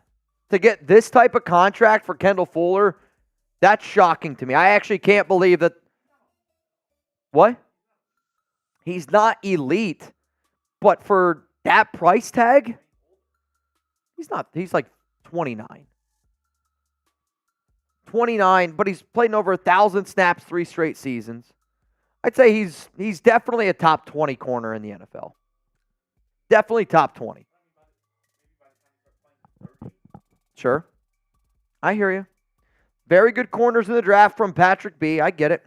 Can't Control Life says, is that cheap? I thought it was cheap. I mean, PFF projected him to get somewhere around $14 million per year. He's getting 16.5. Spotrac even thought he was going to get something like 12, 13 million a year.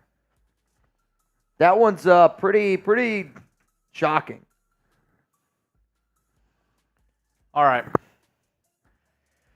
I don't know what this is. What? What's that? You ready to get this rocking? I am ready to get this one rocking and rolling here. All right. All right. Good luck to you.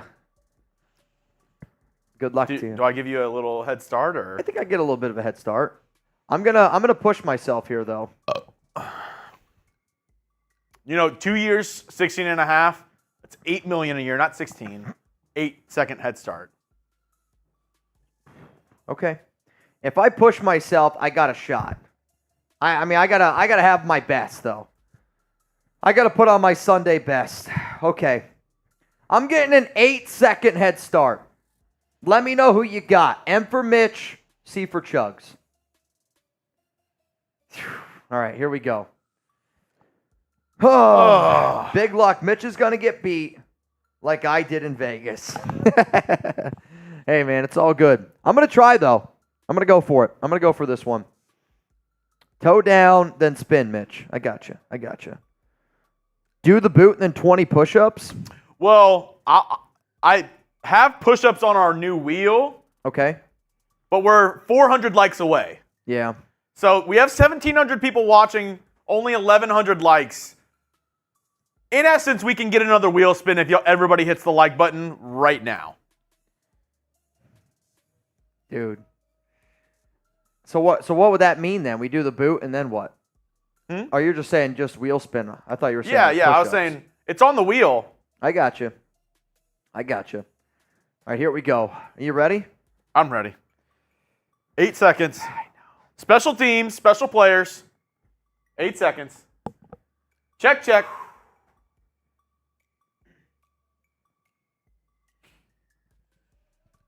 There we go. Counting to 8. Gonna give him 5, 4, 3, 2, 1.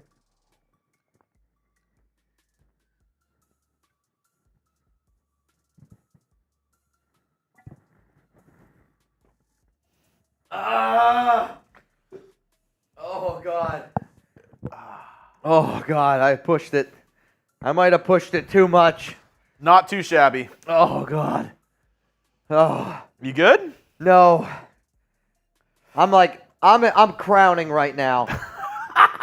I am legit crowning right now. You okay? Yeah, I don't think I need a C-section, but I might need a D-section. I don't even know what that means. I'm bloated. That's what that means. Yeah, I'll give you a second to regroup. Oh, man. I'll give you a I'm second. not going to lie. I thought I had a chance. I really did. Oh, man. I thought I had a chance. I really did. Oh, Mitch. I'm not mad. I'm just disappointed. You silly, silly boy. I definitely spilt, though. Sienna said I thought I was going to pull it off. I did, too. I didn't hear like you put it down yet, and I was like, this might be close. And I look up, and you're just like Cullen, just with one hand. And actually, Ultra, that wasn't a fast A count. I was staring on our what I use to produce on our software. It has a timer. So I literally counted down from 8. James Guevara says, how many beers go in a boot? 3. So it's 36 ounces. Now, again, I will recommend. And for people who don't believe me, Rebel Montana saw me do a boot live in Vegas. I mean, we've had multiple people see you do boots live. Multiple people have seen it. So I would say there's ways, though, that you can trick the system. What do I mean? If I know I'm going to do a boot, I'm going to pour up that boot way, way before I come into work. Or sometimes, like with free agency, we've been pouring them up, leaving them out overnight. That way all the carbonation gets out of them, and then you can just can't have a cold boot. Like anybody that's ever tried to do a cold boot before, that's disastrous. Though this past time when we were in Vegas, we had a Raider fan do a Guinness boot. Yeah, that one was a little tough. That was unbelievable. That was a little tough. That one was insane. Oh, okay. So, latest signing, Kendall Fuller. So far in NFL free agency, these are the moves that the Raiders have made. Oof. Dude, I'm bloated right now. A little bit. Ameer Abdullah, Andre James, Christian Wilkins, Gardner Minshew. Correct. Harrison Bryant, and Kana'i Mauga. Yeah, I still don't have the details yet out on Mauga. I guess I can. Let me double check here real quick. I mean, maybe they maybe they put it out there already. Let me see. Kana'i Mauga, it looks like, though again, I don't know if that's actually updated. Let me look here. I'm looking at Over the Cap right now. And the like sometimes like with guys like this, they just put them like on the books. And maybe don't even think his name's not even clicking on Over the Cap. Yeah. Wasn't in our set. We had to create it. He wasn't in our system. Well, I don't know how that's possible, but I mean, he's a guy who he was on the 53-man roster last year. He was. Yeah. How many tackles did he get though? Like 3? I mean, he barely played. He's a special teams guy. Special teams, special players. He was on the practice squad basically the entire year though. Yeah, I can't get anything to load right now on him. Kana'i Mauga, what about? Though it might just be my computer, to be honest with you. The Wi-Fi is not great. Yeah, see, I'm seeing 2 different number figures here. I hate Wi-Fi.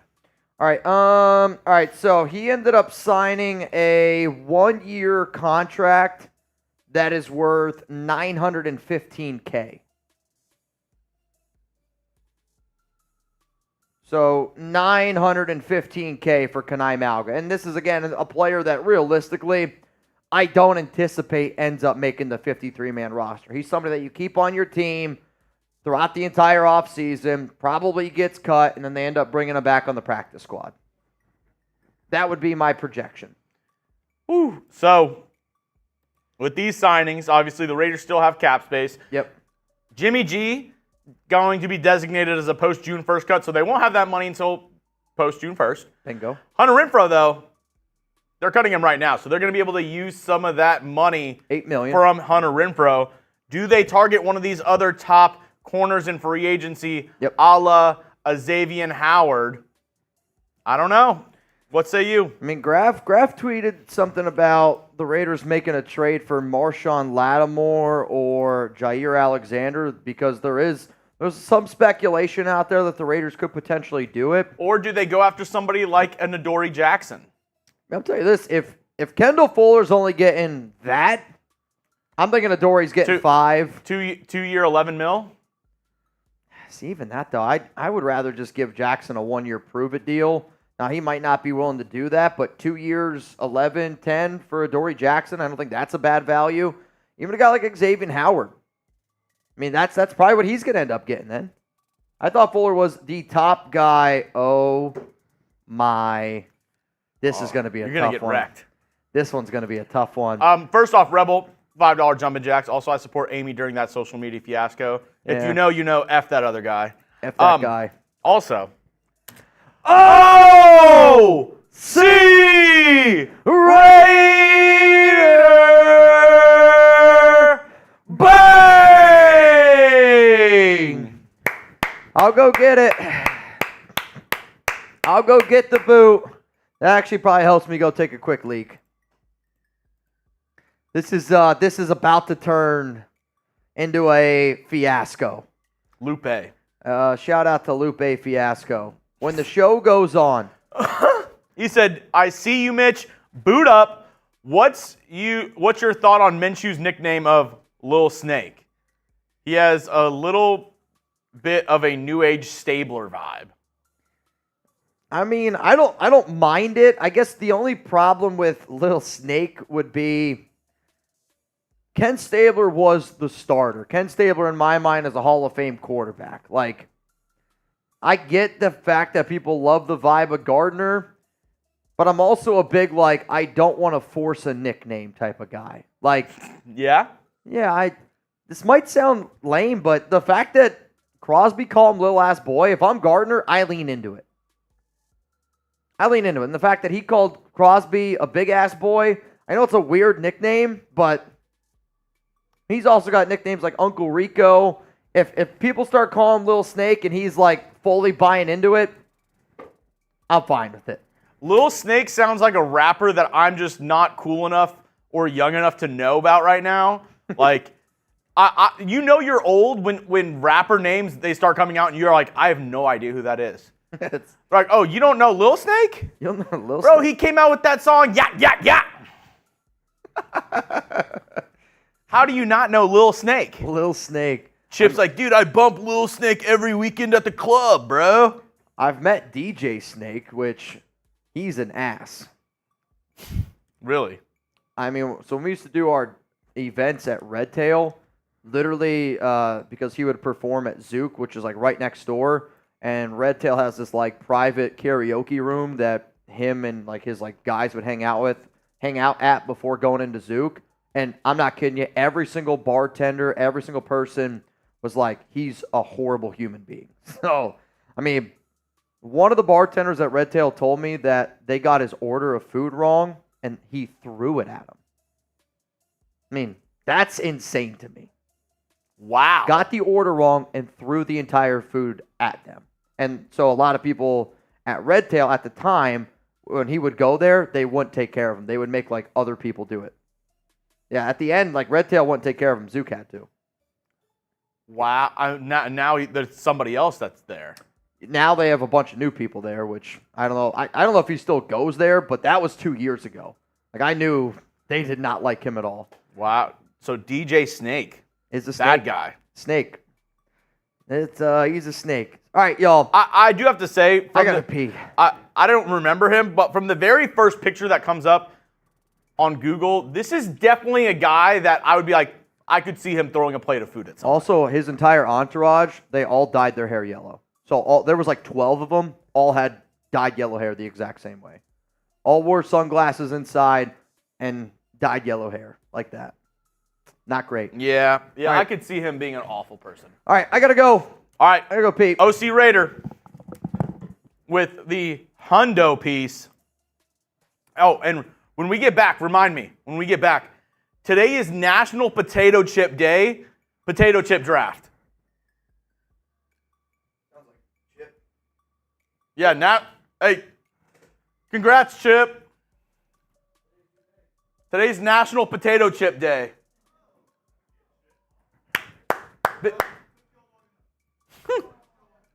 To all those who celebrate National Chip Day. Rich Wolf, Arizona should give us number 4 because we gave them Josh Rosen.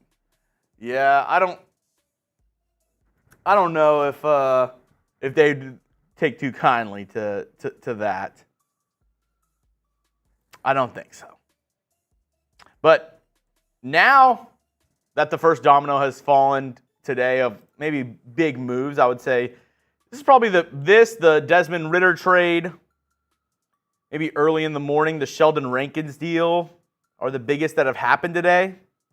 No, that was yesterday, Bobby Wagner. Yeah, those are the biggest deals that have happened today. Will the Raiders sign one of these other free agent corners? We talked about Xavier Howard. We've been talking about him on the program early on, linked to the Texans, the Raiders, among other teams. Where will he go? Will he sign today? And what will that number look like? Kendall Fuller, 2 years, $16.5 million, $8 million a year. What will Xavier Howard get? I mean, in the past, Howard has been one of the top corners in the National Football League. If you told me a couple of years ago that Xavier Howard would be available for the Raiders to sign, I'd be like, oh, wow, they're going to have to pay him big bucks. They're going to have to break the bank for him. Doesn't seem like it's going to be the case now. Or do they go with somebody that's a little bit more familiar in like an Adoree Jackson? Last season, 63 tackles, 1 interception, 8 pass breakups with the New York Giants. Has worked with Patrick Graham before. Could he try to bring in another one of his guys to pair with a Nate Hobbs and a Jack Jones? I wouldn't mind the triangle of Adoree Jackson, Jack Jones, and Nate Hobbs. Could be a little bit cheaper. I do believe Adoree Jackson is still young. Adoree Jackson is 28, so still in kind of that range. I guess I thought Kendall Fuller was a little bit older. Kendall Fuller in 29, Adoree Jackson 28. So getting a little bit older in terms of cornerbacks and skill position players, but still a really good cornerback. My question to you folks at home is, would you feel comfortable with one of these two guys stepping in and being the starting corner for the Las Vegas Raiders this year, either Xavier Howard or Adoree Jackson? Or should the Raiders go ahead and draft somebody in this year's NFL draft and address the corner position that way? What do y'all think they should do? Type F for free agency, type D for draft. Should the Raiders try to get a CB1 in free agency or in the draft? Let me know down in the comment section. Really interested in what y'all have to say. F for free agency, D for draft. If you want to be a gold star student, if you want to go above and beyond, let me know who you want in free agency or the draft. If you're typing F, do you want Xavier Howard, Adoree Jackson, or somebody else? If it's draft, who do you want? Do you maybe want a Terrion Arnold in the first round, a Nate Wiggins, Quinyon Mitchell, or do you maybe go, Mitch has kind of alluded to, maybe in a second round guy, a Kamari Lassiter from Georgia, a Rakestraw from Mizzou? Where would you go to find another starting corner? And I say CB1. It could be Jack Jones, Nate Hobbs as your CB1, but I mean, I feel like anybody who's starting is a CB1 because you're going to be going up against starting level competition. Yeah, I'm with you. See, what's kind of interesting, and here's the part. I don't think there is another cornerback one available in free agency. Like, legitimately. I am hopeful that Adoree Jackson can be a solid player, but to me, is Adoree Jackson a number one corner right now? Not that I would rely on. He's a good cornerback too. Is somebody like Xavier Howard a cornerback one right now? I don't really think so. I think he's a really, really good cornerback too. So to me, the only way that you're going to find a true corner one is either option A is the draft, which Terrion Arnold, a Quinyon Mitchell right now. I think even a player, like a Nate Wiggins is probably up in that area. Rakestraw as well from Missouri. Or you can go the trade route. Like, can you trade for a Jair Alexander? Can you trade for a player like Marshawn Lattimore? I'm telling you right now, if the Raiders made a deal for Marshawn Lattimore with a team like the Saints who are in cap hell, could be, helping them out a little bit, and therefore they're willing to give it cheap price. Maybe like a 5th round pick.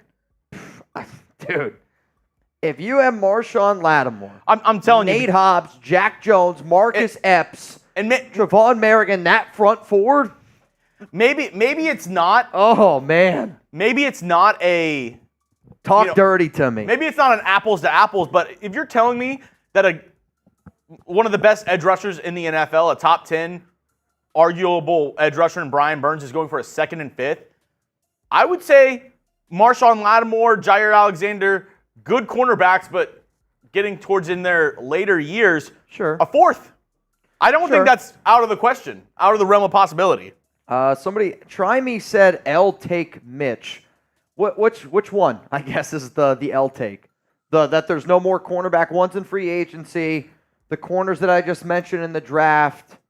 I guess which one there do you not agree with? Because I do think that they're good, and I think Xavier Howard would probably be the best outside corner that we have. I'm just saying it as when I think of cornerback one, okay, legit cornerback one, I'm talking like, and for AP to call it a priority, I'm talking like one of the top corners in the NFL. Michael Grubb said, I'm the district sales leader for Frito-Lay. How didn't I know about this? That's on you. My next question, wait, what was that? Michael Grubb said, I'm the district sales leader for Frito-Lay. How did I not know that it's National Potato Chip Day? I'll say this. If you can put us in contact with somebody from Frito-Lay, can we get Frito-Lay as a sponsor here at the Raiders Report? Bro, I would eat chips every day. Today's Raiders Report presented by Fritos.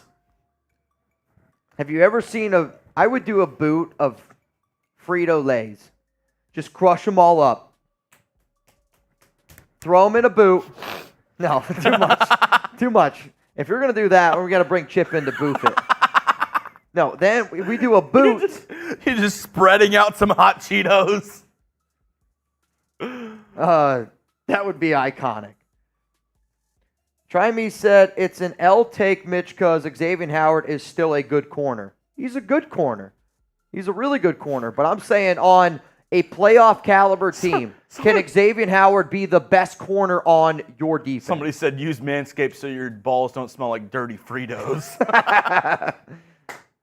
Dude, if your balls smell like Chuck's paws, then that's not a good thing. Use Manscaped. Patrick B, Mount Raidermore legend.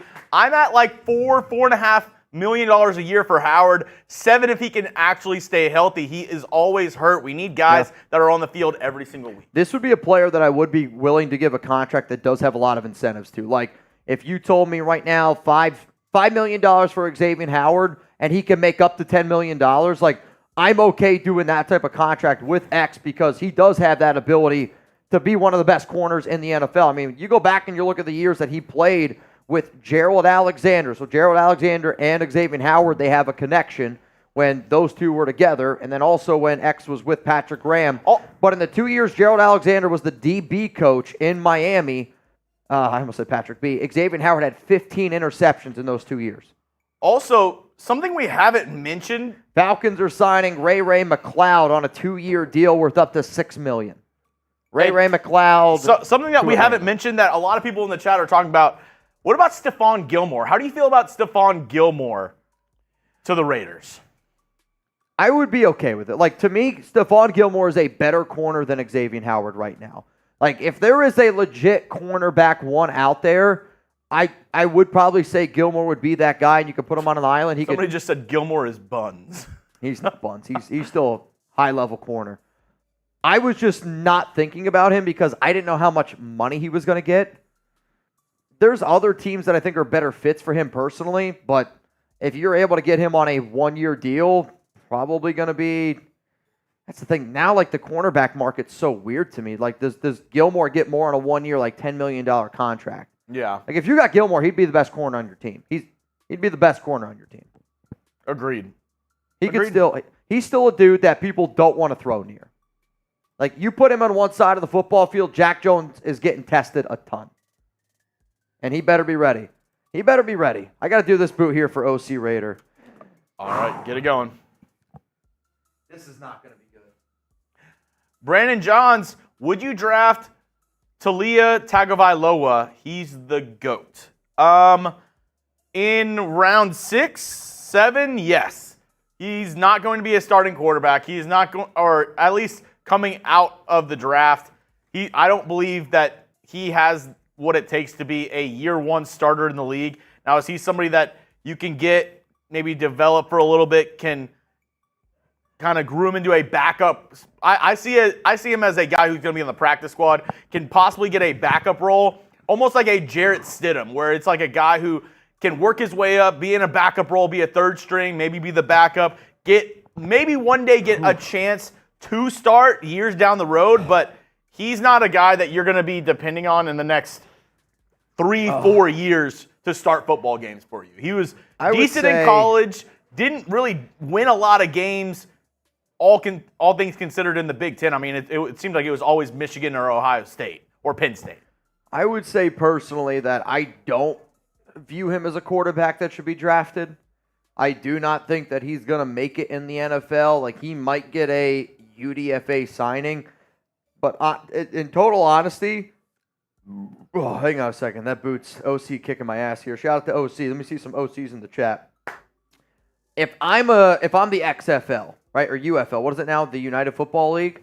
Yeah. I offer a quarterback like Tagovailoa here.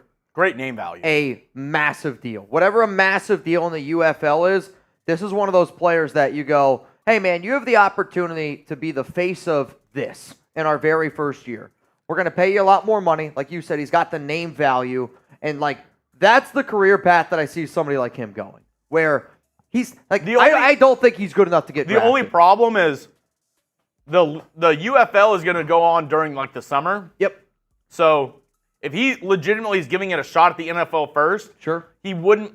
Which actually, now that I'm thinking about it, I don't think he gets drafted. If he doesn't get drafted, go to the UFL. If he lights it up, we've seen guys get signed from the UFL over to the NFL. Now, the only thing that'll be hard is he'll have played a full season of football in the UFL and then go it would be no offseason. It'd be tough. Full season UFL and then go straight into the NFL season. But if you're grinding, if this is what you want to do for a living, if you want to make it, see, I don't think that is as likely. It would be. I'm saying if he wants to get a backup. I'm saying job he's not going to play in the UFL, and then I'd be shocked then if he was ready to go to the NFL right away. But again, if somebody's willing to pay him back up, sign him up to your practice squad. But again, though, if you're the UFL, and let's say, I don't know what their salary cap is. I don't know how much money they pay. But let's say the average salary to play in the UFL is $75,000, right? Let's say that's what an average player makes. Yeah. You give him 3x that. And you say, hey, I'm going to pay you this, $200,000. You're going to be the face of this franchise. You're going to be one of the faces of the UFL. People would watch him because his last name is Tagovailoa. Oh, 100%. He would bring that value. Could you imagine if he put up better numbers than Tua? If I was a UFL team, and I guess I can't say that now because Peterman just signed a 1-year deal, but I do think in order for some of these other leagues to succeed like that, you got to get Dwayne "The Rock" Johnson that goes, how much are the Saints paying Nathan Peterman? I'm going to give him twice as much to go be the quarterback of whatever UFL team. People would watch him play quarterback. Agreed. That's what they need. Agreed. Next super chat up from Coyote Schultz. What about Steven Nelson at cornerback, 4 INTs in 2023? So Chuggs probably knows more about Steven Nelson than I do. He watched a lot more Texans games. Good corner, but I think it falls into that category again as he's not your CB1. Correct. He's a really good cornerback too. To me, when I think of a Super Bowl caliber defense that Antonio Pierce wants, I don't want Steven Nelson as my cornerback one. I don't want Xavier Howard as my cornerback one. Stephon Gilmore I could get by with. Kendall Fuller I could have gotten by with. Jair Alexander, yes. Marshawn Lattimore, yes. Though Steven Nelson, that's a really good cornerback. I wouldn't say jag just a guy because he's a starting caliber player. Oh, yeah. But in Madden terms, I like to do that. He's a 78 overall. Okay. He's good enough to play on your team, good enough to maybe start on your team, but you already have a 78, 80 overall in Jack Jones. Yeah. Who you're trying to develop to maybe see, does he go up to an 85, 88 by the end of this next season? Sure. So are you going to play both of them together and risk maybe them not turning out and you have an okay secondary? Yeah. Or do you take snaps away from Jack Jones, who's younger, and you want to develop? Yeah, that's true. So it'll be hard. That's the hard part about Steven Nelson is if you don't have a certified CB1 who's going to guard the other team's best receiver, do you want Jack Jones guarding the other team's best receiver this year? No, I don't. Steven Nelson, you don't want either. So Sure. that's going to be the hard part. I think the other thing that I think about with the cornerback one is I think if you're able to get Jair Alexander or Marshawn Lattimore, that's one of the best corners in the NFL, right? I'm in the offseason, I'm shooting for the moon. When I think about cornerback one, I think of it almost as here's the analogy, the Raiders receivers. My cornerback one, I want it to be Devontae Adams. Yeah. Steven Nelson is Jacoby Myers. If Jacoby Myers was your number one wide receiver, you'd be he's a good receiver, but that's not what I think about as a number one wide receiver. Yeah. I want Devontae. I want Marshawn. I want Jair. I want a legit number one corner. Outside of that, what about baby Gronk in the NFL? Well, he retired. You didn't hear? I saw a video of him saying that he's done with football. Maybe I'm tripping. Really? I'm pretty sure that I saw it 2 or 3 weeks ago. Dude, that's big. Google it. Baby Gronk done with football. He put out a video. I'm pretty sure. I seen a lot of people saying Adoree Jackson. I've been talking about Adoree Jackson On for months. June 18th, a post was made by Baby Gronk's Instagram declaring that he had retired from football. He's done. I don't blame him. He's probably getting to that age now where everyone's catching up to him, and he's like, holy crap, I'm going to get my shit pushed in. Well, dude, that's what I said. It's you can't talk mess as a 7, 8, 9-year-old and have that notoriety because I said as soon as that stuff happened, he's never going to make it because every game that he's in, he is going to be the number one target for the other team's best player to just knock his head off. Any football game, if it's somebody who's you see it in basketball, you see it wherever, any high-profile guy, they're overrated, or they're going after that kid. He would be exposed so bad in middle school, high school. And if I'm that kid, I'm trying to do it. I mean, at that age, you're trying to get scouted. You're trying to do everything that you possibly can to get eyeballs on you. I lay out baby Gronk in this highlight. That's the most watched highlight that you're going to have. And Yes. that person's going to get some notoriety. I see Chaboy says, Mitch, how is Fuller a cornerback 1, but not Howard? Get the F out of here. Howard followed top receiver. Howard did follow top receivers, and he is one of the best corners. To me, though, what the Raiders need right now, I also need security. If you can offer me a fully healthy 17, even 16, 15, 16 game of Xavier Howard or Kendall Fuller, I'm taking that fully healthy season by Xavier Howard every day of the week. That's what's concerning to me, though. Like, I still don't have a lot of faith in Ja'Cory and Bennett. I mean, right now, the Raiders' corners are Jack Jones, Nate Hobbs to me. Outside of that, I don't trust anybody else.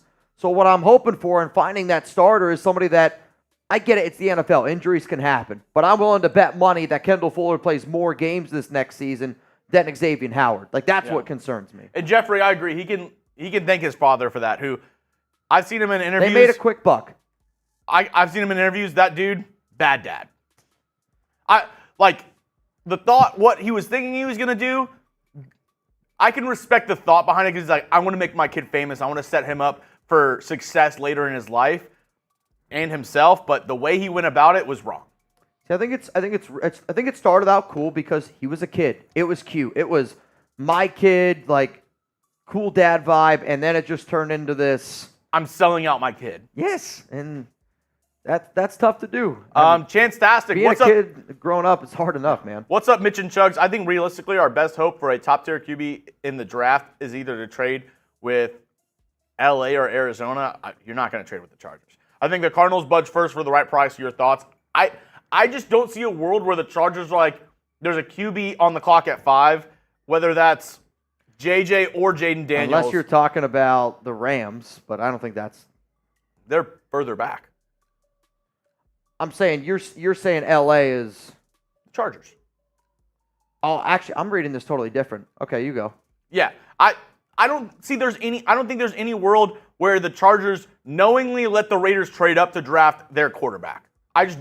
Especially with the Giants one spot behind, that they're more than likely going to go after a quarterback as well. I don't think they let the Raiders do that because imagine they let the Raiders trade up to 5. They get, say, Jayden Daniels falls to 5. They let the Raiders trade up to get Jayden Daniels. He ends up being their franchise superstar quarterback. You would never forgive yourself if you're the Chargers for letting the Raiders get a quarterback, somebody in your own division you have to play twice a year. No, I agree with that. I actually read this originally as like Kyler Murray. Matt Stafford. Oh, no, he's saying in the draft. Yeah, no, I literally just jumped too many lines. I totally skipped it. But, yeah, I'm with Chuggs, and we've kind of brought up that point before. Why, if you're the Chargers, why on earth would you ever help the Raiders, right? Like, why would you help them get the guy that they think is their franchise I would field the calls and say, sure. And then I would call the Giants right up and say, hey, Raiders are offering me this and this. I'll take less from you if you just want to jump up one spot. I'll go back one spot if you give me a 4th round pick rather than the Raiders trading me 2 first-round picks. But that's just me. Twink. Got some breaking news here. DJ Reader has agreed to terms with the Detroit Lions on a 2-year deal. Really good fit there. Mm-hmm. DJ Reader, that's a good fit. That's coming in from Mike Garofolo. Let's see. Twink. Off-topic super chat. Okay. Just got to thinking A.J. Cole is a solid punter, but I still remember the Marquette King punting days. Those were fun to watch. Yeah, Marquette's my guy. I was talking to Marquette. Super Bowl. Girlfriend packs a punch. Literally. Well, she's an Olympic fighter. I was actually talking to Marquette the other day about us, like all of us, like you, me, Graf, him, all grabbing some food. He's a punter for the Renegades. Yeah. So we were like talking about like going out and getting some stuff. He is a fire, he is a spark plug. He is energetic as all hell. Oh yeah.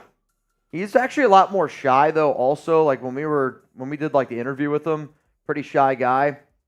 I think AJ Cole, and Graf and I have literally said this to Marquette. AJ's a better punter than Marquette. Like there was a time where people were like, "Oh, we should bring back Marquette King." I think he's doing something pretty cool right now. Also, really focused on his music. But he thinks that the NFL's blackballing him. I know that. I could see it. But yeah, girlfriend packs a punch. Olympic fighter. Dude, that's funny. That was she had the Olympic rings on her shoulder, and I didn't know who she was. So we were just hanging out. We were at like a pool party, and I go, "Oh, Olympics, what sport?" And she gives me not a heart. Like it was probably for her 5%, and it was still it was still hard. And she goes, "Boxing." Yeah. Chuck is like, I can't breathe. It's like, ugh. The Miami Dolphins are expected to sign defensive lineman Benito Jones per Diana Rossini. Benito. Remember, actually, I wonder if that impacts. So John Jenkins, Raiders defensive tackle last year, played for the Dolphins the years before, had a visit with Miami. I wonder if that makes it a little bit different now. That maybe they were interested, not interested anymore. Yeah, not great. Not great. We got 1,830 people here in the building. If you guys haven't already, hit that subscribe button. Chuggs and I have been rocking and rolling. We've been live. And you know what, Jeremy? I want to try something here. We always play this game called Shot Clock, okay? I want to play Sub Clock. This is how this is going to go. Every single 5 subscribers we get, I'm going to take a shot. All right, Every 5 subscribers that we get, I'm going to do a shot here on the Raiders Report. All right. I need 60 seconds on the clock. I'll do you actually one better, Mitch. Uh-oh. What do you mean one better? We're going to get more time or less time? Because now I'm nervous. What up, Starting Sienna? now, so it's easy to count by 5. Starting right now. All right, so for the next 2 minutes, every sub that we get, every 5 subs that we get, got to do a shot. Shot. Okay. Well, right now, we just dropped 2. Some people were like, you know what? I'm out. I'm not doing this. I'm not playing this game. If you have never hit that subscribe button before, do it. Tell them maybe why they should subscribe. I like to think that we provide free Raiders content. I like to think that we provide videos every single day. We've put out a video on this channel every single day for, it's like a little over 1,000 days in a row right now. When big-time breaking news happens, we go live. When the Raiders fire Josh McDaniels 26 hours straight, and we like to interact with the commenters. Give me an answer. Why should somebody subscribe? Well, we go live for every single Raiders game day. We are the only channel that went live for 24 straight freaking hours when Josh McDaniels got fired at 1 in the morning. We all came up back into the studio, brought y'all videos. We go live every single Raiders game day because we know not every single person has cable. Not every single person can watch every single Raiders game day. The best Raiders content out there. We want to give as much Raiders content, as much Raiders analysis, as much Raiders coverage as we possibly can to you for free. So guys like Martin, so guys overseas, so guys from every corner of the United States, every corner of planet Earth can love and support their Las Vegas Raiders. So if you love the Raiders, if you want to stay up to date with the #1 Raiders YouTube channel out there, I'm waiting. This is your place to be. I'm waiting. There's somebody that's subscribing and they're going to unsubscribe. I got to bring up the shot. All right, here we go. 7 seconds. I think I'm good. By Doja. I'd like to think that it's because everybody here is subscribed. I agree. Which is good. I agree. Okay, and I said we would do this once you got back and once we What? We could do a run-through. We probably should do a run-through of everything that has happened, which we'll do that after probably the more important question. Top chip flavor. Are we going to do a draft? Top 3? Yeah. Flavors. All right. Does it have to be like, I guess, I don't know, if you know like some crazy chip. Now, it's National Potato Chip Day. Correct. My That's only why we're question is, asking. does it have to, now, we're saying chip flavors, does it have to be potato chip or can it be like, Doritos aren't potatoes? Could it be a Doritos flavor still, even though it's not a potato? Or are we just going with chips? Are tortillas chips? Because I would still consider it a chip. I would say yes. I would I agree. Okay. I'm saying a chip isn't just a potato. Yes. Okay. Somebody said no way. Okay, how dare you? Your top 4 against my top 4. We're not doing. No, it's 3. Not doing 4. Your Mount Raidamore. 4 is so many. 4 is so many. Your Mount Raidamore. All right, top 3. I'm gonna go with. So I just saw some news here. So do I have to go like brand? Like I don't want to do like that's where I'm like brand is just on a whole. I mean, you can't. If it's a specific flavor for a brand, then yes. Like, I don't know if you're gonna say this. If you're gonna go like Cool Ranch, obviously, like you can say Doritos Cool Ranch if you want. It's up to you. Whatever you want to do. All right, I'm gonna go with legitimately my favorite chip, and it's in the comments right now from B Mizzle. Thai sweet chili Doritos. I don't know if you ever had them. Sweet, spicy. You would love them. Hot take. I don't like them. Really? I don't know why. Just the flavor. I've never liked them. Dude, to me, they are up next to those like barbecue spiral things that I always talk about. Those are 2 very addicting chips for me. Well, crush. I was going to say that later in the draft, but since you just mentioned it, But is that a chip? I would say so. I don't consider that a chip. That's not a chip. What aisle is it in? I feel like answer the question. There's pretzels in what the chip aisle is it in?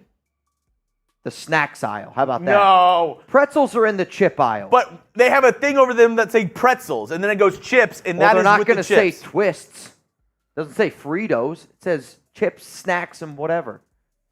No way. So you're vetoing that. I'm not allowed to use that one. Correct. No, that's why I said it, because Lame as hell. All right, I'll go with this one then.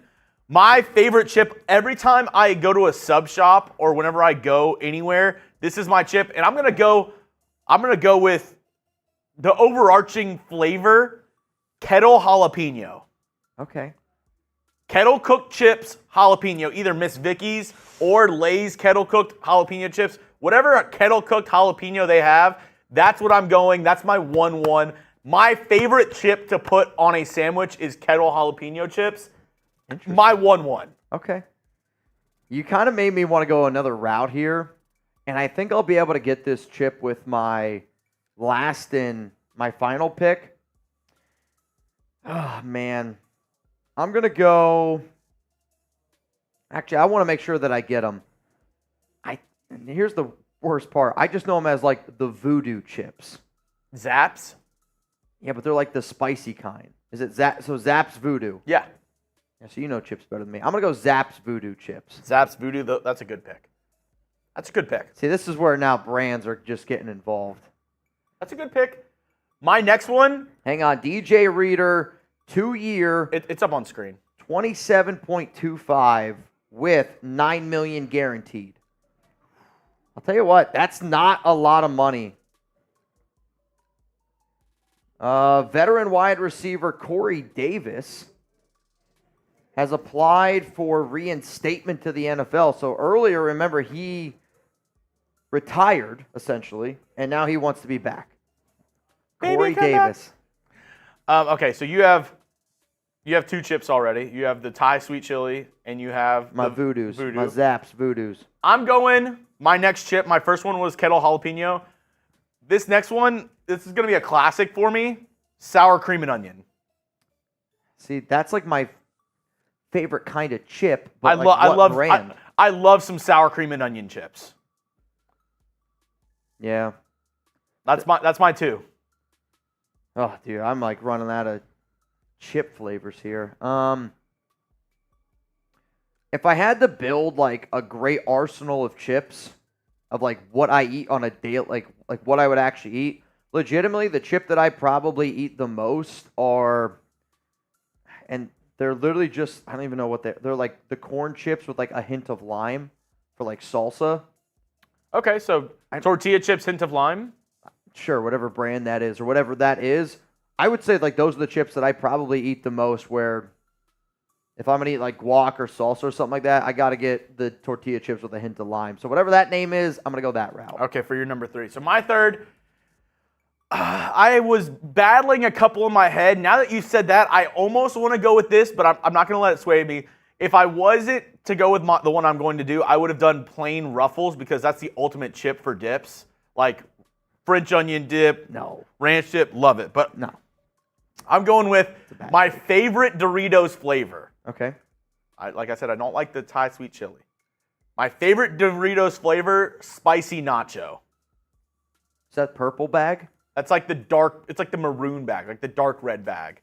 I don't know. There's the nacho and then there's the spicy nacho. The real ones, no. The real spicy ones, no. nacho. When Jeremy wants to sell a food take, the real ones, no. That's Actually, Agent Red, I am 100. You. That is my next one as well. I love Funyuns. I know that's not a chip. Well, I after you vetoed the Frito ones, I knew that you were gonna say that about Funyuns, so I didn't even mention it. But I love Funyuns. Joe Mixon sticking with 28 for a jersey for the Victoria Texans. Victoria said maroon like your shirt yesterday.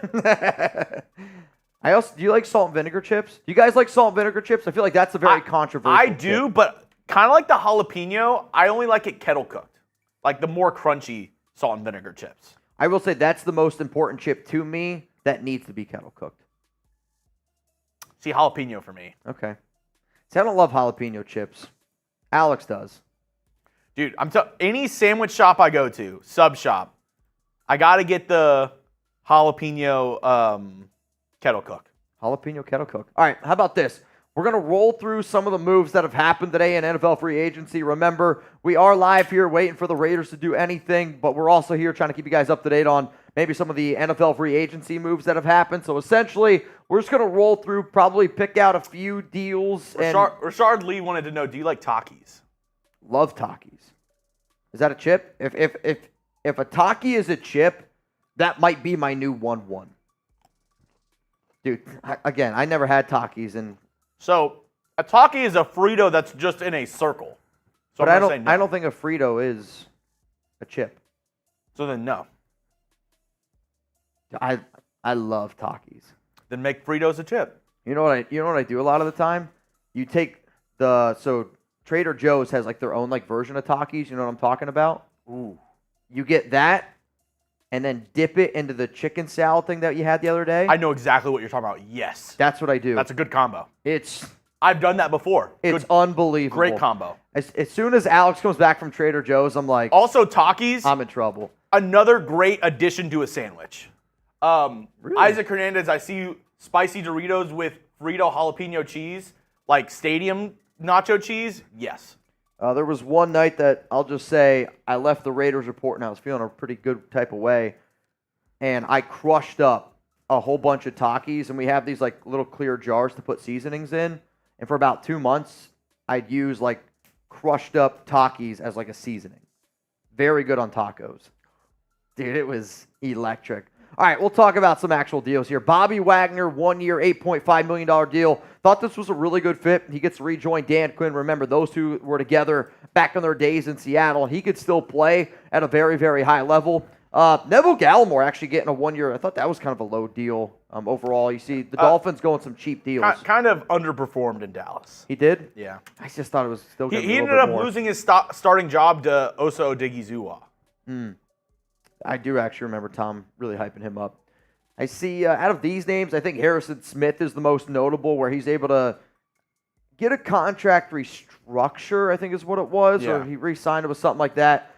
Able to stay there in Minnesota. Jamison Crowder, 1 year deal, just goes back to Washington.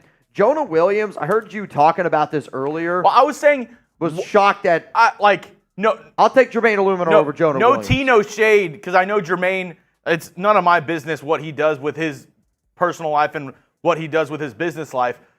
But, I mean, you got to be like, dude, how did he not get more money? Like, how did his agent not get him more? If he's making 2 for $14 and Jonah's making double what he did, it's just because Jermaine was better than him. It's just because where they're drafted.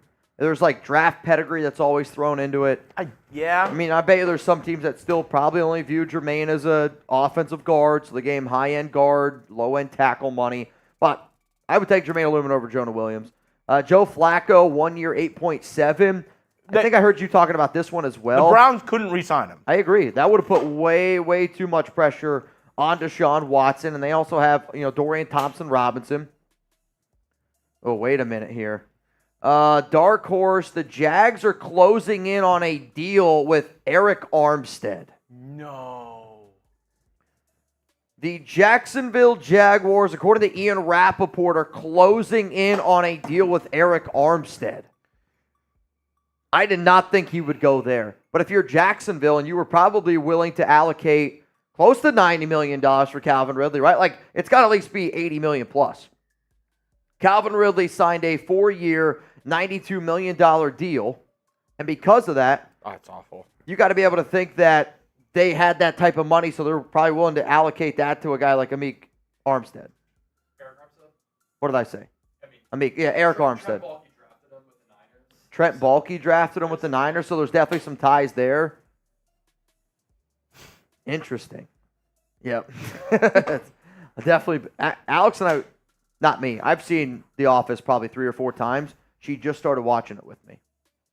No, I don't think she's going to make it. It's too slow for her. Too slow. But with Flacco, I think it's a pretty good deal for the Colts. They're able to try to replace a guy like Gardner Minshew, the solid backup with Flacco. Sheldon Rankins got that 2-year, $26 million also, deal. Reportedly, Jags have major from Chase Sr., who just walked in. Jags Wait a minute. Eric Armstead signing with the Bills, according to Diana Rossini. Yeah. Diana Rossini, Eric Armstead signing with the Bills. I mean, that is... Ian Rappaport puts out, the Jags are closing in on a deal. 30 seconds later, Diana Rossini, Armstead to the Bills.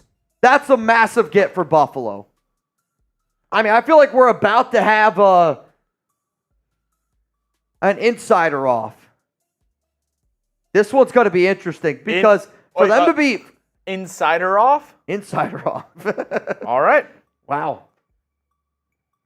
Eric Armstead signing with the Bills, according to Diana Rossini. That's very interesting timing. This makes me wonder if one of these people are wrong. That's interesting. Going to Buffalo, I mean, if you're the Bills, that's a type of move that you have to make. I am curious to see what he gets. So remember, Armstead wanted out of San Francisco because they wanted him to take a pay cut. He didn't want to take a pay cut. And he was making about $17 million per year. Oh no! What? Rossini deleted her tweet! Oh, she deleted the tweet! I tried to quote tweet it and it says this post has been deleted! She deleted it. I have it. Here, I can send it to you. I mean, I have it too right here. Do you need it or you're good? I have the screenshot. Dude, I don't know what happened. She deleted the tweet. This is hilarious.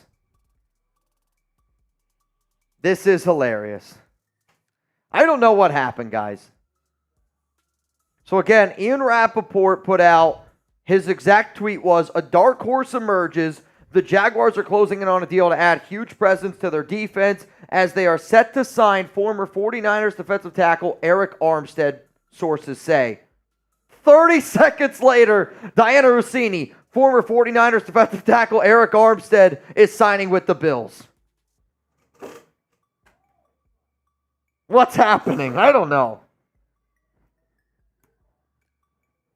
This is going to be interesting. Another trade. Sam Howell to the Seahawks. Wow. Sam Howell to the Seattle Seahawks. The Seahawks are going to receive Sam Howell, a 4th-round pick, and a 6th-round pick. The Commanders get a 3rd and a 5th. That's a big trade. Sam Howell going to Seattle. Wow, oh wow, oh wow. Diana just tweeted, my mistake. My source with the Bills, who was in on Eric Armstead, said, done deal, not with Buffalo. Deal is done with the Jaguars. So the deal is done. He's going to Jacksonville.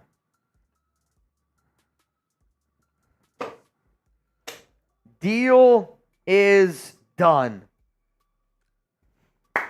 Oh, dude. Hate that. That trade for Sam Howell, I mean, if you didn't already know, they're going to be trying to get a quarterback. They receive. Now, let me know if you were Las Vegas, if you weren't able to get a quarterback in the draft, would you have made this trade? It's Sam Howell and a 4th-round pick for a 3rd and a 5th. So you're giving up a 3rd and 5th round pick, and you get Sam Howell and a 4th. And a 6th. So it's in essence 2 pick swaps. You're giving up a 3rd and a 5th, and you're getting back Sam Howell, a 4th and a 6th. Is Sam Howell better than Gardner Minshew? Do you have more confidence with Gardner Minshew or Sam Howell? Oh, that's tough. I think Sam, obviously younger, I think Sam might have more upside, but if you told me which QB I would win more games with the Las Vegas Raiders, I'm probably going to take Gardner Minshew. Like, I hear you that it's maybe a good value of sorts, right? Like for a guy like Howell, but like he's going to Seattle. He's gonna be their backup. Like Geno's their guy. Like the only way I'm gonna make a deal for a quarterback is, do I literally think that this is a QB that's good enough to get me to the playoffs? Like, I don't think that the Raiders with Sam Howell are good enough to get to the playoffs. I like Sam Howell. He could be a good player, but I might have more confidence in Gardner Minshew. What would you guys say? Who would you have more confidence in as the Raiders starting quarterback, Gardner Minshew or Sam Howell? Like, I could make the argument of, if you want to say, if Antonio Pierce has a long leash and you have the ability to take a chance, then sure, take the long road. Maybe Sam Howell can develop into a good quarterback. He showed signs this past year. Yeah. But we know that they don't have a long leash. Are you willing to bet your 2 years in the NFL on Sam Howell, and then that totally takes you out of realm, probably, of taking a quarterback in the draft? Because I don't see why you would have Gardner Minshew, Sam Howell, and Aiden O'Connell, plus then draft another quarterback. It's interesting, though. I'm not going to lie. It's definitely interesting. Wow.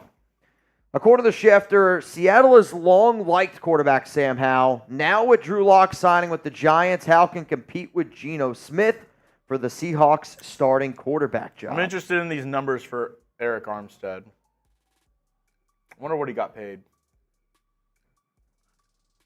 That was the big thing.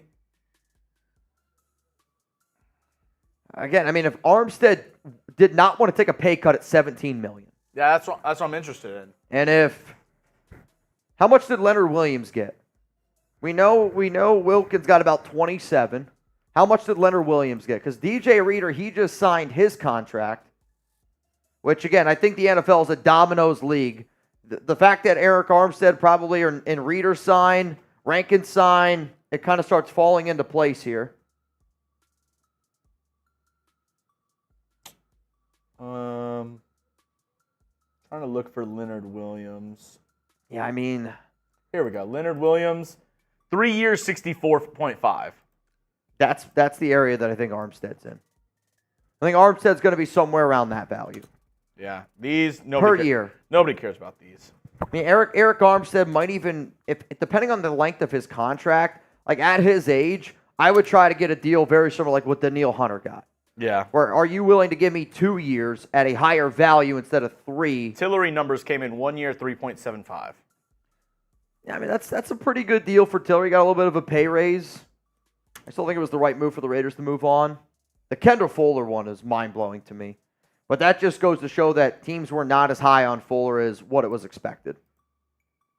So, I mean, that's what that tells me. Reader, 2 year, 27. I mean, that's kind of in the projected ballpark, but based off some of the other deals that we've seen, like I think Rankin's got 2 for 26. Like DJ Reader, I guess he struggled with injuries though, so maybe you're not willing to pay him as much because of the injuries. Antonio says Sam Howell to the Seahawks. Correct. Yep, that one happened now about 5-10 minutes ago. Maybe that's too long. Dude, I want the Raiders to do something. Eric Armstead. Okay, pick a QB, Howell or Minshew. I think it, like I said, if you're a team that has a long leash with your head coach, take a shot on What's Howell. going on? If you're somebody that you know for a fact, like you're the Raiders, I think for this Raider situation, the answer is Minshew. Yeah. But, I mean, what are you hoping? Realistically, I think you're hoping Sam Howell turns into Gardner Minshew. Howell's a better passer. I think he's got more ability with his arm. Have some super chats to roll through as well. I still do not have the details yet. All right, let's roll through some of these supers. What up, Chance? I still think we can get Arizona 4th overall pick. Make the damn call to Telesco. I would imagine they've made the call. But, like, why are you going to trade up to pick number 4 right now? Well, I'm saying, like, if you trade up to number 4 right now, and if all 3 of the top quarterbacks are gone, what do you do? You're going to trade up from 13 to get up to 4. You're giving up probably giving up 3 first-round picks, and then you're still not going to get your quarterback. Like, to me, the only way that you're trading up to number 4 is if it's on draft night. I mean, that's the only way you can do it to me. You either trade up into the top 3, or you wait until draft night and then hope one of those quarterbacks slides to number 4. What up, Raider fan? If you had a chance to be on a podcast with either Joey Diaz or Theo Vaughn. Joey Diaz or Theo Vaughn? I don't know who either of them are. Really? Nope. Theo Vaughn's a comedian. Same circles as like Joe Rogan and some of those guys. Okay. Joey Diaz, former UFC fighter, I believe. Another one of those. I don't know how to describe it. I mean, I'll be real with y'all. Like, outside of Raider stuff, I don't. Yeah. I mean, if I can go with the comedian, I'll probably rock with the comedian. I probably have seen their stuff, like, but just to be full transparent with you guys, like, we work so much every day. Like, when I go home, I'll watch cooking stuff, or, you know, I'll try to give, like, myself 2 hours, because I basically, the way that my day usually goes is I'll get up at, like, oh, shit, yeah, I know exactly who that is. Yeah, I'll pick Theo Vaughn. It's Theo Vaughn, then. Yeah, I watch this stuff all the time. My buddy is big Cajun guy. For people saying Joey Diaz is a comedian, no, he's not. No, he's not. Yeah, it's Theo Vaughn. I didn't know that. He's a comedian because some people think he says funny things, but he's not a stand-up comedian where I would go and watch him. No. I got you. I got you. Yeah, I guess I'm going to go with Theo Vaughn. But like I was saying, I don't pay attention to much things going on outside of Raiders. That's all. What? Oh, you're thinking of someone else? Never mind. Y'all are right. I was wrong. Well, now I got to look it up. Now I take back everything I said about Joey Diaz because he is a comedian and he's funny. Now I recognize him. I was thinking of a different Diaz. Oh. This is him. Yeah, I know who that is. Yeah. I'd probably still pick Theo. Yeah. What was I thinking of? There is a fighter named Joey Davis, which I don't know if that's where you went. I'm thinking of, who am I thinking? Maybe I'm thinking of the Diaz. Yeah, the Raider Nation said he's a legend. That's on me. My bad. I was thinking of other Diaz's. Believe it or not, pretty common name. Diana Rossini, the Miami Dolphins are expected to sign Deshaun Hand, who has been there before. Let's go to Buddy Bear. Don Julio's lightly seasoned tortilla chips. And F. Tom Brady. I feel like we've had this before. No? I'm saying like somebody has brought these chips up before. Maybe it was Buddy Bear. I think it was Buddy Bear, actually. Yeah, but you're not the first person to bring these up. Or maybe you are. I don't know. One of the two. Caleb. Toasted salt and vinegar Lay's. Oh, I tasted salt and vinegar Lay's for the first time 2 weeks ago. Now I eat 4 bags a day. The normal personal size.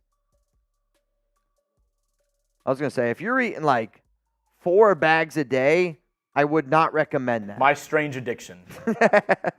Dude, some of those, like My Strange Addictions. I remember Caleb Scott Landry eats 4 mega bags of salt and vinegar chips every single day. He says he can't live without them. That's if I just feel like you, Martin, and the Geico Gecko just morphed into just one thing right there. Now, they are good chips. I do like salt and vinegar chips. I do. But they are also one chip that I'm very particular of. Like, I think good salt and vinegar chips are hard to beat. Bad salt and vinegar chips they're bad. The salt and vinegar has started to erode his tongue. Caleb Scott Landry says, I don't care. I love them. Let's go to 93. Nothing more addictive than Funyuns and hot fries. I don't. If you told me hot fries or Funyuns, I like I'm hot okay. fries and Funyuns. I like both of them. Yeah, I wouldn't. You got to pee? How about this? What would you pick? Hot fries or Funyuns? I got to pee too, so hurry up. Yes, really. How about this? Leave me with hashtag Raiders or Super Chat to get up here on the show. Here's what we'll do. If you send in a super, we'll get you back up on screen. Jeremy's got to go take a quick leak. If I see some good questions down below, I'll just start giving you guys some shout-outs. That way I know what to kind of find, and then when Jeremy gets back, we can kind of just reopen this conversation if that sounds good to you. Hashtag Raiders or Super Chat to skip the line. Chug's got to go take a quick leak here. But I also want to know hot fries or Funyuns if you had to pick. Because I don't really like either. Like, I love onions, but I don't love Funyuns. They're not even that fun. Like, let's be real here. Big Luck says hot Funyuns. See, that sounds better. I'm a big spicy fan now. Yeah, no Kendall Fuller. He ended up signing with the Miami Dolphins, 16.5 on a 2-year deal. Funyuns from Luis and Sienna. Ricardo said none. Both are trash. I kind of agree. Like, if somebody said, do you want Funyuns or hot fries? I'm like, honestly, I'm okay. I'm okay. Hot fries with cream cheese. I like cream cheese. What do we got here? We got, what would you give up to go get Lattimore is a question in here. Let me just see how much he's worth. Not worth, but like what his contract is. Because I'm pretty sure the Saints do have to eat a lot of this money if they trade him. I think actually Over the Cap might be down right now. Or just there's so many people going to it that it's not loading. Like, I'm clicking on Marshawn Lattimore right now, and I can't really get it to load. Oh, wow. This is kind of interesting for Eric Armstead. So, there were several teams in on the mix for him. Diana's saying that the Bills and Titans were in the mix for Eric Armstead, who just signed with the Jacksonville Jaguars. Also, on top of that, the 49ers and the Texans had a player-for-player deal in place. Armstead for Collins. That's interesting. But it fell apart after the Texans agreed to terms with edge rusher Danielle Hunter. That's a very interesting report right there from Diana Rossini. That is a really, really interesting report there from Diana Rossini. I'm not going to lie. In terms of Marshawn Lattimore, though, I do think one of the reasons why you can get him a little bit cheaper, I don't think it costs you as high as what it could be because the Saints are in cap hell. So if you told me I got to pay Marshawn Lattimore $20 million plus, again, I can't get his contract details to load here for me. He's a top 5 corner in the NFL. I believe so. And if you want to be physical and play like that press man style, you let Marshawn do his thing. You say, who do you want? You're going to take on the best receiver. You take on the best receiver. Everybody else knows their assignments. And with how good I expect our front four to be, that's going to be really, really tough to stop. I mean that. That's a really, really tough unit to stop.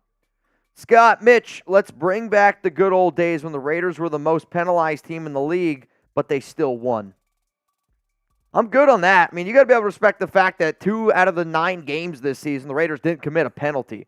I think that just goes to show how much this team loves and respects Antonio Pierce. And, when Antonio Pierce talks, people listen. I mean, the Raiders were only one of 7 teams since 1960, I want to say, to have 2 games in a season where no penalties were had. The Raiders did it in 9 games.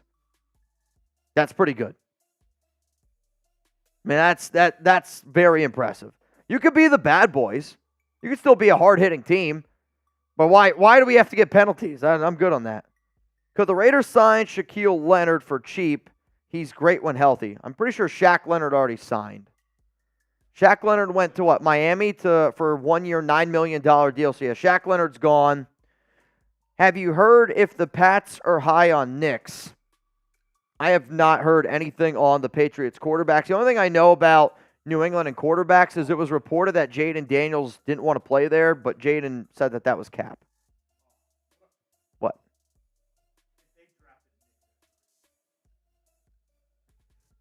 I was going to say, if they drafted Knicks at 3, I'd go live, but I'd already be live. I'm not kidding you. If the Patriots drafted Bo Nix at 3, I would rock a mullet. I'd rock a mullet for a month. I would try.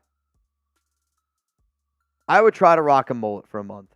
Or I'd just get extensions in the back of my hair. Yeah, I don't know what. Yep. What up, Antoine? What up, Raid? Juice89 said trade 13 and 44 to go up and get Daniels. That's not enough. I mean, 13 and 44, Juice, that would maybe get you to like pick 10, 9. If you trade your first round pick this year and your second round pick, I think that only gets you up to like 9, maybe 8. Now, I guess I could look at the trade value chart here real quick. I'll tell you where it gets you to. All right, let me see.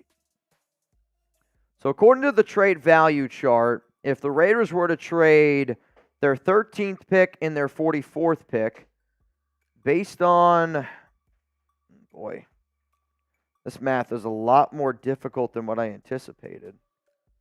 Plus, that would get you up to the 6th overall pick. So that would be where the New York Giants are at. And it's barely enough to get there. Again, if he's available and you want to go get him, go get him.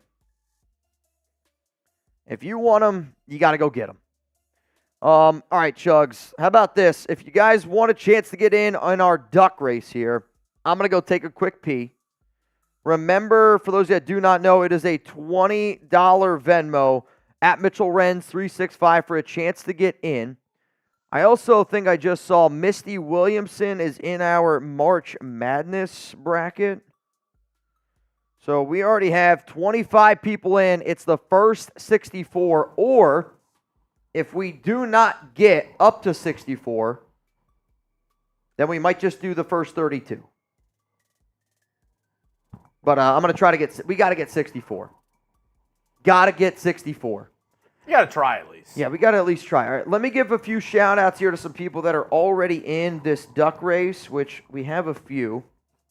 Jason EB. I got Champ Alta in. Jose Delgado is in. Cameron Abbott, you, sir, are in. Noah Santana is in. Chase Coe. Randall Carter. Mario Carabol in. I see Joe Mauld in. Graf is still holding out hope that the Raiders trade up to number 1. Graf, I'm sorry, buddy. Rodolfo Kemp.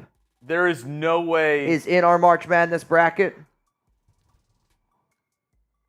I would say Williamson is in. The Raiders have a better chance of trading for Patrick Mahomes than the number 1 pick this year. No. Stop. It's about it. I mean, they're both 0. No. There is at least a insane chance that you could get the number 1 pick. Dude. Chicago's been trying to trade Fields for the past week. Dude. They've never had a good quarterback. It's not likely. But to say that there's a better chance that the Raiders trade for Patrick Mahomes is I think false. so. Yeah. That's false. I think so. No, you don't. There's no way you think What percent chance would you give them trading up to number 1? It could be 0.00001. Yes. Cool. Patrick Mahomes is a 0% chance. 0% chance the Raiders could trade for Patrick Mahomes. Well, then, okay. They have the same chance of trading for Patrick Mahomes that they do of getting the number 1 pick. I disagree with that. I don't think there's. There's not a single person out there that would agree with you. I don't think there's any way. There's nobody. You agree with me or Chuggs? I hear that it's not likely, but to say that it's the same chance is wrong. I would say it's the same. You're wrong. That's dumb. Rob said, somebody get Chuggs a beer. Yeah, that's just wrong. All right, here we go. We got some more people, and then I'm going to go take a quick pee here. Stephen Underwood is in. Isaac. Christopher. It's my neighbor. Luna is in. Josh Andres is in. And then Jose Corona is in. So as it stands right now, $20 Venmo for a chance to win $300. I'm going to go take a quick pee. All right. I got to go take a leak, man. That boot is kicking my ass right now. Dude, look at all these picks for the Commanders in the 2024 draft. Pick 2, 36, 40, 67, 78, and 100. 6 picks in the top 100. That's impressive. All right, I got to go. Absolutely bananas. All right. I'll just put this up so we have something to go to. All right. Hashtag Raiders. Let's see.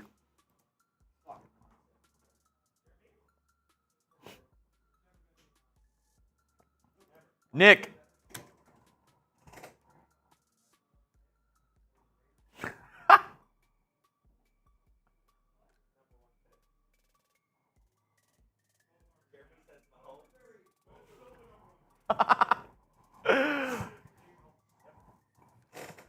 Mitch has never had a crazy take on here. Sorry.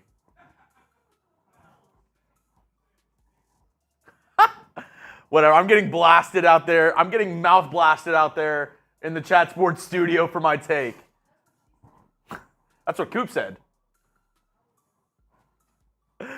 Thoughts on sticking with Munford at right tackle? I wouldn't mind it. Mitch isn't as confident as Munford that I am, but I think he could be a decent tackle option for them.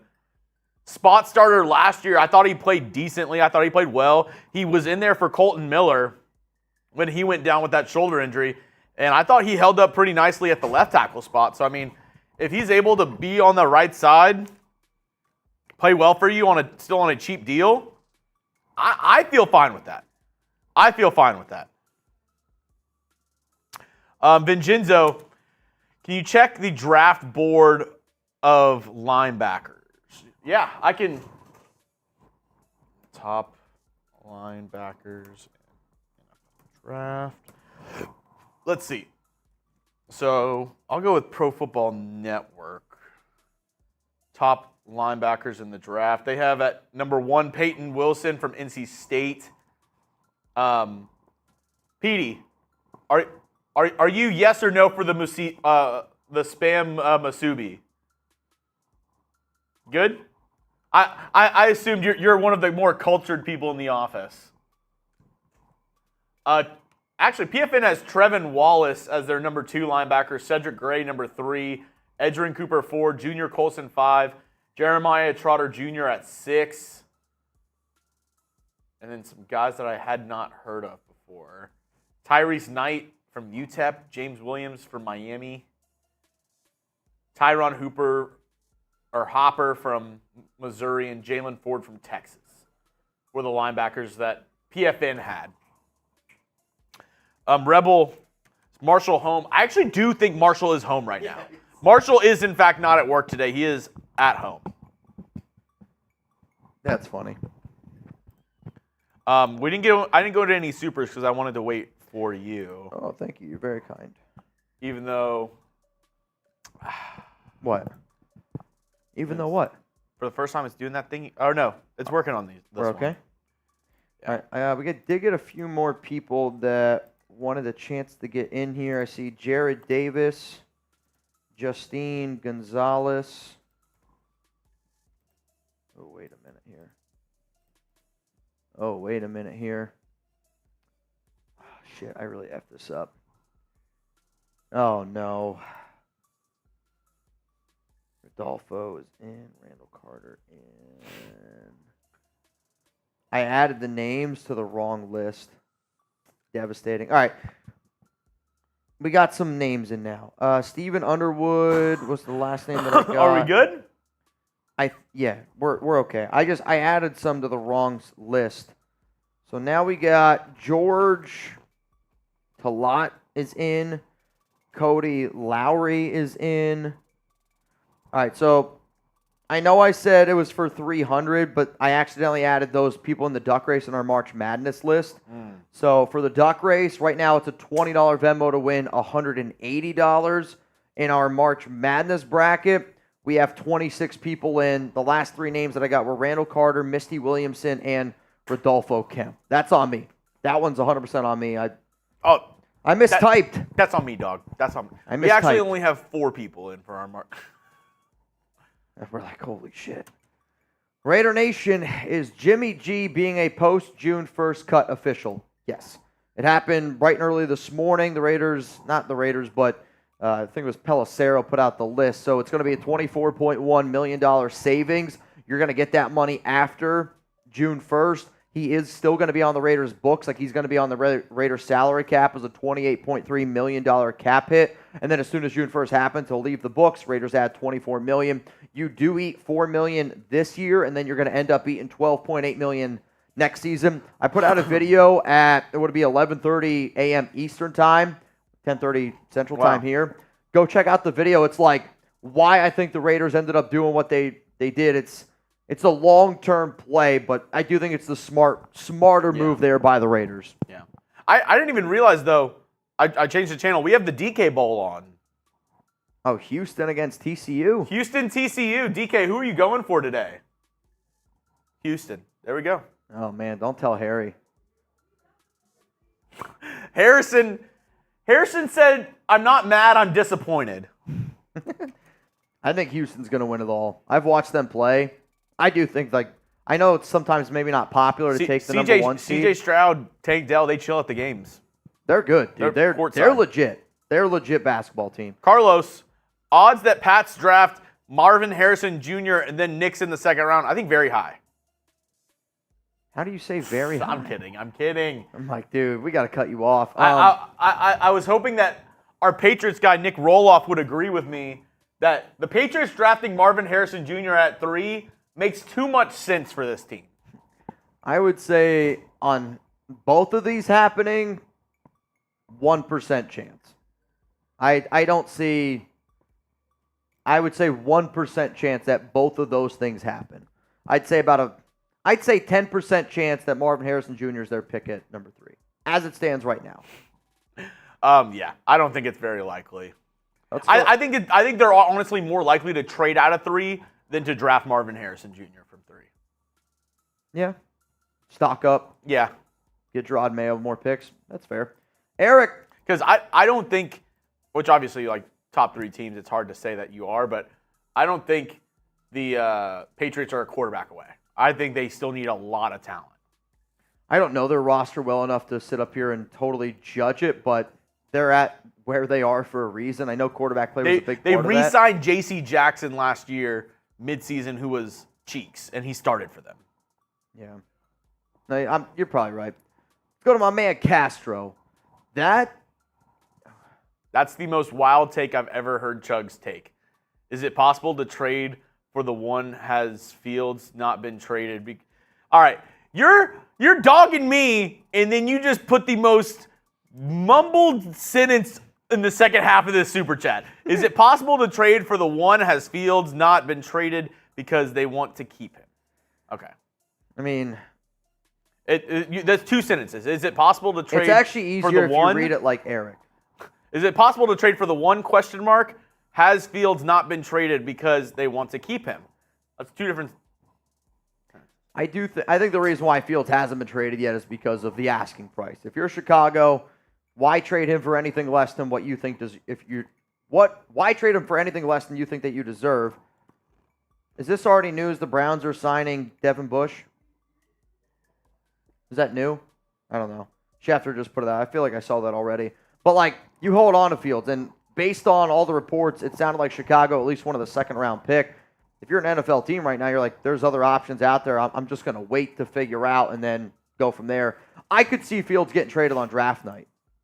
That's kind of where I think he ends up happening. Eric, you can't keep him on your team. Eric, I'm just joshing you. I ran out of space. I took out the periods. What do you mean you ran out of space?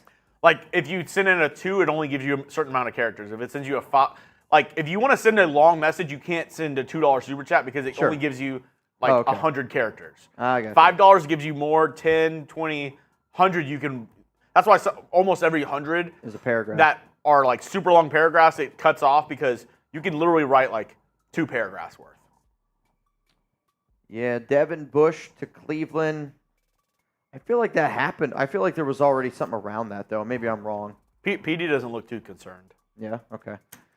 What up, John? Is there room in the March Madness list still? Yes, we actually have plenty of room, John. We have 26 people in. I need 64. Again, winner, it's a $50 Venmo. Winner gets... Same. This is for our 50-50 raffle today, but if you want to get in the March Madness, same exact Venmo. Yep. At Mitchell Renz 365, $50 to enter. David, no, the Raiders have not done anything today. Nothing yet.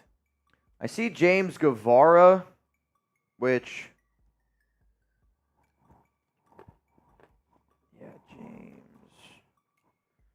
James Guevara just sent me 60. James, if you send me another 10, I can put you in the March Madness and the Duck Race. Or do you want 3 entries in the Duck Race?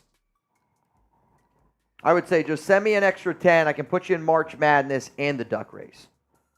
But you sent me 60. God, this must be how Tom felt. With? Just like nothing happening all day. Yeah, this is kind of brutal. Kind of brutal. I mean, I was definitely hoping there would be just something to happen. It's been another very, very slow day, unfortunately, in NFL free agency. I want to see, did those details ever come out for Armstead? No. I have not seen them yet. No. No, but Devin Bush did just happen. Okay. Let's say we do this in 10 minutes. Duck race in 10 minutes? I'm in. I'll put a clock. Sounds good. All right, y'all, we're going to do a duck race here in 10 minutes. So $20 Venmo to get in. If you want into the March Madness, it is a 50. Peyton Hurd, D. Raider Sienna, who's been here with us since we started the live show today at noon Eastern.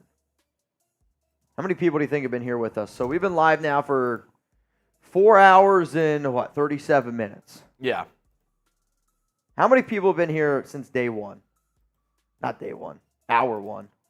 I got Luis Zalesbo, Misty, appreciate it. DJ Loaded, King Boo. I do remember King Boo earlier. Celtic Raider, I remember him earlier commenting. We got Beatbox, what up, what up? CG Sports was rocking with us. Raider Roger, Ren X, Peyton Hurd, what up, what up? Drake M, Coyote Schultz, I remember him earlier. Abby, Isaac Hernandez, Live Oakland Dreams. Love it. All right, I see I got a few more here. All right, so Guevara, I like it. James Guevara is in both of them now. Let's go. James Guevara is in both. I also see Jose Delgado is in our March Madness bracket. Somebody's going to go home with $1,600. That shit's going to be nuts. And then I see Andrew Barba is in our duck race here. Memo says, I'm on my honeymoon and I'm still in the chat. I actually respect it. I respect it. Where'd you go for your honeymoon? Babe, I don't know what's going on next door to us in this resort. But all I heard is, bang! Bang! Right? That's like one of those things like, what you think your husband's doing, but what he's actually doing. He's just sitting. Like, oh, what'd you come in on? Oh, it's just Chuggs. Tina, just subbed. That's what's up. Appreciate it. What up, Rich Wolf? DJ Loaded. Way better than DJ Snake, apparently. Yeah, absolutely. Absolutely. The real ones know. Do you guys hide the fact that you watch this show? Like, is it one of those things where it's like your guilty pleasure? Like, you know what? I like to listen to the Raiders Report, but in the corner by myself, usually in a Superman outfit. I'd be concerned if that was the case.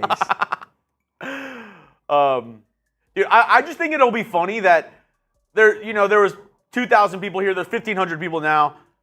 There's going to be somehow that one of these people come into a conversation about like DJs and EDM DJs. They're just being their open life. They're going to be at work. Somebody's going to mention DJ Snake and they're like, oh, horrible person.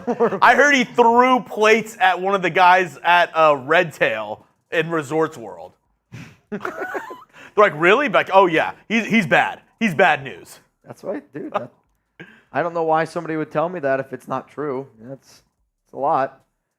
But I mean, right, though. I 100% believe it from that person. Like, there you go, dude. No way. That's craziness. All right, I just saw. That's actually really funny. The Jacksonville Jaguars have a picture of Mac Jones in a Blake Bortles jersey when he was a kid. That's kind of incredible, actually. That's wild. Martin Eli said, I want to be in both. I respect it. Martin Eli Zondo. Martin Eli Zondo. What a name. Scheffler said, get me in there. What's in your head? Though, Chef, you're not in our March Madness bracket yet. If you want in, $50 Venmo. We're going to do it probably next week sometime or whenever we fill out the 64 names. Winner gets $1,600. If you want in, Chef. Because right now we got 29 people in. We're almost halfway. Almost halfway there. Always living on a prayer. Are the Raiders going to sign somebody today? I mean, I need something. Need something. Let's roll through some supers here. Let's go to Mark. What up, Mark? Any news on Xavier Howard? With Fuller being gone, should Howard be the top target? I don't know if he should be the top target. I definitely think he is a target out there. I would say if I had to bet my money on what I think is the most likely at the cornerback spot right now, if you're looking for a legit like top corner in the NFL, I would say Xavier Howard, Adoree Jackson. Those are the top two. Richard says, I watch the show while my girl's asleep. I'm a bad man. I mean, what's funny is like a lot of times, like when I listen to a podcast or something, sometimes I'll do it in the shower, and I'm always sitting there like thinking like from our end, there's somebody right now ass naked in the shower, probably scrubbing their balls with some Manscaped, and you know what? They're listening to it. Or who's the guy that's probably, he's like, you know, it does work, and we're doing the 20% off. It happens. There's no doubt that it happens. Miguel. It does. Miguel, why are the Raiders not signing? Why are we quiet? It's not just the Raiders. I think everybody outside of maybe like the Commanders. I feel like the Commanders have been making a lot of moves. It's been kind of a quiet free agency. There's a lot more visits than have usually happened. Though there were some big moves today with Eric Armstead. Abby, how does she feel about my voice? What? Abby said, my girl don't like your voice, Mitch. That won't be the last time that I've heard that. I've heard it before. Though I will say that my voice sounds a lot different on here than it does in real life. Really? I think so. I mean, when I listen to myself on YouTube, I do think it sounds a lot different than the way I talk in real life. I mean, a lot of times like, I do try to enunciate, and it is honestly a habit. Like when you try to like put on, I'll call it your broadcaster voice to like really make sure that you're heard loud. It does sound different than if you're just talking casually. So that I know for a fact. All right, I see Edgar Gonzalez is in. The real cowboy. MD must have given Telesco a credit limit. Mark Davis is poor. You guys got to remember that. Doesn't have any money. Dude's poor. Edgar Gonzalez is in our duck race. Race, 3 minutes. People in our office have tried to tell us that Mark Davis is poor. I've heard it before. I don't know. I don't know if he's a very credible source, though. The guy who was telling us that. He crosses his legs underneath the table.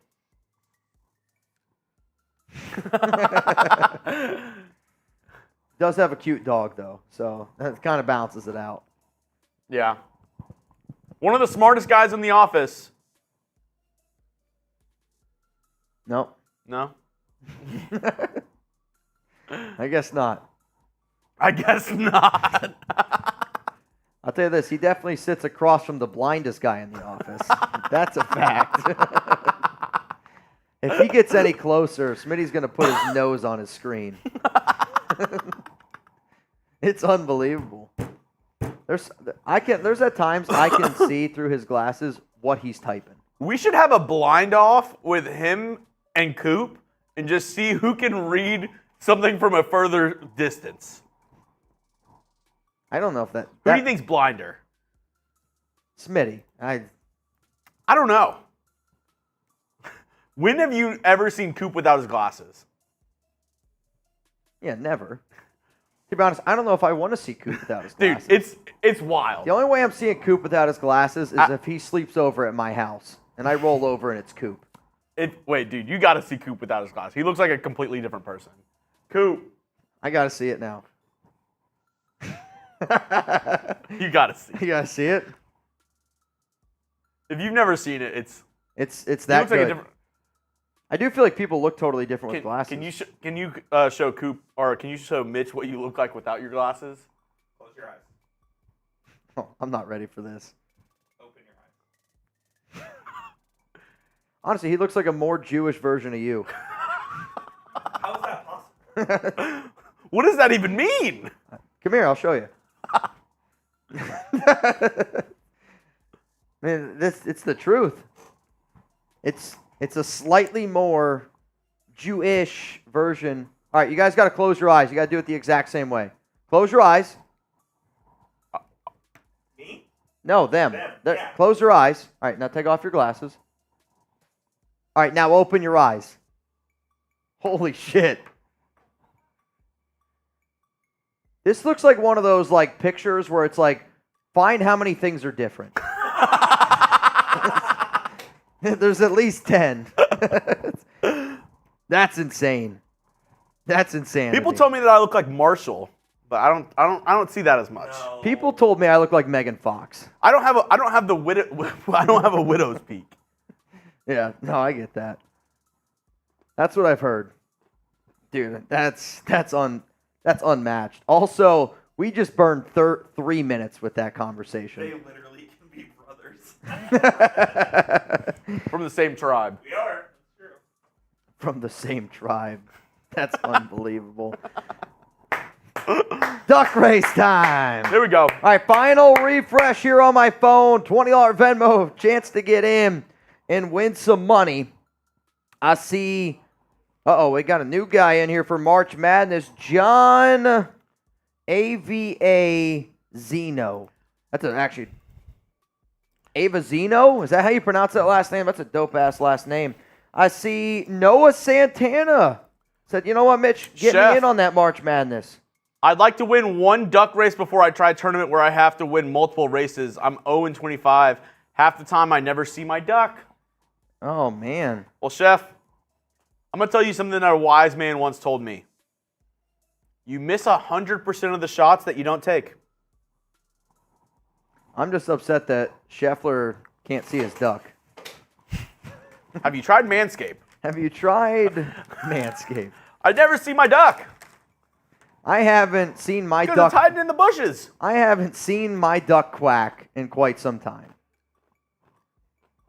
Okay, Chuggs, I'm going to send you the list of names here. So it's a $20 Venmo. And right now... Also, Real Cowboy. Holy shit, twins. The winner would get $260. $260 to the winner. $260 to the winner. Yeah, dude. Houston is putting it to TCU right now. Houston's up 42-19 over TCU. They're just so good. They are, though. You send it to TV? I did send it to TV. What's in your head? I also see, we're going to add a few more here. Davin Lopez in. Jorge Carta Deal, hopefully I pronounced that right, in. And then Tyler Whitehead is in. So now it means we have, all right, that's it. If you send in another 20, I'm putting you in our next race. Just so you know. If you send in another 20, I'm putting you in our next race. Unless you're Mount Raider more. Sure, unless you're Mount Raider more. But right now, it's 20 to win, $300. 20 to win, 300 bills. And see, this is going to prove it that it's not rigged. Because if it was rigged, I'd have John Scheffler win this one. Dude, if he wins, I'm going to laugh. If he wins, I'm going to laugh. That's what I'm going to root for Scheffler this whole race, just so y'all know. Joseph, the only way to get in is Venmo. You got to Venmo Mitch at Mitchell Renz 365. Correctamundo. All right, you ready? But also, we're doing it for the next one. So yeah, it'll be for the next race. They're all waving. Can you refresh them? All right, you ready? Yeah. 3, 2, 1, run it. And here we go. Out to a lead is Chef. Chef followed by, looks like Cardadil. He's starting to fall back here a little bit. I like the bike that Champ has. It's a pretty solid bike there. I'm not even going to lie. I kind of like where Chef is right now. Yeah, somewhere in the middle, creeping. Cody Lowry looks awfully cocky with those sunglasses. Jose Ramirez in it. Oh, Jason E.B. This is a back and forth race. Cameron Abbott from the back. Underwood from the dead. Champ. Oh, Chef's falling back. Champ Alta. I would say Edgar Gonzalez right now. Who's this? Jose Delgado? Jose Delgado now into the mix. Oh, man. Andres just fell back big time. I would say right now, Champ Alda, Jose Ramirez, neck and neck. Winner's going to get $300. This is usually when somebody just pulls up from behind. I don't know. Jose Ramirez, Chase Coe, Noah Santa. Happy holidays. No Santa. Sorry. Well, you're probably okay with it. No Santa with the win. You're probably okay with it. What? No Santa. No Santa. Chef, I'm sorry. And like I said, if it was rigged. It's actually Noah Santana, in case anyone's curious. Noah Santana. I like that this one does like a wheelie. That's funny. Noah Santana said, you know what, get me in. Noah, if you can confirm that you just received $300 from Wah, greatly, greatly appreciated there. If you could. If you could. NBK Stunna, don't do that to me. What? What? You just said they just signed Xavier. Yeah, dude. I mean, as soon as something happens, we will know. What do we know? Okay, I already got one for our next race. So we're going to do one more duck race. That's going to be at 5 o'clock. 5 o'clock. And depending on what happens, we'll do the duck race, maybe sign off. Yep. So the other things we have to do is we have to still do jumping jacks at the end of the stream. And then we have one more duck race. Jumping jacks, and then one more duck race. I think that sounds pretty good to me. And as it stands, we got another one coming in here, which is Joseph Stevens is in. Cameron Abbott wants 2. And then Cameron Abbott said he's going to give a spot to John Scheffler. And then Nathan Wolf. So right now I got Joseph, Cameron, Chef, and Nathan Wolf. Shout out to Lord Cameron Abbott. Said, I'm going to help Chef get a dub. Chef. Come on, Chef. All right, we're at 49 $5 super chats. So that's a lot of jumping jacks, dude. It's a rather hefty amount of jumping jacks. 49 times 5. 245. 245 jumping jacks. Is it a race? No, we're whatever we get, we're splitting it, and we're doing like we both combined have to do that many. Jesus. But that's still right now 125 each. Finesse Lounge, you in? Eric Castro is in. All right. We got 6 people in. $20 Venmo to win $60. We're going to do this one at about 5 o'clock. If you're a real one, that's an hour. If you're a real one watching at home, you'll be doing the jumping jacks with us. I like that. I like that. You like that. You like that. Chuggy Bowl also 70 likes away from another spin. 70 likes away from a spin. I know for a fact we can get there. I know for a fact we can get there. I also am going to give you guys a deal for the final hour of the show. I'm going to give you a deal for the final hour. I'll be curious to see how this one ends up unfolding. Texans, David Sharp, 2 years, $2.58 million. David Sharp, former Raiders offensive tackle, depth guy. So that's an hour and 4 minutes. Hour and 4 minutes. I was hoping that the Raiders would do something today. We will be alive again tomorrow, though, in case you guys are wondering. I'll just do it once it's okay. 10:59. I was like, where are we going here? I have to put the hour in, but... Mitch, that's why I called them twins. Chuggs and Coop look identical. I'll tell you this. Coop and Chuggs look this like a pink and a maroon shirt. Identical. All right. Pass rusher DJ Wonnum signing with the Panthers. 2-year deal.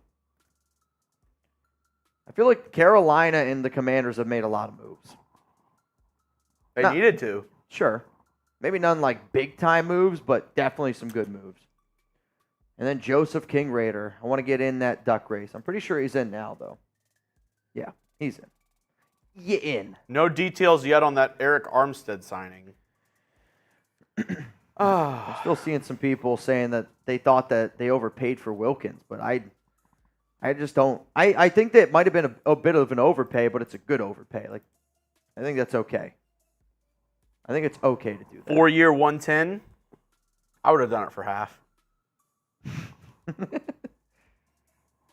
Honestly, I would have done it for that 0.75. Like, can I get on that? Yeah. I mean, because what? That's $750,000, right? Yeah. Yeah, I'd take that. 3 years, $250 a year. To play defensive tackle for the Raiders? Or it's technically 4 years, though. But, like, you actually have to play. Like, you have to go practice. You have to get your ass whooped every single day. Like, they're going full out, like, full on hard at you. Giggity. I'll have the tuna. I would say... I feel like... I'll tell you this, though. You would fake an injury. I probably would get injured. I mean, I don't even think I'd have to fake one. I think I would get injured.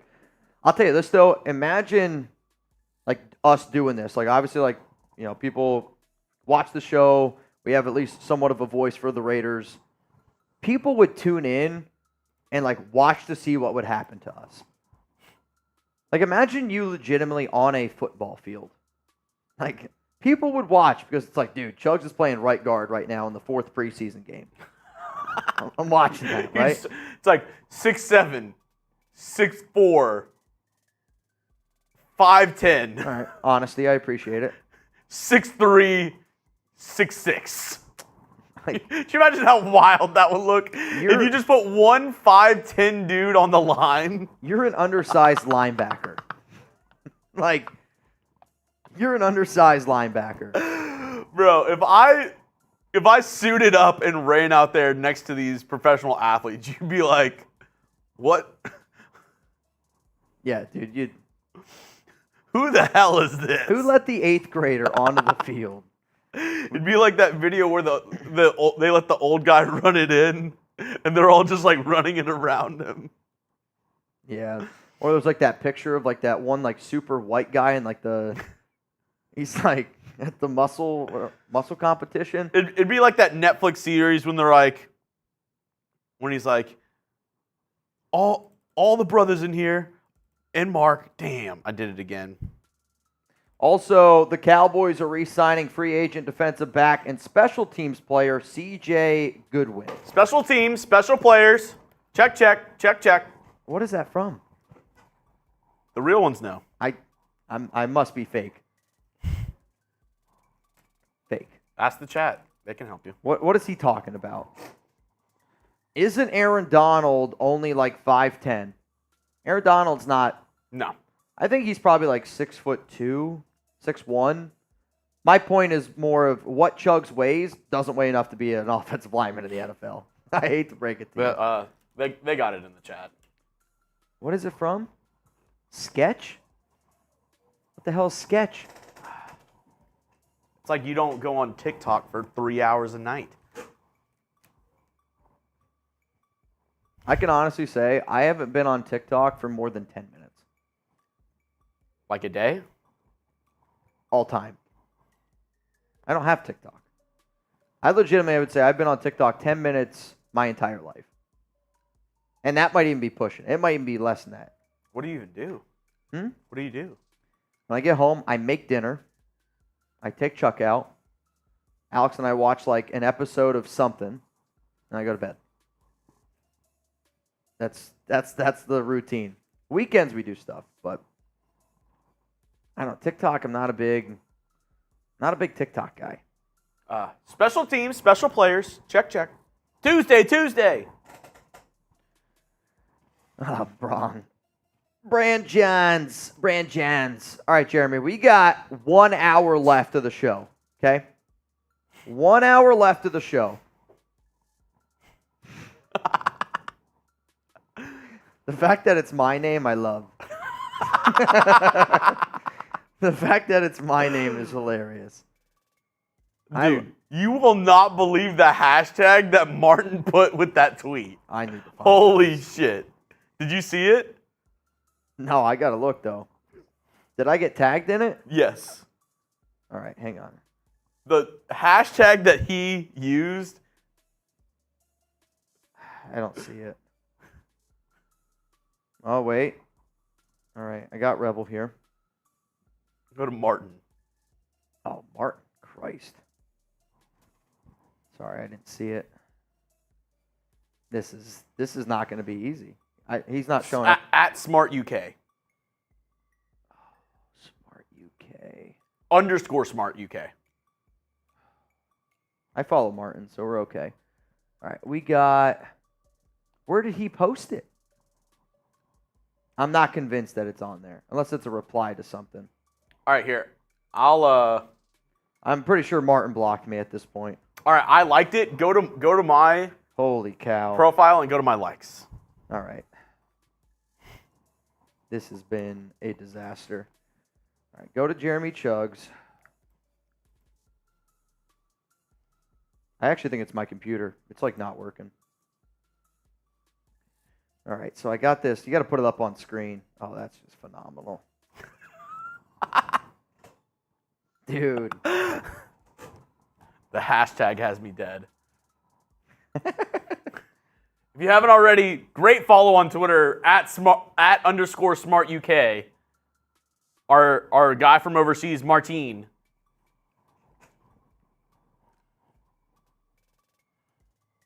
Oh. Forever Renz 365. Brandon Johns, Mitch, how do you not know who Sketch is? Lil Ab Boy. All right, we got a update here on Eric Armstead, and I'll be honest, man, it's a lot less than what I thought. 3 years, 51. So that's 16.5? Yeah. Right? Somewhere in 3 there. times 15 would be 45. So then 16 Yeah. would be 48. No, it'd be 17. All right, but 17 mil a year. Yep. For Eric Armstead. So he's basically getting the exact same thing as what he was getting. I know what I want to quote tweet this, but I don't feel like I can. So Isaiah Check. Tuesday. Special teams, special players, special plays. Yeah, I can't tweet that. I was just going to quote tweet it and put Smith-Schuster. The real ones know. Stephen Rockwell, Chuggs could be a long snapper. That's it. In the NFL? No. Yeah. In the NFL, maybe a holder. Dude, all I need to do is every time get it back there within 2-3 seconds on the dot. Bro, they're hopping right over you. You can't hop over the long snapper. That's illegal. Not with that attitude. Well, it's illegal. You get I know. you get a flag. I don't know. As much as I'd love for you to be in the NFL, I think holder is probably the spot. When did you realize, let me know down in the chat, when did you realize that you weren't going to make it into the NFL? Because every single kid wants to make it to the NFL at some point or a major sport at some point. You're like 8 years old, you're like, man, if I work really hard, I can make it to the NFL or the NBA. But like, when's the first time you were like, yep, I'm not making it? My freshman year in college. Easily. Really? Freshman year in college. Yeah, I mean, I knew I was a good pitcher, but then when you see guys that are just, you're like, that's unbelievable, and then they're not even good enough to play in the pros, you're like, yeah, all right, it's a little bit different. I've played against a few guys that have played professional baseball, and I mean, it's just, it's totally different. I never played football, so I can't really speak on that one, but all right, here's going to be my deal. The show ends in 53 minutes. You're going to like this next super chat. I'm going to like the next one? All right. Yeah. Here's going to be the deal. If you send in a 50, okay, counts as one bang. Counts as one bang. If you send in a 100, it's a beer bong, and it counts as two bangs. So if you want to get in our bang competition, 50 to get in, or 100 beer bong, and it counts as two bangs for only the final 52 minutes of the show. Frankie said the moment I got benched and I was the kicker. Yeah, I mean, basketball, I stopped playing basketball in high school. I only wanted to concentrate on baseball. I played a lot of baseball, though, in high school. We did, like, the travel team, so it was, like, every weekend we were gone. I was really cool with my basketball coaches in high school, and I made it until my sophomore year, and they said, because my team, or my class, we were so good at basketball. We made it to the state championship my senior year, and my coach, legit after the tryouts sophomore year, because freshman year I made it, sophomore year, after tryouts, he said, I'm going to be honest with you, like, you're good enough to make the team, but you're not going to play. Yeah. So you can either just like make the team and not really play, or you can do, I started doing like the PA announcing for them. Oh, that's cool. And then just kept on doing football. Yeah. So he was like, you're good enough to make the team, but like, he was honest. He was like, we're really good. Like, you're not going to play. Yeah, I mean, that's the honest conversation sometimes that you need to have. Though, I would still be like, I mean, in that career path now that you're at, like, it's cool. I would still, like, want to try to get that kid to play, though. I mean, the fact that Michael Jordan got cut, right? Like, it's... I mean, well, imagine if he's just like, all right, I'm not going to play. And the other caveat was there was a couple guys who only played basketball who were kind of in the same level as me of, like, they could make it or they couldn't, but they didn't play football. Oh, okay. So he was like, I'd probably give it to one of them, like, or you, but I just want to let you know, like, if you want to do this instead. It's an honest conversation. I think he was like, so I don't have to make the decision between you and that other guy. Yeah, that's fair enough. Agent, I was a pitcher. Because I went to a 6A high school, like the biggest kind of high schools in Texas. Yeah, in my graduating class, we had 800 kids. We had 800 kids. Maybe in my, I don't even know if we had 800 kids in my high school. Probably not, actually. We probably had 700 kids in my entire high school. That's wild. Yeah. So everybody really knew everybody. Oh, dude, it's crazy. When you watch a show that is like, you can't date anybody from the school without it being somebody's ex. I mean, everyone, you just know everything. I mean, it is the old school, small town, like, I mean, again, when I tell people like how small my town is, Uber's not a thing there. Like, you can't Uber. It doesn't exist. You just can't. If you do Uber, it's your cousin. You're going to wait like 25, 30 minutes, and it's a maybe. And if you're out past midnight, you're done. You're not. It's not going to happen. Do y'all have taxis? Cabs? Or how not do you? Really. No. You're just like. You want to go out? Cool. Somebody's got DD. That's what it is. What up, Nathan? You guys are becoming family when my son sees you guys and throws the fist down and says bang. That's freaking awesome. I know earlier, oh my God. I can literally picture the name, Brian Darr and his kids. Brian used to always send me videos, and it was like, he would send us videos like, at the time it was John Borelli, Mount Raidermore would bang, and his kids would be like, John Borelli, bang! And seeing that kind of stuff that's really freaking cool. But Nathan, I agree. I agree. I'll say this, though, Nate. I was going to say, if you want to send us your son's first name, then we could say his name and bang. But I also understand, like, if you don't want to put that information out there. So, up to you. Xavier Claw says, my hometown was 6,600 people. My hometown is just under 5,000. At least that's when I lived there. But there's a hospital in my hometown in Danville, and it's literally like, hospital probably has like 35, 40,000 workers in it, and the town's only Geisinger Medical Center. Like, that's it. Yeah. I mean, my buddies back home, you work at a chemical plant, or you're a nurse, or you're doing like Manscaped, lawn care. Only 3 professions. I mean, obviously there's more. no waiters. None. There's no barbers. Nope. That's it. That's all you get. Nobody works at the local HEB. I do know people though that have like worked like one of my buddies. He's basically been like the beer distributor in Danville for the past 20 years. He's had that job. One of my buddies, his family owns an OIP, Original Italian Pizza. Their family has owned that for 60, 70 years. It's just like you like know where to go. The only Asian restaurant in my hometown is called John's Asian Cuisine. That's a fact. And it used to be a Puffs, which is a place where you can go get like cigarettes and that kind of stuff.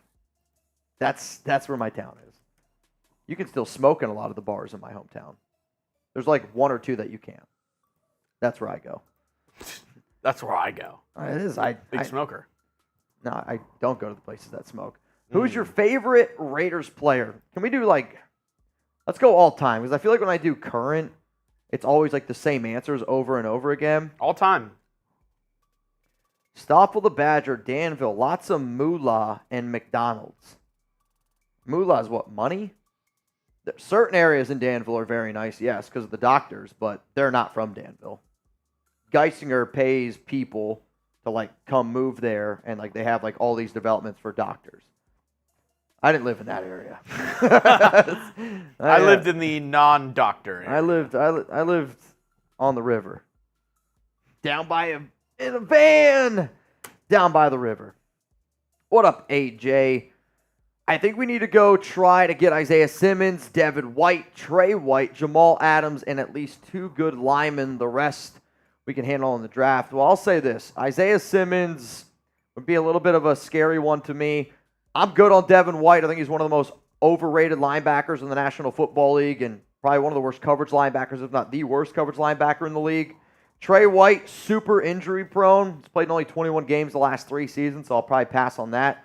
And I think Jamal Adams is maybe the most overrated safety in the NFL. So no disrespect to AJ. If the Raiders did this, I would be unbelievably mad. I don't think this would be a good move. Jamal Adams is basically Jonathan Abram. Trey White can't stay healthy. Out of all those, I would pick Isaiah Simmons. Would be the only one I'd be okay with. Now, obviously, if you can get like Devin White on like a $3 or $4 million contract, then that might change my opinion. But based on what I think you're going to have to pay for him, I'm not willing to offer him more than $5 million a year. That would be my opinion, though. All good. This is an interesting question. Adrian, What is your worst case scenario for the Raiders in the draft? I know we are all praying for Jayden Daniels. Worst case scenario. So Like, what would worst happen? case scenario that's like realistic? Round 1 and 2. What 2 picks or what 2 things would have to happen for you to give it an F or a D? If the Raiders take J.J. McCarthy or Bo Nix in the top 13 picks, I'm telling you right now, if it's Bo Nix, I'd give it an F. If it's J.J. McCarthy, C minus? I'd give it a D. I still wouldn't give it a C. You might be able to convince me that in 2 years he's an acceptable quarterback, but I don't know if Antonio Pierce is the coach. Like, I don't know if he's the coach. So I would say that would be the worst case scenario for me of, like, realistic. Now, obviously, when I say realistic, I don't think Joe Milton's going to get drafted in, like, top few picks. To me, the only way I'm giving a failing grade is if they drastically reach on a guy. Like, if they were to take like Xavier Worthy at 13. Yeah, you know what I mean? Like that would be, I'd be pissed off about. What grade would you give that? That's an F to me. An F? Xavier Worthy at pick 13 for the Raiders? Yes, that's an F. It's an F. You don't need wide receiver. And if you don't give it an F, then you're wrong. Somebody said Michael Penix. I'm okay. Like, Penix at 13 to me is still not the pick I would make. I would probably give it a C grade. Like, I wouldn't be excited about it. I could convince myself that he's going to be this great quarterback. Like, I know how to paint that picture. But I wouldn't be ecstatic about it by any means. Sign Howard or Gilmore to a 2-year deal and draft Cam Hart so they can help develop him. We know Telesco wants Notre Dame players. He does like Notre Dame players. Who's that running back from Notre Dame that you were telling me about? Audric Esteem, though, his combine was atrocious. Really? He is a very upright runner on top of that, but I think he's a lot better as a running back than what the combine showed. Kind of remind me of Kyron Williams, right? Or Kyron did not have a good combine. We're like, you know what, this guy's still a good back. I will admit I don't like upright runners. It's one of the reasons why I was a little bit lower on Rashad Penny than maybe some other people out there. But, yeah, I'd be curious. I like Cam Hart, though. You guys know that. All right, I got to go take a quick pee. Last one of the show, probably. Oh, my God. Bro, I've done 2 boots. I got to pee. Oh. I mean, Mitch, you gotta get this checked. You know, when you break the seal, you gotta get this checked, man. When you break the seal, you know. are like Tex right now. Welcome to Dallas. All right, Jersey. The last Tex. All right, here we go. Oh, well, Mitch is out right now. Not a lot going on. Been a real quiet day. What are y'all guys eating right now? What are y'all eating? What are y'all drinking? Let me know. If y'all haven't already, which on a day where there's nothing happening with the Raiders, nothing has happened at all, I imagine that almost everybody here is subscribed. But if you haven't already, go down and hit that sub button. Go to youtube.com/Raiders Report for daily Raiders news and rumors videos. We go live at least 3 times a week. Daily videos around the Raiders. Our draft is going to be wild. So, if you haven't already, hit that sub button. Let me know, what are you eating right now? I see cheesesteak from Fonzie, Chipotle from Dan. I see chicken corn chowder soup from Xavier. Wendy's from Adam.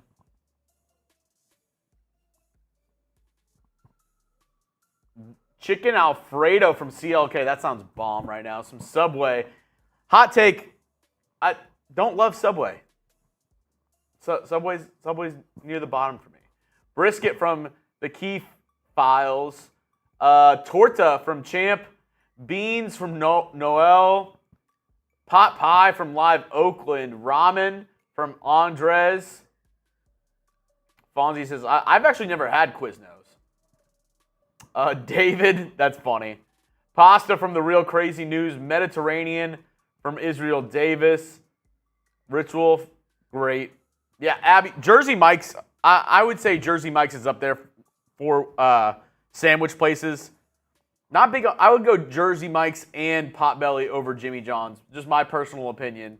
As the Jimmy John's king walked in as I said that. Green chili. Pho. Marshall, you get a little chop? You get a chop? No.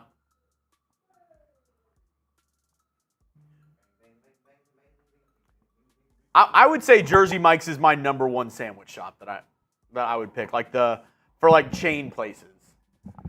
Jersey Mike's, Potbelly. Yeah. Then maybe Jimmy John's. Yeah, Jimmy John's is. And I'm not as crazy about Jimmy John's. I would take Jersey Mike's every day of the week over that. Yeah. All right, so the Houston Texans have just signed defensive tackle Tim Settle. So he was one of the backups. Bills. This past year, he was one of the backups, though, previously with the Commanders. He went to Alabama, and he was like behind when it was like Chase Young, Sweat. Oh my God, who's their main freaking defensive tackle? His name's. There were two guys ahead of him. Two guys. Settle, though, I actually think I don't know what the contract details yet are in for that move.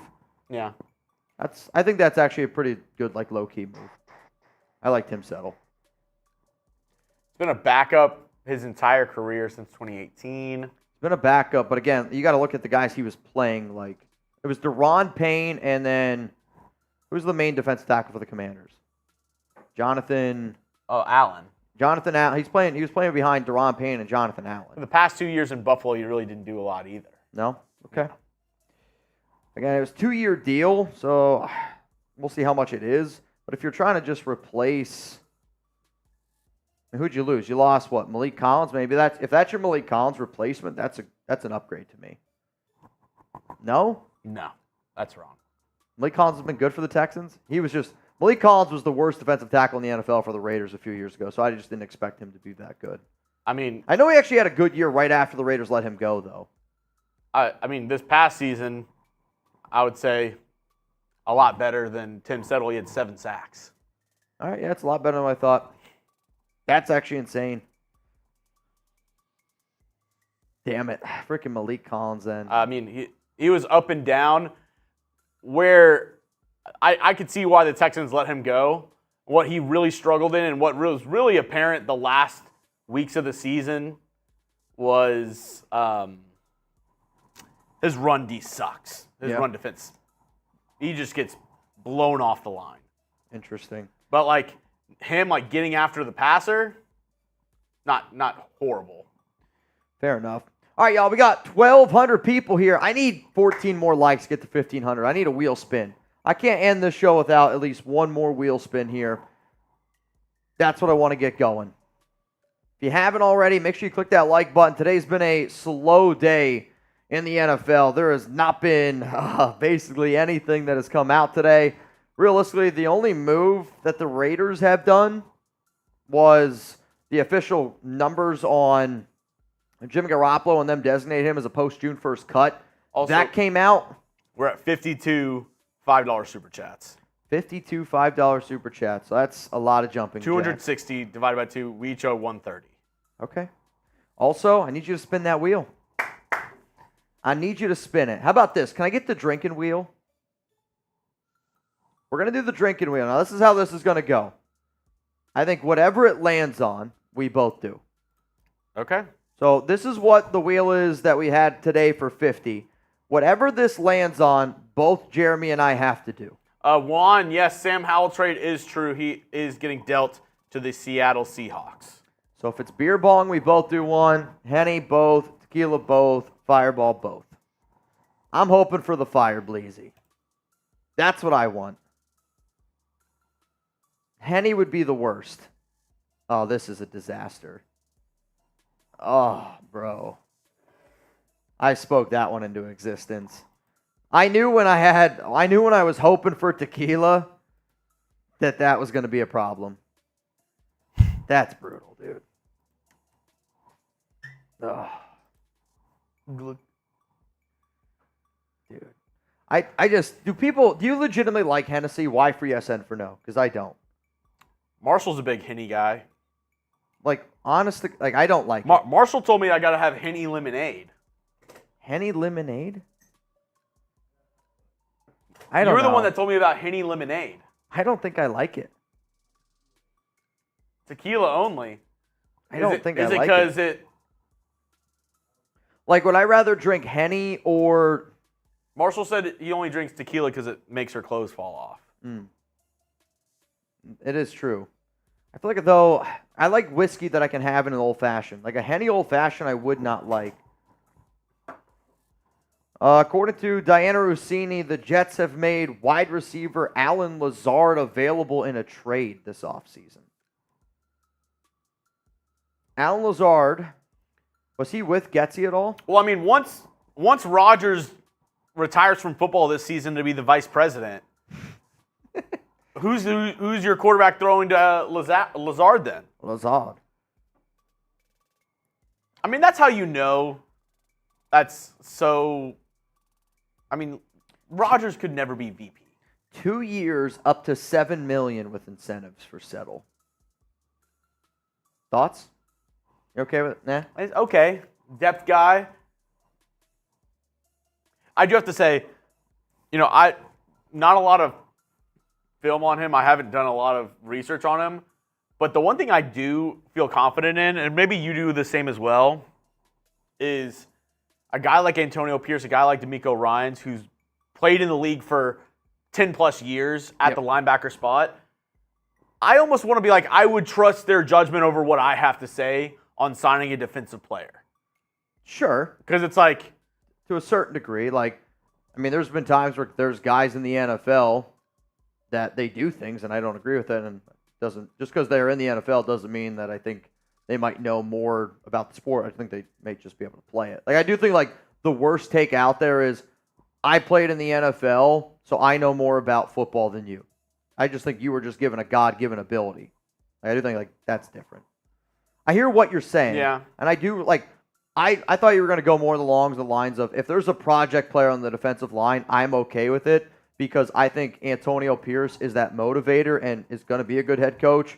But I also am so confident in Rob Leonard of being a good teacher, being a good head coach. You pair that with Patrick Graham, and I have so much faith in those three guys that if they make a move on defense that off the jump that I don't know if I necessarily love, I'm going to be like, all right, I thought Robert Spillane was going to be bad. He proved out to be a great player. I'm going to trust these defensive guys. Like, that's how I would view it. If you don't love a move, but you really just believe, like, in the staff, you're like, all right, I'll buy into it, and then I'll figure out a reason not to buy in. With, like, McDaniels, I was not afraid to just be like, no, that's a terrible move, because I didn't believe in anything that he did. Yeah. If it had a Josh McDaniels stamp of approval on it, wipe your ass with it, because it means nothing. That means about as much as Monopoly money. Shroot bucks. Shroot bucks are worth more than a Josh McDaniels stamp of approval. Daniel Jimenez, favorite tequila. Oh, dude, that reminds me. I forgot the mezcal again. I suck. I didn't want to say it. Yeah, now that he said that, I suck, dude. Ah, man, I got to try to remember it tomorrow. The problem is you guys just get me too lit. I go home, I eat, I go to bed, and I wake up the next morning, and I'm like, I got to get to work. That's the problem. Are you worried about how quiet it is? No, not really. I think it's just one of those things that... There's not a lot of people in our office right now. A couple guys came in late, so... We're in our own little room. I think in the NFL, this is strange. I mean, for as how hot it did come out for the legal tampering period to where we are right now, well, I think these last 3 days have been slow. Some of that might be because of illegal tampering. Maybe.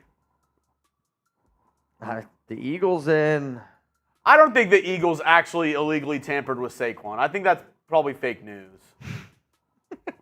He's just trying to get Marshall riled up. Tequila for me, tequila is a mezcal. I'm aware that it is a mezcal. I just know it tastes a lot different. I like mezcal. Yeah. Yeah, I think, though, sometimes there's certain times of the year, like, to me, as slow as what the cornerback market is right now, I do find that to be weird. But there's still a lot of good free agents out there, and there are a lot of players that are doing visits, which, if I was that's what I would do. I would try to do a visit with a team. Yeah. before I decide where I'm going to end up going. Mitch, how do you feel about Dalton Reisner?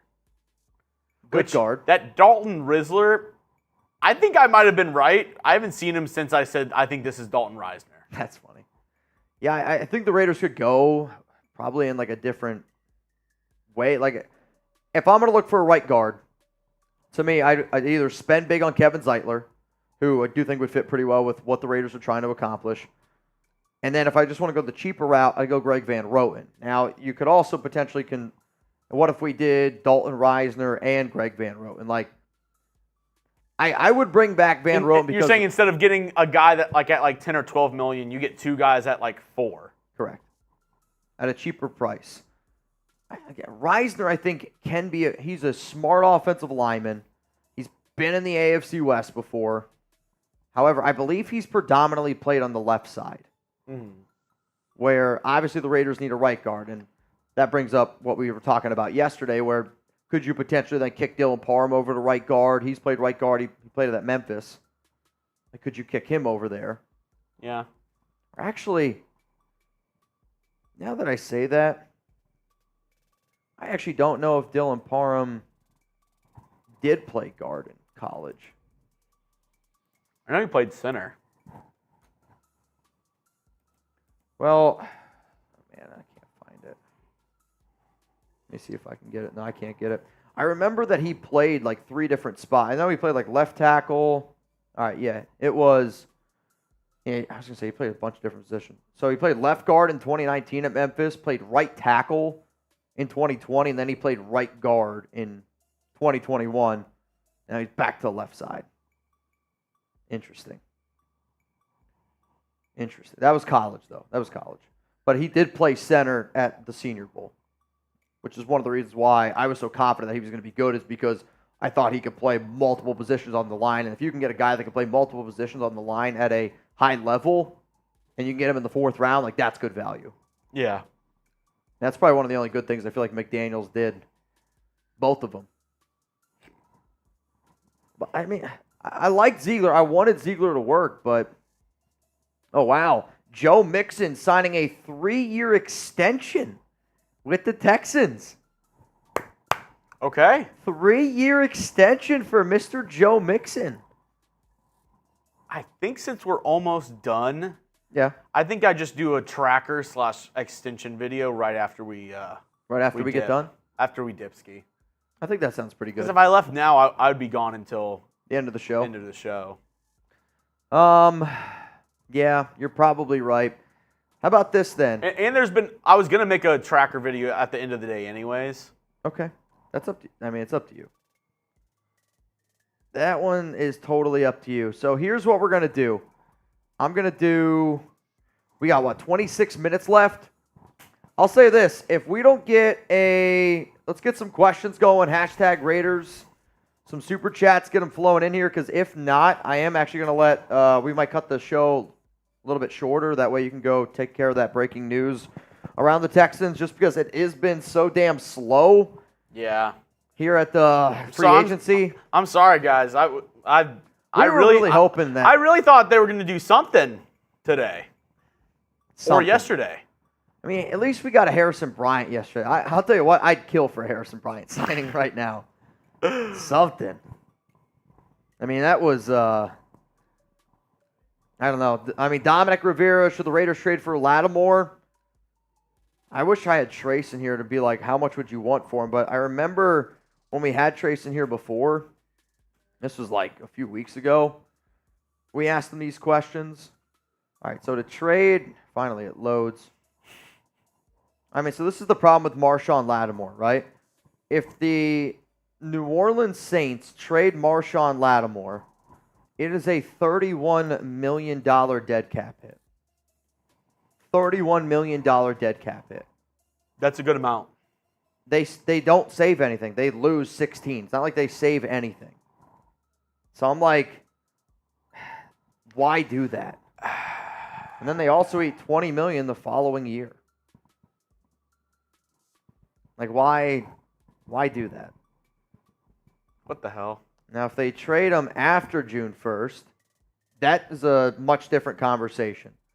if the Saints were to trade Lattimore after June 1st, they would save $4 million. They would only eat 10.6. So if the Raiders did want to trade with Lattimore with the Saints to go get him, maybe you do it after June 1st. Yeah. Yeah, probably something like that. Real Cowboy said McDumbass sucked. Wow, Joe Mixon. That's a lot for Mixon. 3 years, 27. That's 9. That's a lot, I think. I think Mixon's good. That's more than I would have given him. Like I will say, I've always been curious of how good of a running back is Joe Mixon. So actually, I wonder with that because if it's an extension. So how much was he set to make this year? Because then I kind of think you have to. Oh, I see what you're saying. To be honest, I'm dumb. I was thinking that they signed him. They traded him for a 7th round pick. Yeah. Yeah. So let's see. Yeah, I don't know. His salary this year is going to be $2.2 mil. So 2.2. So it's technically a 4-year, 29. Yes. 4-year, 29. So when you look at it like that, that's not as bad. I would want to know how much he's making. Like, can they get out of it in that final year? He's making 7.25 a year. All right, so it's below Swift and $13 million guaranteed, $10 million in the first year. So they bumped it up, but so I'm guessing that last year they could cut him probably with very little guarantees, sacrifice. Yeah. All right. It's a good deal for both sides. So 4 year, he's making about $7 million, so $1 million less than Swift and Pollard. But if I told you could have either Aaron Jones or Joe Mixon. I wanted Aaron Jones. I agree. I thought Aaron Jones was my favorite back to once the dust settled after the first day with all those guys signing. He was the guy who I wanted over Derrick Henry and anybody else. Yeah. That's why I was like, whenever he signed 1 year, $7 million, I was like, he must hate the Packers. I was shocked. He must really be, because I do think he could have gotten more somewhere else. I agree with you. I think he was like, F you for not giving me my money, cutting me and signing Josh Jacobs instead. Because say what you will about Josh Jacobs, it's not like the Raiders were like, we're not giving you this money, and now went out and paid a different running back a ton of money. That's what the Packers did. They said, Aaron Jones, we're not giving you a raise. Imagine your boss is like, we don't have the money to give you a raise, Mitch, and then immediately fire you and hire a new Raiders report host and pay him more. Yeah, no, I agree. I would rather have Aaron Jones than Josh Jacobs, especially on those contracts. I mean, it's not all that close to me. I do think Jacobs is the back I'd rather have just like in a vacuum, but you could also make the argument that there was no back that was better to finish the season last year than Aaron Jones. So I hear what you're saying, but OC Raider, what the hell are we doing? No moves today. I think we're just being patient again. I mean, if there are still good players out there, maybe you're just weighing your options here a little bit. I saw somebody ask, what's a bigger need, right tackle or corner? What would you guys say to that? What is the bigger need, right tackle or corner? Let me know down below. Because the way that I would say is, to be honest, the way that I would answer that question legitimately is, who do you have more confidence in? Because right now, the number one outside corner that we have is Jack Jones. Then our right tackle option is Thayer Munford. So if you're like, I'm more confident in Jack Jones than I am Thayer Munford, I would almost make the argument that then right tackle is your bigger need. If you're like, no, I'm more confident in Thayer Munford than Jack Jones, and I'd probably say cornerback is the bigger need. Yeah. So like, both are needs. Like they still have to address both of those positions. I would say though, like I would be more confident for like the Raiders to find a cornerback 1 in the draft than I would be finding a right tackle at 13. Like I would be shocked if I shouldn't say shocked. I do think Terrion Arnold has a chance to go in the top 13. But if you told me what's a better chance of happening, the Raiders getting a top right tackle prospect at 13 or a top corner, I might say corner. Like, I don't think Joe Alt's there. Olu's a left tackle. Could you potentially put him at right tackle? You said you like Fuaga better at guard. I said he could play guard. I would still play him at tackle. I think he's good enough to play tackle. To be honest, I think Talisi Fuaga is like a Jermaine Illuminor on steroids. Like bigger body. No, not actually. Still shorter arms. He's not actually on steroids. He's not Correct. saying he is Jermaine Illuminor. Still actually has on still steroids. shorter arms, but he's a dominant right tackle. OC, what the hell are we even doing? What the hell even is that? No moves today? Yeah, today's been a slow day, y'all. I mean, let's not even get it twisted. It's an interesting question. What? No, that has nothing to do with what we're talking about right now. Will any pitcher ever win 200 games again? I don't know enough about baseball. I don't have the answer for you. God, and you played it. I like football. I don't know. You played yourself. I also think it's that you want to talk about baseball, and I would almost make the argument now is more different. And like the stats are, though football stats, you can make an argument are very padded as well. Shane, I've been reading this for like the last minute, and I got to tell you, buddy, I don't know what you mean. Prepare to drink. Spartacus said nothing when the lion ate his wife. He was gladiator. I don't know what Shane's doing, but I want some of that. That's what I want. I've been trying to. I'm like, maybe I don't get the gladiator reference. Maybe I don't get the Spartacus reference. I don't know. I do not know what you're saying. Let's go ahead and get on with this 50 raffle. Let's do it. All right, final chance here to get in. $20 Venmo, and right now you'd have a chance to win. Right now, you'd win $80. Oh, he's saying we are going to make a big move like the quiet before the storm. Okay. I got you. I thought you were saying, like, we should get prepared to drink. I'm not going to lie. That's what I thought. That's what I thought as well. I was like, what are you about to do to me? Last chance. Last chance for you. Eric Velasquez, with Sam Howell going to Seattle, our chances at getting Daniels is much slimmer now. I mean, I actually don't think so. I think the Commanders were at all time getting a quarterback at 2. I don't think they were. I agree with Jeremy. I actually don't think the Sam Howell move has really any indication of what they're going to be doing this year. I mean, we knew that they were going to take a quarterback.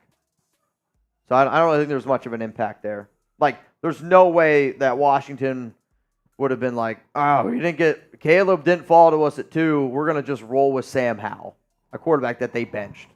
Nah. All right, Jeremy, I sent you all those names. I just hit refresh here. Oh, I just got a few more. I got one more. I got 2 more. Andy, you in. Amy, you in. I spelled that wrong. That puts us at 10. Shane says, glad he ate her, a dad pun. That's something. I see Scott Eckert is also in. All right, Jeremy, this is to win $110. I sent you the list. It's on TV. Yeah, I don't know. Shane, I don't know. I don't know. It's not me. It's you. You said you sent me the list? I sent you the list. Checked it. 11 people are in. Winner gets 110. Winner gets 110. And their bones, in their bones, in your head, I am Silver falling. and facts. Patient day today. I hope tomorrow's better. In your head. I will say, Jeremy and I, we won't be live Saturday and Sunday. Now, obviously, if like breaking news ends up happening, then we will. We gotta get one more. Tri-Van just sent one in. What's in your head? In your head. Yep, Tri-Van. Tri-Van, you in. All right, so winner gets 120. Who sings that song? Zombie. That's the name of the song. Who sings it? Oh, I have no idea. Zombie, zombie. No idea. Zombie. All right, we gotta shuffle these up. Based off the way the cars look. Oh, wait. All right. Scott Eckert's got, I think, an Audi. I'm going to go. Give me Amy. You're going to go Amy? All right, I'm going to go with Jason E.B. I think that's Andy. I'm going to go with Andy in that. They know down in the chat. They know who sings it. The Cranberries? You know what's a show that makes me think of that I used to like when I was a kid? Darian said, "Stop singing Chuggs. My wife is getting upset." Joshua said, "Chugg." My older brother name is Josh, so it might be him. He said Chuggs is annoying. Maybe. I'll say this: the Cranberries. Did you ever watch the show The Wild Thornberries? Love that show. Nigel. I love that show. Have you guys ever watched that? The Wild Thornberries. Love it. All right, let's run this bad boy. Winner gets $120. Trace, Dos, Uno, Gerard. Here we go.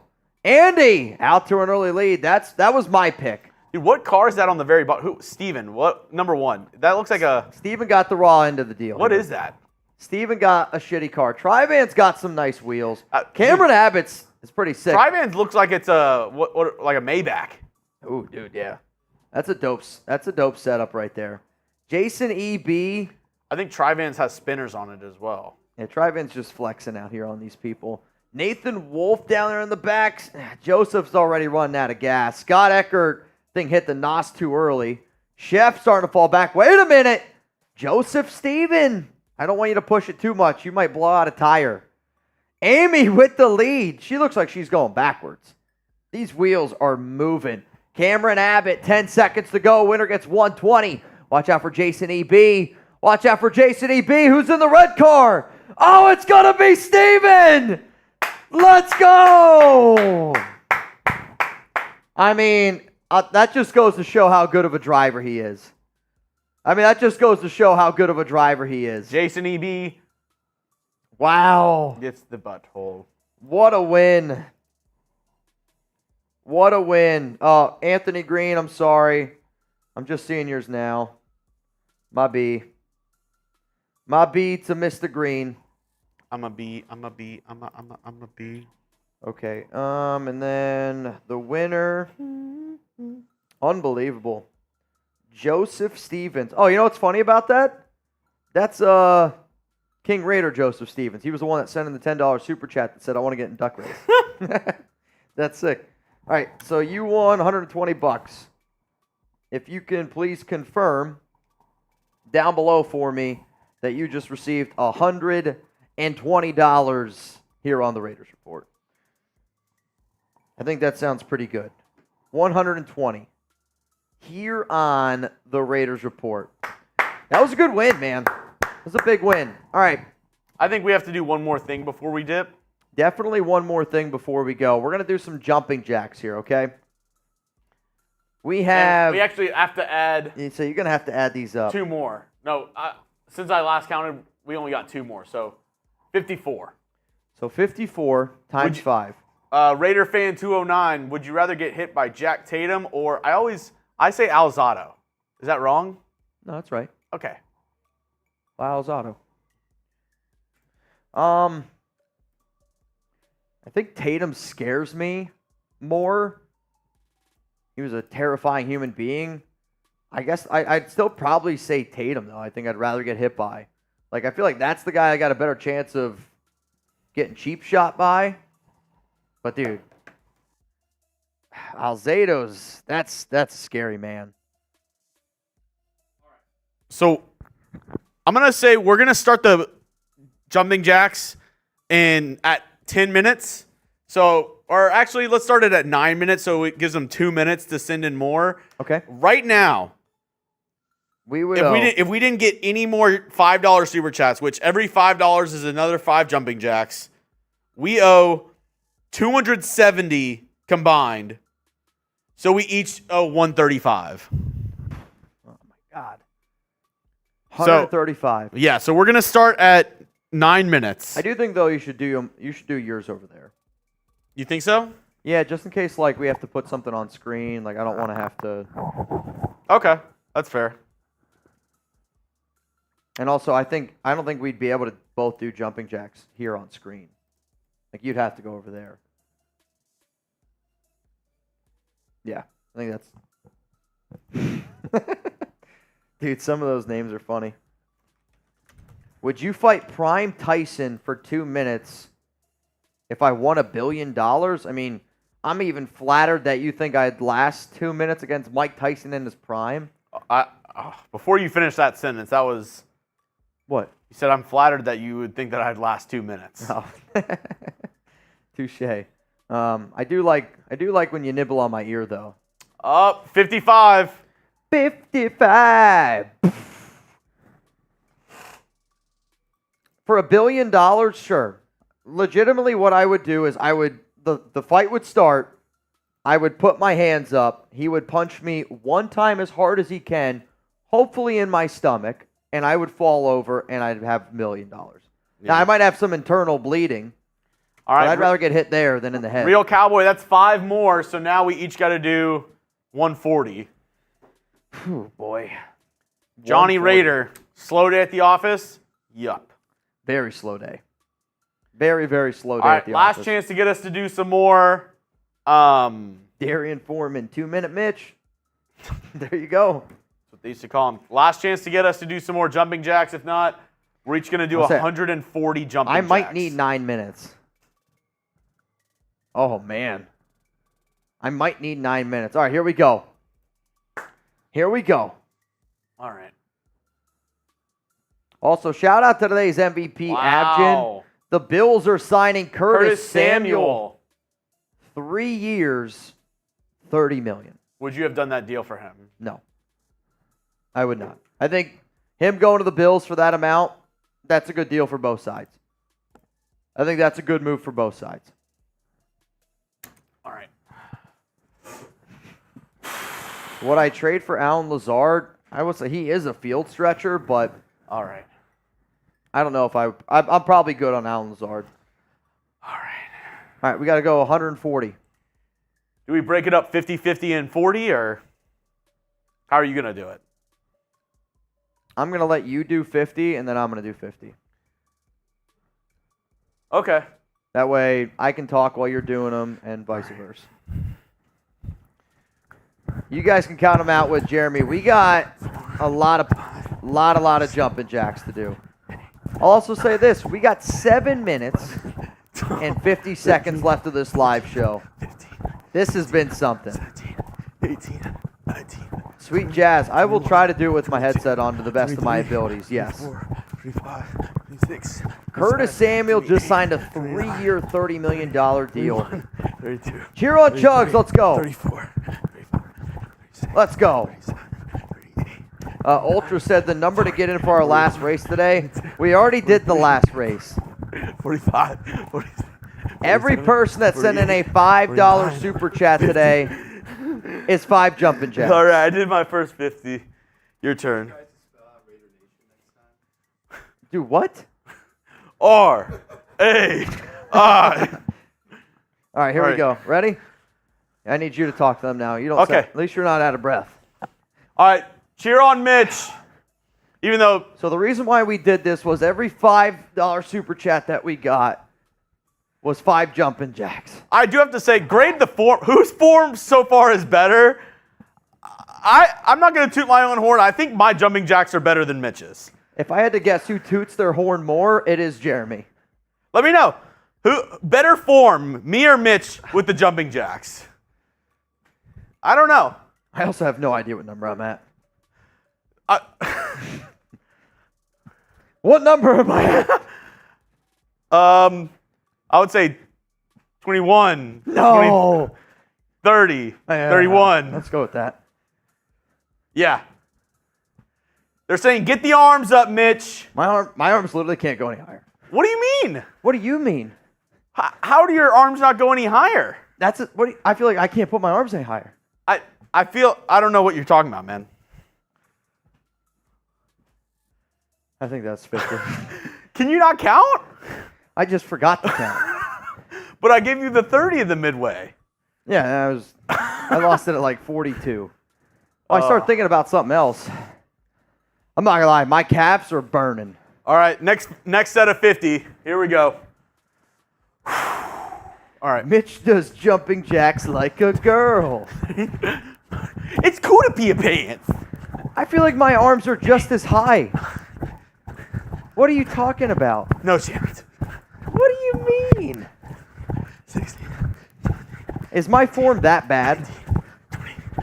It's pretty bad. Mikey G says Chuggs did better than you. I don't know, Blue. Big Luck says it's the shoulders. So Chuggs does better with the shoulders. I guess. I don't know. Mitch's chest is in the way. What? 49, 50. All right. Whew. Joseph King Raider Nation Stevens. Who won the duck race? You. Look at your phone. Check your phone. You're going to see $120 there. Johnny said, what the hell did I just join? All right. Big Luck says, I'll count Mitch. So today's show, every $5 super chat we got equaled 5 jumping jacks. All right. I'm counting on you. Your food's here. Your food's here. Marsh. All right. Ready? Raul's downstairs. Chef, I'm aware. Believe me. All right. Here we go. My hands are touching, though. They are. I don't understand. Marsh. Look at these jumping jacks. I don't think they're... Are they bad? What's wrong with my jumping jacks? I think I got to do them side by side for me to judge. Absolutely not. If you were at strength and conditioning and your coach saw you doing those jumping jacks. These are phenomenal. I'm like a synchronized swimmer.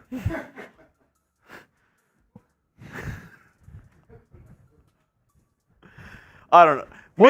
Mitch isn't even counting his own jumping jacks. I'm at 35. Okay. Probably. My calves are going to blow up. Oh, my Lord. Yeah, these are just... Oh, God. Mitch looks like he's swimming.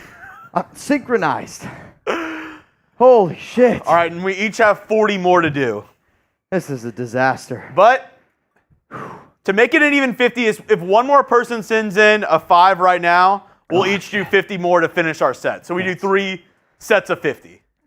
If one person sends in a $5 super chat, we each do our last set to 50 instead of 40. You know what would be really iconic? If somebody sent in a 100 and you had to do a beer bong.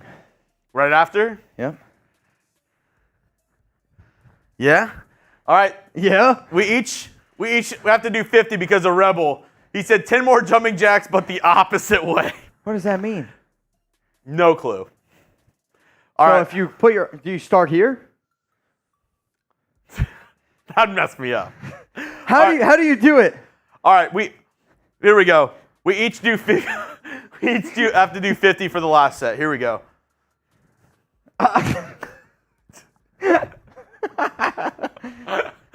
Honestly, how do you do jumping jacks the opposite way? So out. What if? No. I'm just gonna do 50 jumping jacks. That's what, right? The opposite way. If you put your arms together and your feet together, and then you go out and out, that's the difference. That's the difference. 18, yeah. You're making an X. Yeah, I think I figured it out.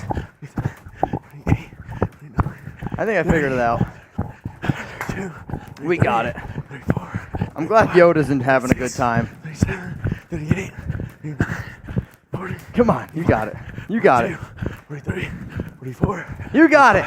46, 47, 8. Real question is someone going to make us do a beer bong? Let's freaking go. Let's freaking go. All right.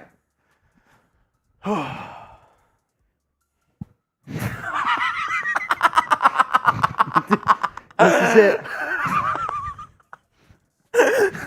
I don't know what you're doing right now. That's what it's honestly weird doing it the opposite way. See, this is normal. Oh, I hit my cord. I don't know what. Well, think about it. If it was... Oh! C! Raider! Bong! That's a beer bong. I don't know how many more I got. I think you have 30 more. That's a lot. That seems like too much. It'd be an awful idea if somebody else sent in 100 and I had to do one too. I agree. That'd be an awful idea. Oh, my calves.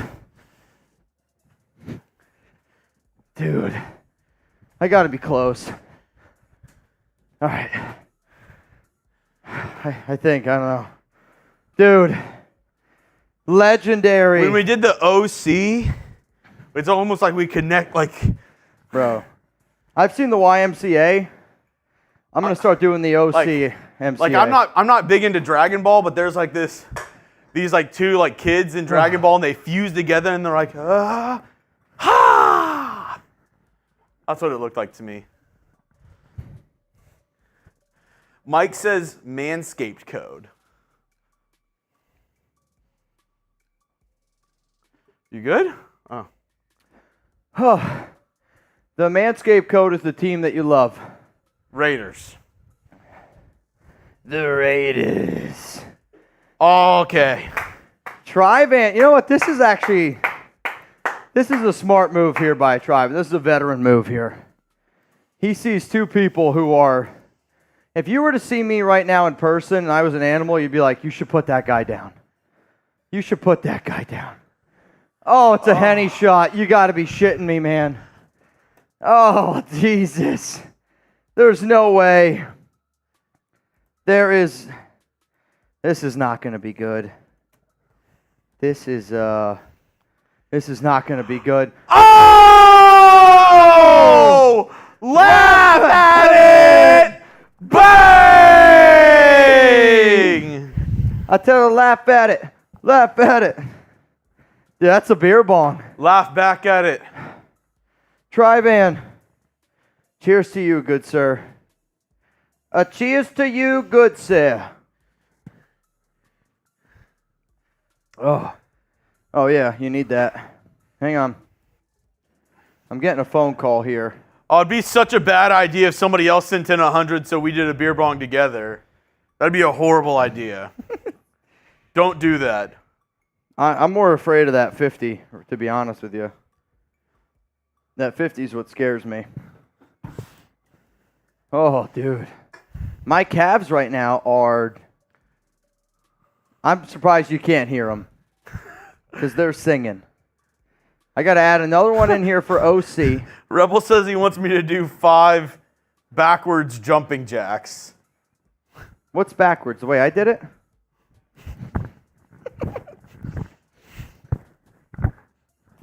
Laugh at it.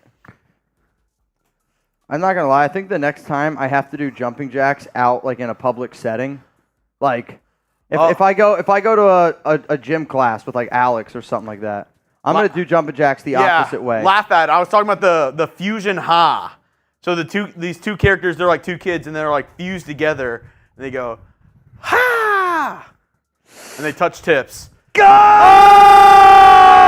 Oh! Shane Oshman! Bang! Shane Oshmagoshman! Oh, my Lord. I know we said we were about to leave. Dude. But I also gave this deal at the very end of the show. I really haven't said it much since then. Oh, boy. We are 500 away from 2K. We haven't hit it. Oh, we have not hit it the past 2 days. It's been slow in free agency, and I get it. I'm willing to offer 2 things if we get there. 2 things. 1, boot race. Oh, man. 2, we're wearing jorts tomorrow. Jorts. We're wearing jorts tomorrow if we get it for Gardner Minshew. Did my tweet get 5? Because then I'm just by myself. Oh, dude. A boot right now would not be... That would be something. I'll tell you that. That would be something. That'd be a bad idea if we did it. You're not lying. I'm not. I'm a human. That's a good dad joke. Take a shot if you were watching. He said, remember the mezcal. The mezcal. I will do my best to remember the mezcal tomorrow. All right. Or, I was going to say, we could extend the show for bangs. That's your call, though, because you got that other thing you got to do. Well, I'll put 5 minutes on the clock. If we get a bang, another 5 until we get to 2K, and then we'll do a boot race. If not, all right, we got to run or turn the studio over. Oh, dude, this is gonna be something here. All right, you ready? Breathe in, breathe out. All right. All right, here we go.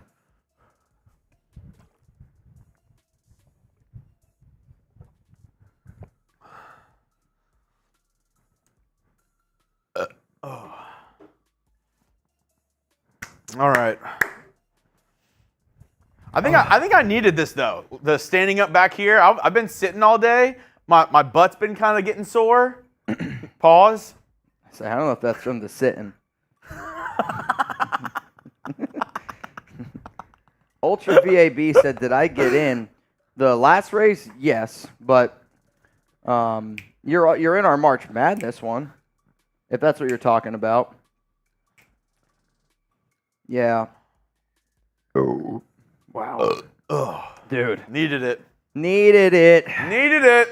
All right, Jeremy. The plan for tomorrow is we are going to be live here tomorrow, probably same time. Let's go noon again. We'll be live here on the show. We'll have some other content that we'll be able to break down for you guys as well. Just keep that in mind. But today, slow day for the Raiders. Pretty slow day in the NFL. Sam Howell got traded. Desmond Ridder got traded. Eric Armstead ended up signing. Besides that, did anything else major happen? Kendall Fuller ended up signing. Ooh, Mekhi Becton visiting with the Bengals. That's kind of interesting. That could be a really interesting fit there. Raiders Friday happy hour tomorrow. That's right. That's right. So here's the thing. I think that fat lady's singing a little bit here. Yeah. I think that fat lady's singing a little bit I think she here. is. Okay, y'all. We're going to get out of here unless you want us to stay live a little bit longer. Then we will extend the watch. If not, then I think we're going to get on out of here, skedaddle, just because we do have a lot of other things that we need to do. Did you just put this show ends clock up there, or is that what you've had? I actually just saw that. Mm-hmm. All right, so the show will end in 2 minutes. Because I told them I said I would give them 5 minutes to okay, that's to on bang. me. That's on me then. Laugh at it, send a super. Will Duncan send a super? Keep waking up, waiting on a big deal or any deal from the Raiders. Come on, boys. Guess it's better than signing duds, though. Well, and what actually, which, I mean, maybe for us as a content creator, like doing the live during the day, it kind of sucks. But the good news for the Raiders is that other teams haven't been making a lot of deals either. That's true. I So mean, there are still a lot of names out there. It's not like everybody else is signing players and the Raiders are the only ones that aren't. And they at least made a big move already by getting Christian Wilkins. What? I'm reading the old dad joke by Oshman. Spartacus mad the lion ate his wife. No, he was glad it ate her. I get it. Uh-oh. Oh. Is something happening here with Chuggs? What? What? Oh, I just saw somebody quote tweet like your Jeremy thing, and then Raider Cody just said, "Come on, Chuggs," the Dak Prescott thing. That's funny. That's funny. I didn't see that. He just did it. No, it's funny. He said, "Come on, Chuggs." But again, people know. Some people know it's real. Some people don't. Also, Will. I was talking to Will on Twitter. Elite beard game. If you look at his Twitter pic, it's the same one as that. Elite beard game. Elite. For a second, I forgot we were talking about this Will. Oh, I would say that one. No, I don't think. Yeah, I was like, I don't not think he's got really. an ounce of facial hair on his body. No, he did. It was just very thin. Yeah. That's thin facial hair. in your 20s, I feel bad. Drake said you're at 310 likes for the jorts, so you might not get there. Yeah, I think I'm all right. I think I'm going to be safe. One Son's jacked up says, how much for a boot? 100 to extend the show. We need 500 more to get to a boot race. Yep, that's pretty fair. Though, if we got a 200 right now, I would do a boot. And then if we got another 2, that'd be a boot race. Yeah. And then if we got to our mark, we get to wear jorts. Show ends here. All right, so here's the plan. Plan is this. Tomorrow, we're going to be live tomorrow at noon, okay? Going to be live tomorrow at noon. Eastern time. So still pretty early in the morning for all y'all. If any breaking news does end up happening or end up going down, we will be making a video here live. Like if we got to come back into the studio, we can. If it's like Raiders sign Harrison Bryant, I'll probably just make a video at home. So just like that'll be on the lookout. Like if the Raiders were to sign Xavier Howard, I would come back into the studio. I'd go live. If it was a minor move, then I probably wouldn't go live for that. So we'll be here tomorrow, noon Eastern time. Again, another pretty damn slow day, which is really frustrating. I was still hoping the Raiders would do something. But like Jeremy said, I'm not really going to hit the panic button just because not a lot of other NFL teams did really anything the past 2 or 3 days. So the Raiders still have money. We're all good. Can't control life said, did I miss the jumping jacks? Yes. I don't know how. It was like 10 minutes of jumping jacks. I don't know how you did that, but it is what it is. So, Ty, you know, he's trolling. Oh, okay. Somebody just said, oh my God, a deal just went down. Yep. Somebody asked, what did Wi-Fi do? He basically insulted Amy Trask. If you guys go on Twitter, you can check out the story yourself. But yeah, you don't shit on Amy. I think she's like the queen. You don't shit on the queen. All right, we're going to head on out of here. From Jeremy Chuggs. If you guys have not already, hit that subscribe button. Turn on those notifications. And I want all y'all to enjoy the rest of your night. Hopefully the Raiders end up getting a deal done just because I want some of that feeling back. I want some of that excitement back. Hopefully it happens tomorrow. Raiders Friday happy hour. Got a bunch of deals. I'll remember the mezcal. We'll see you tomorrow, noon Eastern time.